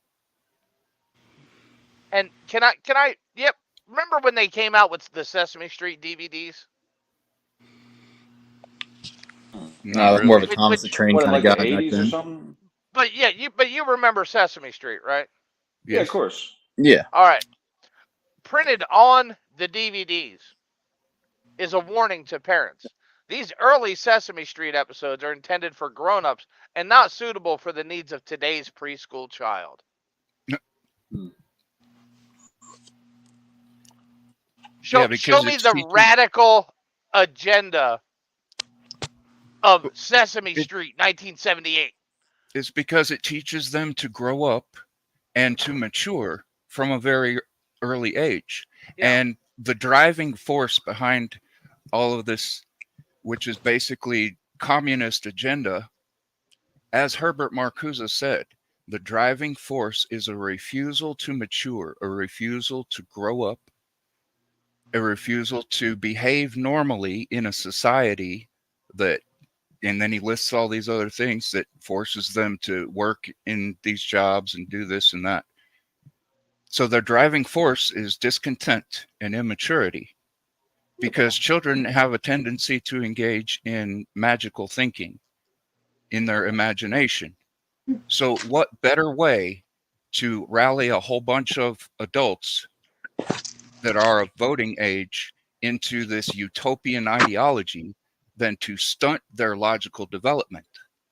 Do you think Sesame Street is stunting? I mean, do you honestly? No, you think it- That's why they put the but warning. they That's, do. Listen, that's why they put the label warning on that Sesame Street, what Mayo was talking about. They put that label warning on there saying this is not suitable for children of today. Well, it's because they don't want them to grow up. Of today's kids. you're Yes. saying. Right. They don't Yes, want them because to grow you up. can't have racial harmony amongst different groups of people. I gotcha. Yeah, Sesame God Street. I was forbid. like, there was different races, different puppets, different. I mean, it was like it was a Yes. good thing, Yeah. So And I they don't they know want to when- destroy all the cultural anchors that had been developed, the things that we grew up with. Yep. And you notice that in the later 80s and 90s, racism started dying out, and they had to bring it back. Well, how do you do that? They really, it's by really causing more remarkable. friction. They caused more racial friction, and they caused a stunting of logical development.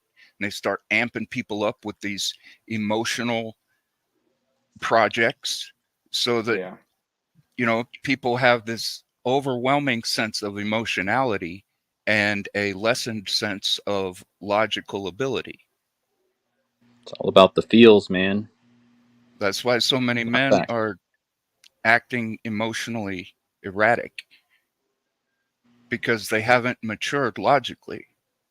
And it's I like don't- like having a motor going at full speed and your steering is shot. The logic I is don't the know when the steering. switch happened, because in the 80s, like I was a kid, Michael Jackson was cool, Michael Jordan was cool. Eddie Murphy was the top comedian.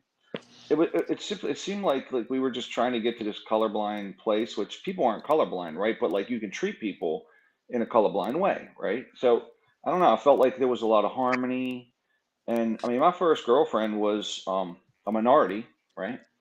So at the end of the day, that was cool. My family didn't care, and my grandparents I knew had some racist things they would say, but overall, everybody was just cool. And then I don't know. I guess right around the 2010s, Obama was elected president. I feel like the 80s and 90s, we actually lived That's by when the it whole changed. like judge on the content of someone's character. Yeah, I agree with that. Yeah. That's and my parents would say that, right? Like, well, it doesn't matter, like content of character. But then Obama was elected, and then all of a sudden, I'm like, hey, man, maybe we've arrived as a country, and now everything's going to be great, and it just has gone backwards. So, I mean, now their character. Remember the incident at Harvard with the professor and the police? Harvard, how long ago was this? No. This is back when I think the first year of Obama's presidency. A Harvard professor was breaking into his own home. Campus police come by and say, hey, what are you doing? Wouldn't ID himself, wouldn't prove who he was, so they arrested him. Well, naturally, if you won't. He had the whole beer summit at the White House over this. Wow. That's stupid. And within 5 minutes of it hitting the news, without knowing a fucking thing about it, Obama said, yes, those police acted stupidly. Yeah. So it must be racism. Without knowing a fucking thing about it. And he did this with several other big crime things in that era. Yeah. I mean, look at Jeremiah Wright's church that Obama attended. A lot of anger there. Yeah. So what did Obama believe? Look at the movie he just made. I didn't see the movie. Oh, you haven't seen Oh, the one about the end of the world when like the deer surround the black girl and what else did it do? Like, don't trust white people. Like, an over concern about black women's hair. The ship that crashed on shore was named after the first ship that brought slaves to America. Yeah, who owned that ship? Anyway, yeah, that movie was degenerate as hell and like anti-white, anti-America. It was just like anti-Western society. That thing was complete trash. Yeah, I forgot about that. Wasn't too long ago. What was the name of it? Something The World Tomorrow or something. Hold on, my keyboard's. But I do think that like black or white or I think eventually Leave the world behind. There you go. I was thinking The Day After Tomorrow, but that was the like global warming wet dream of a movie. No. Oh yeah, that one where New York City was instantly under 30 feet of ice. Yeah.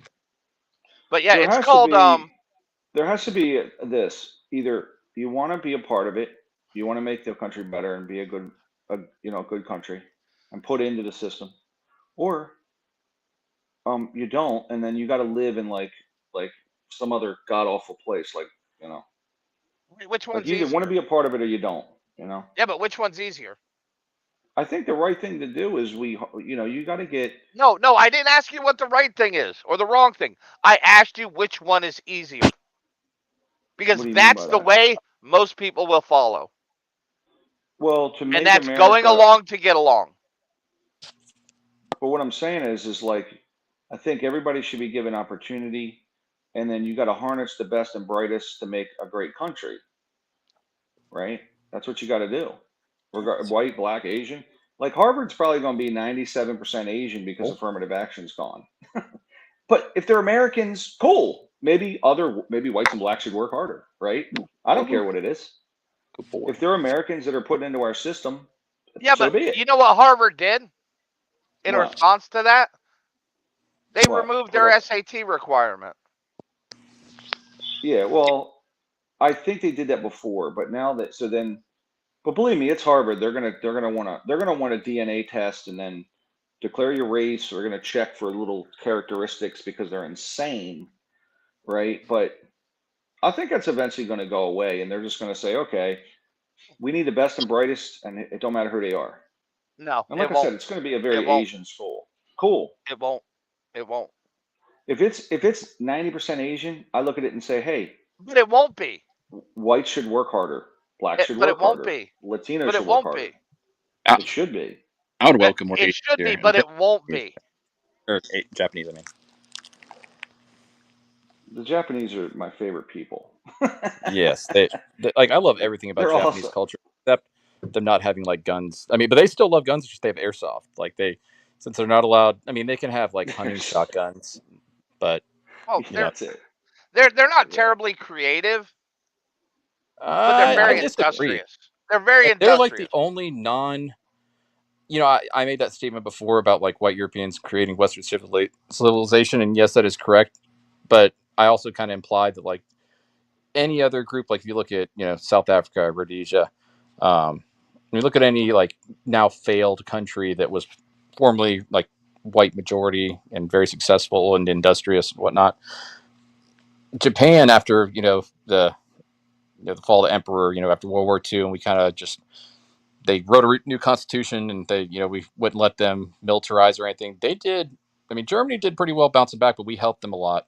Japanese, we Well, helped them. we did the same with Japan. We did the same with Japan, but they, I mean, they were both bombed like real bad. But Yeah. Japan, I just want to say for a non-European people, man, they bounced back real quick, and they adopted like pretty much all the ideals of a Western society when they definitely did not have any of that prior to. I mean, they had a very honor-based society, which I guess you could say, It's awesome.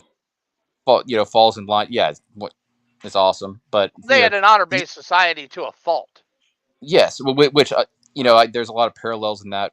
Where if you look to the old older European societies and whatnot. But the point I was just making was they did a very, very good job of transitioning to like Western society. You don't really see anywhere else in the world. People can say, "Oh, well, China's a big industrial power." It's like, yeah, they kind of have a pseudo China doesn't have a culture capitalistic. anymore. Yeah, they don't. China doesn't have their culture is overthrew just their copying other culture. people's stuff. Yeah. Yeah. And they've gotten pretty good at it. They've gotten pretty good. I'll give them that. Like, I got Hollow-Sun at like 60% of my guns, and goddamn, they're cheap, but they work well. They got solar power From backup. China? They got Well, anyway. Like Japan has a couple of, like one of their strengths is they're an island.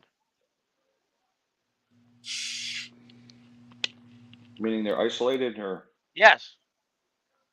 Which is one of our strengths.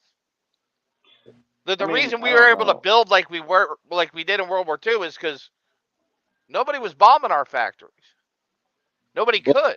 Those balloons they sent her, but I don't think any just a couple school children and a teacher got hit by those. Yeah. Well, But not a very successful operation. No, sir, not that.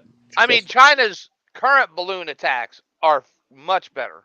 Isn't it funny, man, that like our best, like most badass fighter in the world, like air superior fighter, like Lockheed Martin F-22 Raptor, or Lightning II, depending on who you ask. It's like one solo kill has been a balloon or a baroon. Like, and I don't know if it's Photoshop real, but I could see it being real. You know how when like if you were a guy, you shot down a couple Messerschmitts, like World War II, you'd have like Nazi, like the swastika on the side, like saying like, "Oh, I shot down 5 of those," or if you shot down zeros. 109 smokers. Pacific Theater, you'd have like 5 rising suns if you had 5. Well, to mind, I don't know if this is Photoshop, but I saw a picture of an F-22 that had like a picture of a balloon, like a Chinese flag, and I don't know if that's real, but if that is real, that's awesome. It's kind of pathetic, that it's only shot. That's all it's ever shot down, but Well, we have completely removed our radar defense, missile defense system, and we have gone with an IR satellite-based defense system. That's why we're missing these things coming in. I didn't know that. I figured we still had enough. Oh no! Like radar systems, just the civil aviation side, like to keep air traffic control. No, sir. Civil aviation only cares about Class A or Class D and C airspace. It don't give a shit about anything else. Yeah, but you think if they saw some sort of foreign object, like I guess they don't have them pointed all in the right direction, is what you're saying. Well, number one, our radars are also run by algorithms now. So if it's not going this fast, it's not getting picked up. Because that could be a I didn't think of that. It's going so damn slow. They're probably. I wonder what the radar signature on a probably not very big on a balloon. No.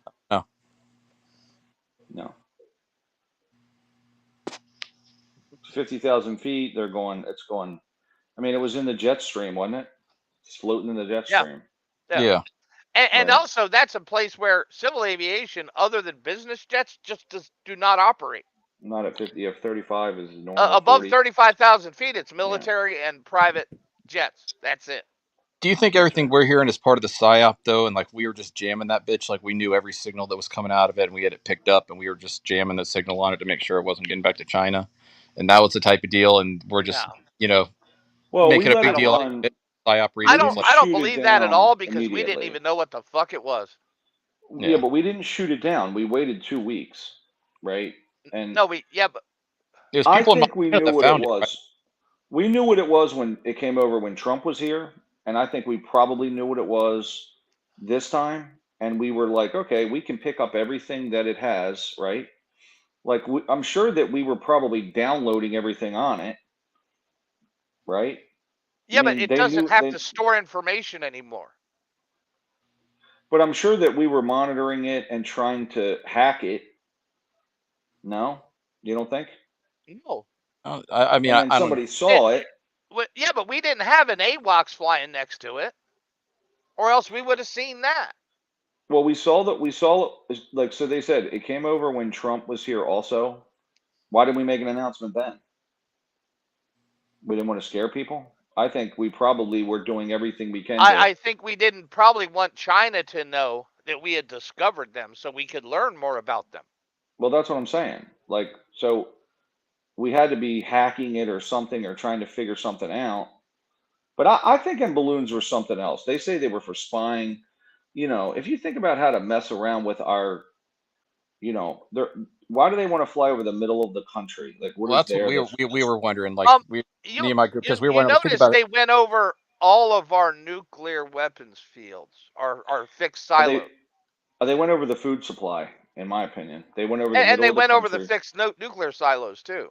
Well, even you guys are thinking real big, but think about even like I don't know how familiar you are with like our grid system, but think if you had a balloon floating over, I'm probably gonna get it. I'm already on list, so I don't care. But think if you had something that floated over, had a couple little like smart, like tiny little drone size, like smart bomb devices that were just meant to land on a transformer, like it spaced out all over the country because they know that if they take down this percentage of like they knock out this many transformers in this Yeah, they can area, like cause this mass many across the chaos. country, it's going to collapse the whole system, and we're not going to be able to restart it. So you know how the grid works. Like so much Oh, of the they system got it. goes down, you can't like you're not going to be able to restart it. Yeah, but they can do the same thing with humans and Mavic drones. Or they do the same thing with a freaking, there was like some rednecks that went out and were shooting up. Yeah. Well, they think they were like they're not sure. Yeah. And like I think it was South Carolina or something. North Carolina. North Carolina. It was right outside of. It was at Pinehurst, North Well, Carolina. they thought it It's was right outside of Bragg. It's right there was outside some of Bragg. LGBTQ like stuff going on there, and that was like people doing it. Which if that was the reason, that is kind of cool. But yeah, I had nothing to do with that. But yeah, there's other ways you could do it. But my thing is, right? All right, what happens if China EMPs the whole country, right? It's an attack. We're going to do the same. But what can they benefit from that? Yeah, we're their biggest. Because they want our industry. They want our technology. They don't want to kill it. I think they want Taiwan first. If they have Taiwan, they have the chips. If they have the chips, they have everything. Oh, it's a step-by-step thing. I mean, it's slicing the salami, and they're doing it very thin. Taiwan makes 95% of the chips in the world, and if they have the chips, you don't turn your coffee maker on. So that's control. But what if you took a balloon, right? A balloon. And you float it over a particular military base or a particular city and blow a small EMP. I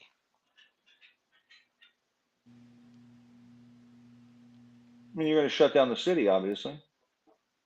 And the military base. You're going to disable the 82nd Airborne Division and the 101st Airborne Division in a flash. You're going to make it so Fort Hood can't move armor around the country. Yeah, but they're going to. I mean, we wouldn't retaliate against them doing that. I really wonder how effective EMP is really. Could we? I'm sure that we're playing our games over there. But we're not aggressive. No, I mean, this guy's not for sure, but I would like to think that he would take action against them quickly and decisively if they would do it. Arlington event, like when there was a solar flare and it set the telegraph wires on fire like halfway across the United States and like shocked the shit out of a couple of telegraph operators. Like Imagine if that happened today. Yeah, well, that's what I'm saying. If that happened, or I don't know what that compares to, like an EMP. You know, that was definitely, in my opinion, from my. I mean, I'm not a expert on space and solar flares and all that, but I imagine that was probably way bigger in scale and area covered than like whatever a tactical EMP's area of destruction would be. Yeah. But yeah, I wonder. And, We always. I wonder, like, I don't think vehicles would be affected. Like, we always talk about, oh yeah, like an old Cummins 12 valve, one wire motor. It's a manual transmission. You can roll start it, then or push start it.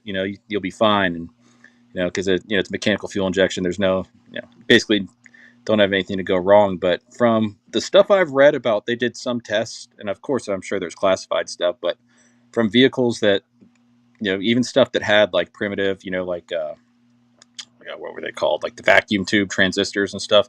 A lot of that stuff didn't get like even temporarily taken down from tests they did back in like the 60s with that type of stuff. And yes, but we don't have that stuff anymore. Yeah, we don't but have I'm saying, that stuff anymore. Yeah, but I just wonder, like, if you look at the body of a lot of vehicles, I mean, a lot of them have composite or plastics. A lot of the body.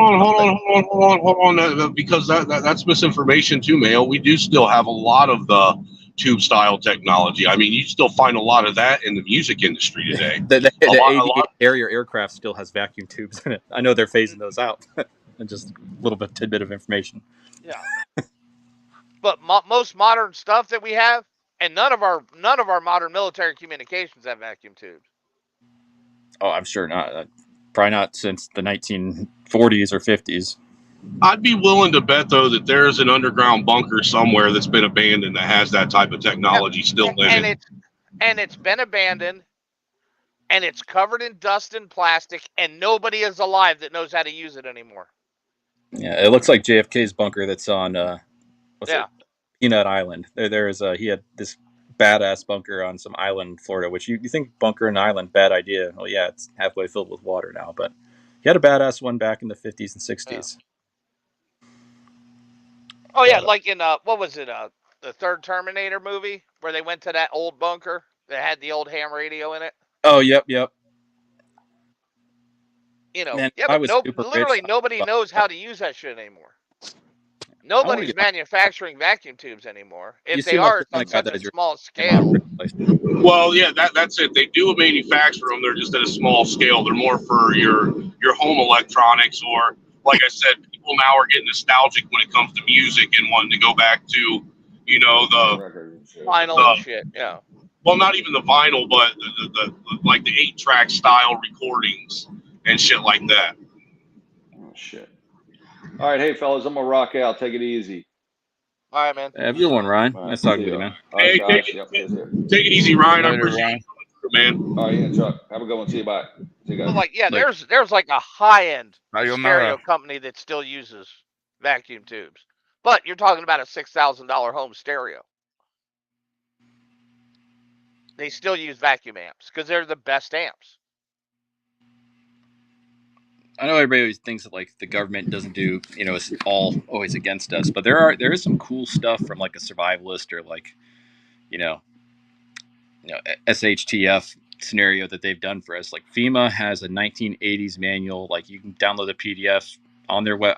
I'm not sure if it's still on their website, but you can find it if you like Google wood gas generator on Google, and it'll tell you like what size burn tube to make, like what diameter like steel tube to have, and for like if you're running this size engine, like if you're running say a 150cc engine, this is the size burn tube you need. Or if you're running like even something all the way up to the size of like a 350 Chevy, and I think even bigger than that. But it's like the Germans were running like everything on it during one point. Well, not like all their stuff, but their like civil stuff, mail delivery vehicles and that kind of stuff, because they were so crunched for fuel at the end. But wood gas generators, we had 30 or 40,000 wood gas vehicles running around the country during World War II.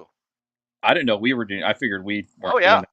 I knew Germany was doing it, but that's when I found out about that like 10 years ago. I was like, that's the coolest shit ever. Like that you just take, basically not, I guess it's not completely like sawdust wood, but like wood pellets, so you'd need to have on hand like a wood chipper, and then have like, if they make big electric wood chippers, and you'd have like a battery bank powered by solar, but you would just need an efficient way to make wood chips, from the trees. That'd be your only like problem I could foresee. And live near a that's forest. just to start it though. Once it's started Yeah. and going, you can use full wood. Yeah. But my thing is, right, FEMA was a great thing back when it was civil defense. Mm-hmm. Now think about the China flu, right? Biden was talking about food shortages.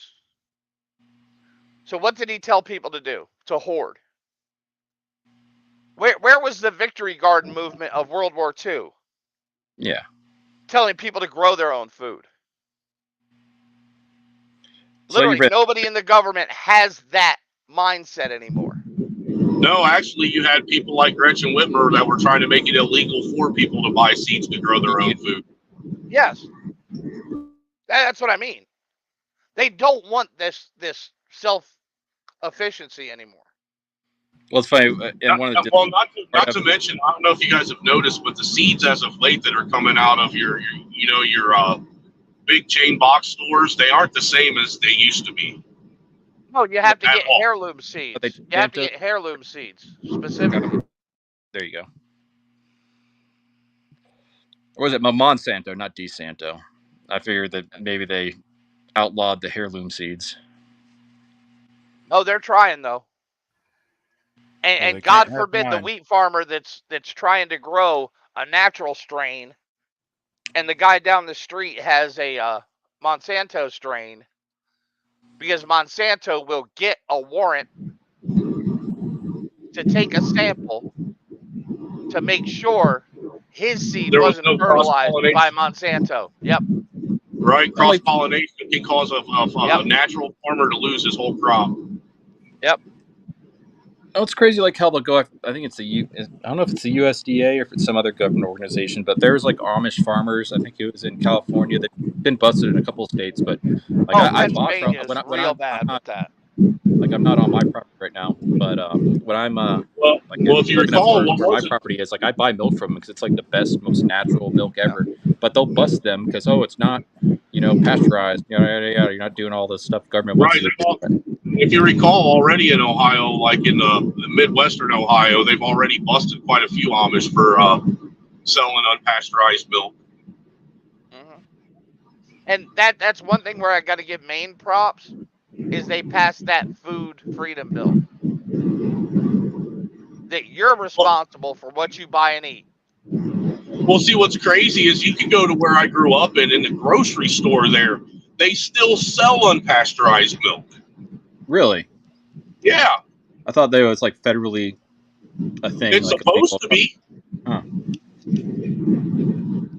Well, because these Amish people even had a waiver you signed saying, like, I acknowledge that, this is not for human consumption. Just people were drinking it, but they just had to do that. If the lawyer told them to do that, to cover their ass, and they still shut them down. Like, well, how do you not let someone, anybody that's never actually had the luxury of drinking unpasteurized milk does not realize what it is they're missing out on. Yeah. No. Okay. It's literally like drinking a milkshake. I drink like a gallon of milk a day. So yeah. Well, as it is I worked now, in a dairy farm for 4 years in high school. My great grandpa owned the only dairy farm in Kossuth, Ohio for probably 20, 30 years. So I grew up on unpasteurized milk. I've been around. As it is now, federal powers do not have supreme authority over the states. Take the marijuana, for example. In some states, it's legal for the states, but it's still illegal on a federal level. But that's the feds only can't because just come they into a won't shop. But that's only because, number one, it helps them complete their agenda, and number two, they don't want to bother with it. Well, it being marijuana helps them complete their agenda, but applying that to the pasteurized or non-pasteurized milk, that just shows that the federal powers don't have supreme authority over the states at every level. That was my point. But it's the federal authorities from the FDA that are raiding these farms, along with the states. Well, they're overstepping lines. They're trying to get more and more power. That's they're why not. They're that's why not. there's all these civil rights movements and everything, and the trans rights movements calling for more federal power, because that's the carrot that they're leading these people along with. They say, you just grant us more power, then we can make everything better for you, right? And they never do. They just use the power that the people give them to perpetuate more problems. Yeah. What's up? And that's the bait and switch there. Yeah. Any of those that would give, I'm paraphrasing, but anybody that would give up like a right or, desert, anybody that would give up one of their liberties for alleged freedom or safety deserves neither liberty nor safety. I'm paraphrasing. They're probably getting some of it wrong, but pretty sure that was that's a great Ben Franklin quote, but actually, when put into context, it says the exact opposite. Really? When you read it in context of the letter it was taken from. It's hilarious.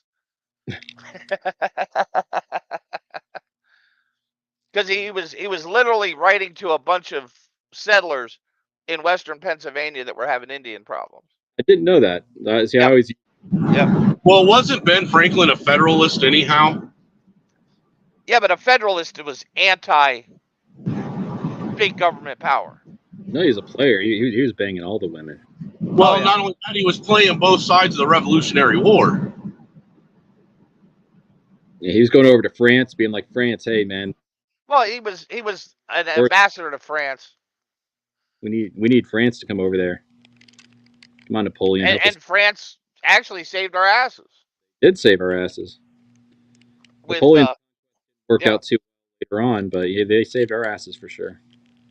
And what he said was, those who would give up essential liberty to purchase a little temporary safety deserve neither liberty nor safety.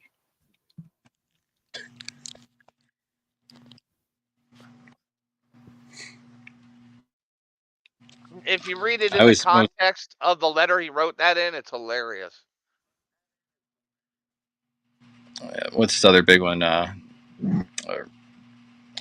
Something about, I mean, I hate like pure libertarians, but his one quote is like, democracy is two wolves and a lamb deciding on what to have for dinner, and like liberty is a well-armed lamb contesting a vote. I always thought that was one of his good ones. But, libertarians are retards that aren't ready to admit they're retards. Yeah, because you don't understand. The problem with being pure libertarians, you're allowing evil to exist. You're allowing, like, you can't, like, the live and let live. That, no. I feel like that's stuff that was shoved down our throats, and not until probably my early 20s did I start to realize, like, yeah, you can't have a society that way, because it sounds good on paper, but allows your enemy to thrive, or the enemy. Hey, bro, I just started coming around to that fucking thought in the last couple of years, man, honestly. Oh, yeah.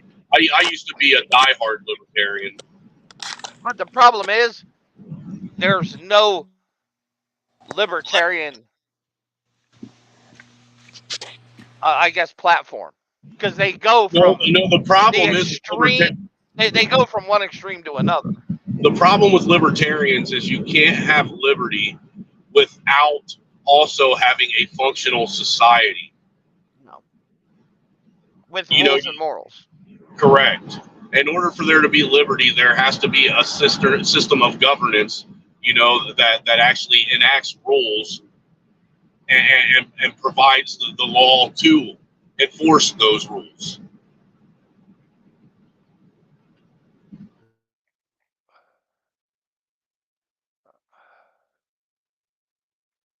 I'm looking for that letter.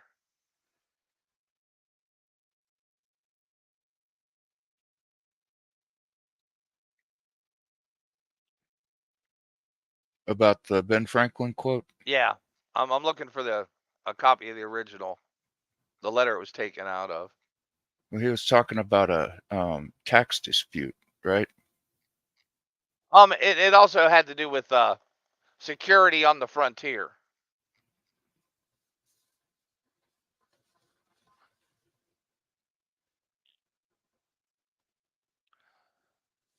It was a pro-taxation statement for the ability to for the government to tax the Penn family,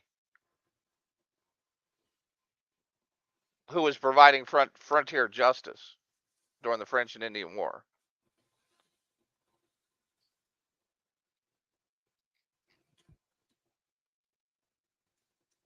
They were trying to buy security from the General Assembly, right? Well, the General Assembly was trying to tax the Penn Corporation. And they were like, well, we're doing the job of the military. You shouldn't tax us.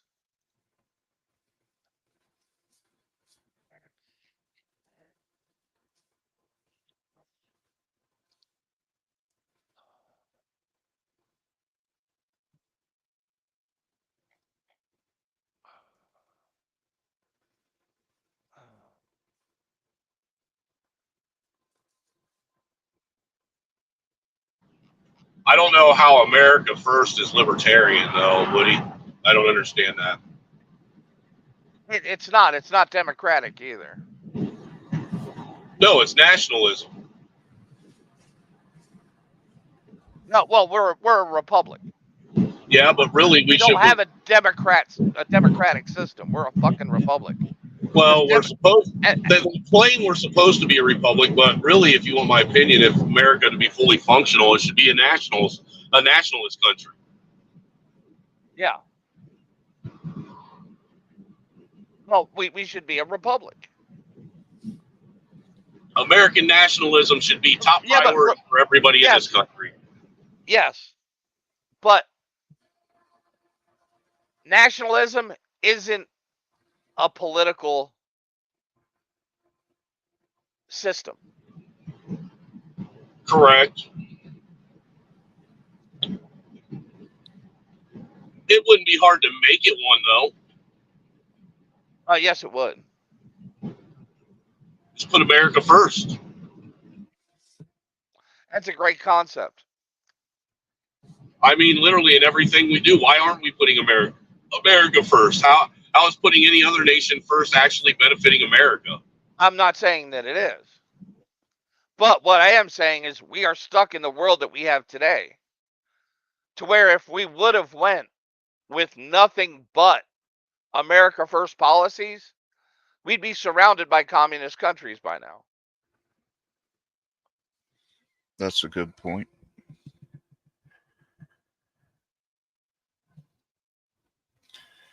They are trying the entire to world, take over including the world. Europe, would be Soviet. Fair enough. That is a good point, but yeah, I feel like that's why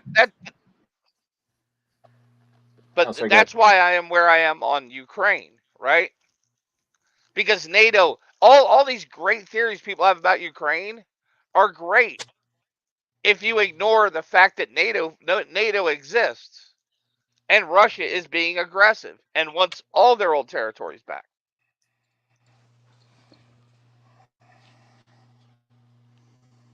Hold on, Bubba. Some dinners? Some dinners? Yeah, okay, dinner. Come on. Well, I mean, isn't America even violating the Russian peace accords that they did through NATO just by being in Ukraine? No. That's a falsehood. The U.S. never promised that we wouldn't admit other countries into NATO. That is a complete lie. But we did promise that NATO wouldn't be on their border. No, we didn't. None of those were ever included in an official treaty.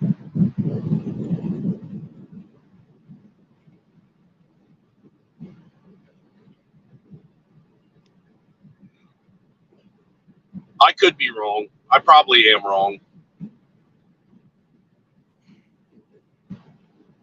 None of that was ever included in an official treaty. Because Russia actually tried to join NATO once. I'm just tired of seeing NATO once. I'm just personally tired of seeing our military guarding other borders rather than our own.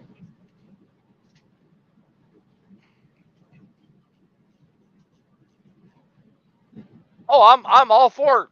Do you know who guarded our borders before World War II? The United Probably States the Army. Mexicans. No, the United States Army. Well, that's That his was our fucking border job. security before World War II.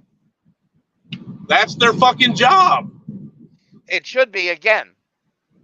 Because sitting around these bases, jacking their dicks all day, isn't fucking productive. And then when they started shipping the military overseas, isn't that why they brought in the fucking National Guard to take over the job that the fucking Army wasn't doing? No. All right, the National Guard was actually developed to be our fighting force that went first. Because remember, before World War II, we didn't have really a standing army of any size. If you look at even Korea, we sent National Guard troops first.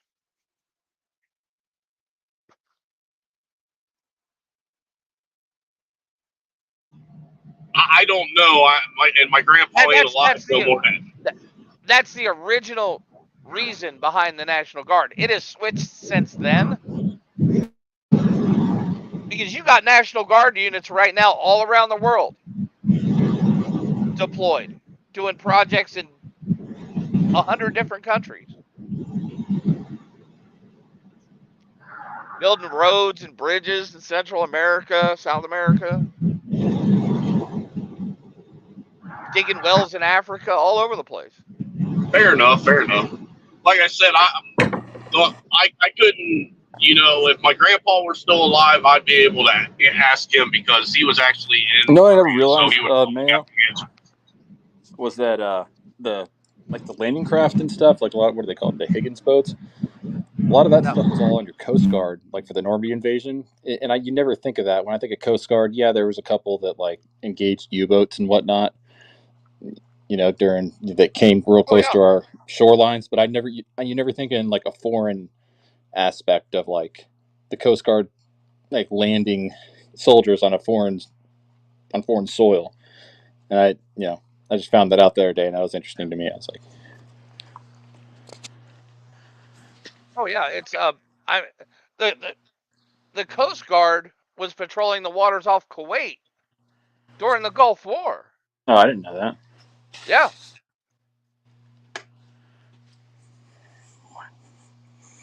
Those guys put in work. Well, they don't have much ordnance on their ships, because I know the one that, like my hometown, they had a little base there, and I think it had like some modernized version of a 40 millimeter Bofors, I think, on the front, like an autocannon. And of course, it had like mounts for like 240 Bravos and stuff on the sides, and it might have had like one or two M2HBs, but there's not a lot. It's not like an old what's those ships, like a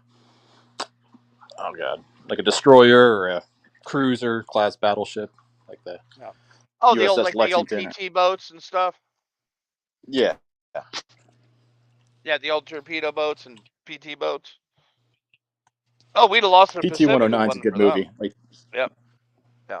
That was like one of the first, well, not first, but one of the steps towards like go fast boats and stuff. They took the, oh god, what the hell were they called? I think they were the Liberty engines. They were the basically a Marinized version of the Rolls-Royce aircraft engines. Yeah, but I'm trying to think of the exact name of the engine. Was it Rolls-Royce? And yeah, my dad would be pissed at me not knowing this. I know this, just I'm fucking tired. Yeah, you know what I'm talking about. But they had 3 of those things. And boats went like 60 knots, like 62, 63 miles an hour with all the crap they carried on them, which is pretty impressive. Oh yeah, and most people don't know, up until a couple of years ago, the U.S. Army had more watercraft than the Navy. I know that. I know we got some cool ass boats that are running along the border, like on the Rio Grande, because I've repowered a bunch of them, like little catamarans, like real shallow draft hulls, like 40-foot boats that gun mounts and stuff on them. They're for U.S. Customs and Border Patrol. Just need to unleash those guys and let them do their job. No, we need to mine the river, sir. Yeah, well yeah. We need to mine the whole border. Well, even letting them use that boat would be a nice first step. But yeah, like have a demarcation zone, like between North and South Korea. No man's land. Yeah, and have it all inside of Mexico. Well, I don't care even if we gotta like pay Mexico to be like, hey, we'll buy your real estate along here. It's like whatever we got to do to get it done, just so it happens. I don't care because it's gonna pay dividends. We don't need to buy anything from Mexico. We can take it. Yeah. Well, you know, I think you agree with me. The conquest all the way down to the Panama Canal. Oh yeah. Oh, that was one of our biggest fucking mistakes. Because look at it now. It's defunct and broken. Well, hey, fellas, as much as I would love to keep this going, I am almost to my destination point now. Oh, no problem, man. All right, anyway, man, I need to take a little nap before I. But I appreciate everybody that came through today for the live stream. Hey, it was fun talking with you all. You have a good one, Mayo. All right, man. Hey, wait in the back for a second, man. After yeah, it well, signs off. And Cyber and Chuck. It's always fun over here. Oh, you know it, man. You know how we get down. Yes, sir. We need to get Orthodox back here, though. I'm with you, bro. Before I forget again, I wanted to touch briefly on that topic of criticism regarding corruption within Israel. By using a small example, okay, Tiffany Henyard, the mayor of Dalton, Illinois, is supposedly beyond criticism, because if you criticize her, then you hate black people or you're a misogynist, you know, because she's a black woman, right? And the same kind of smoke screen that's being used to protect her is being used to protect those corrupt elitist groups within Israel. Oh, right. And the ADL uses the masses of the entire nation as a smokescreen. So you can't say anything bad about any of them at all. And what that prevents is being able to properly identify the corruption that's within the entire group. Because as far as Dalton, Illinois is concerned, that is a 95% demographic of black people. So if you speak up for all of them, you're speaking against all of them because you're speaking against the one. Oh, yeah.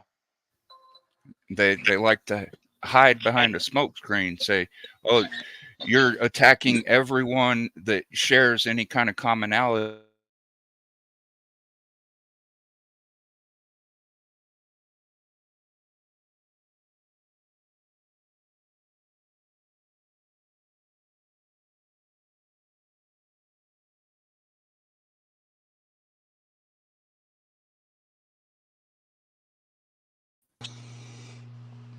You guys hear me? Hello? Yeah, I can. Oh.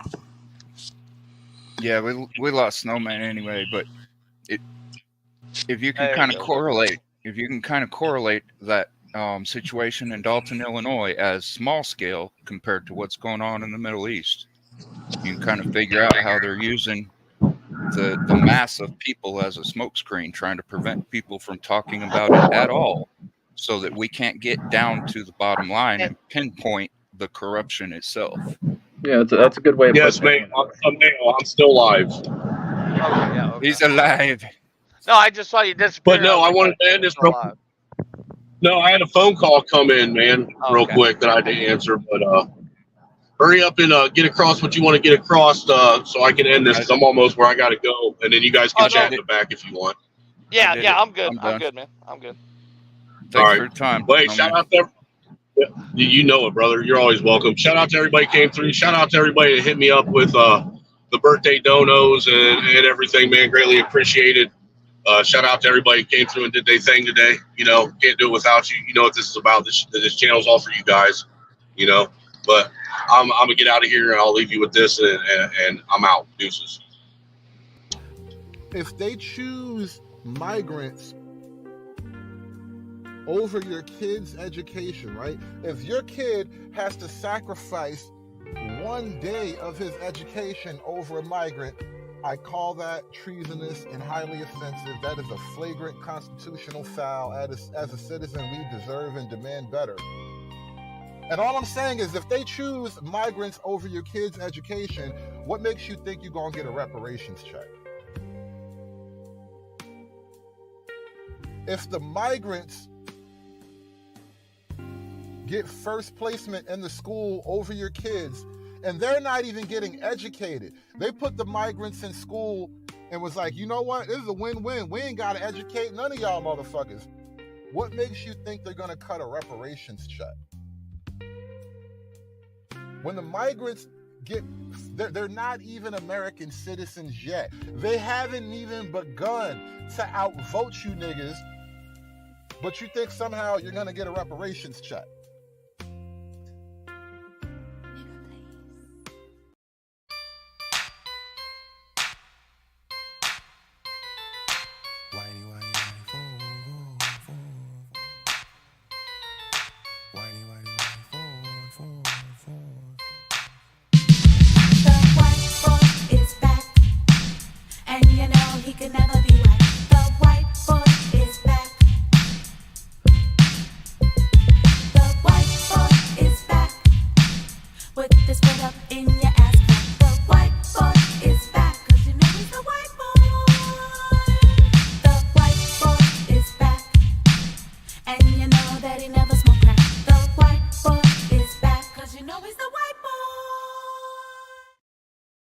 What you doing?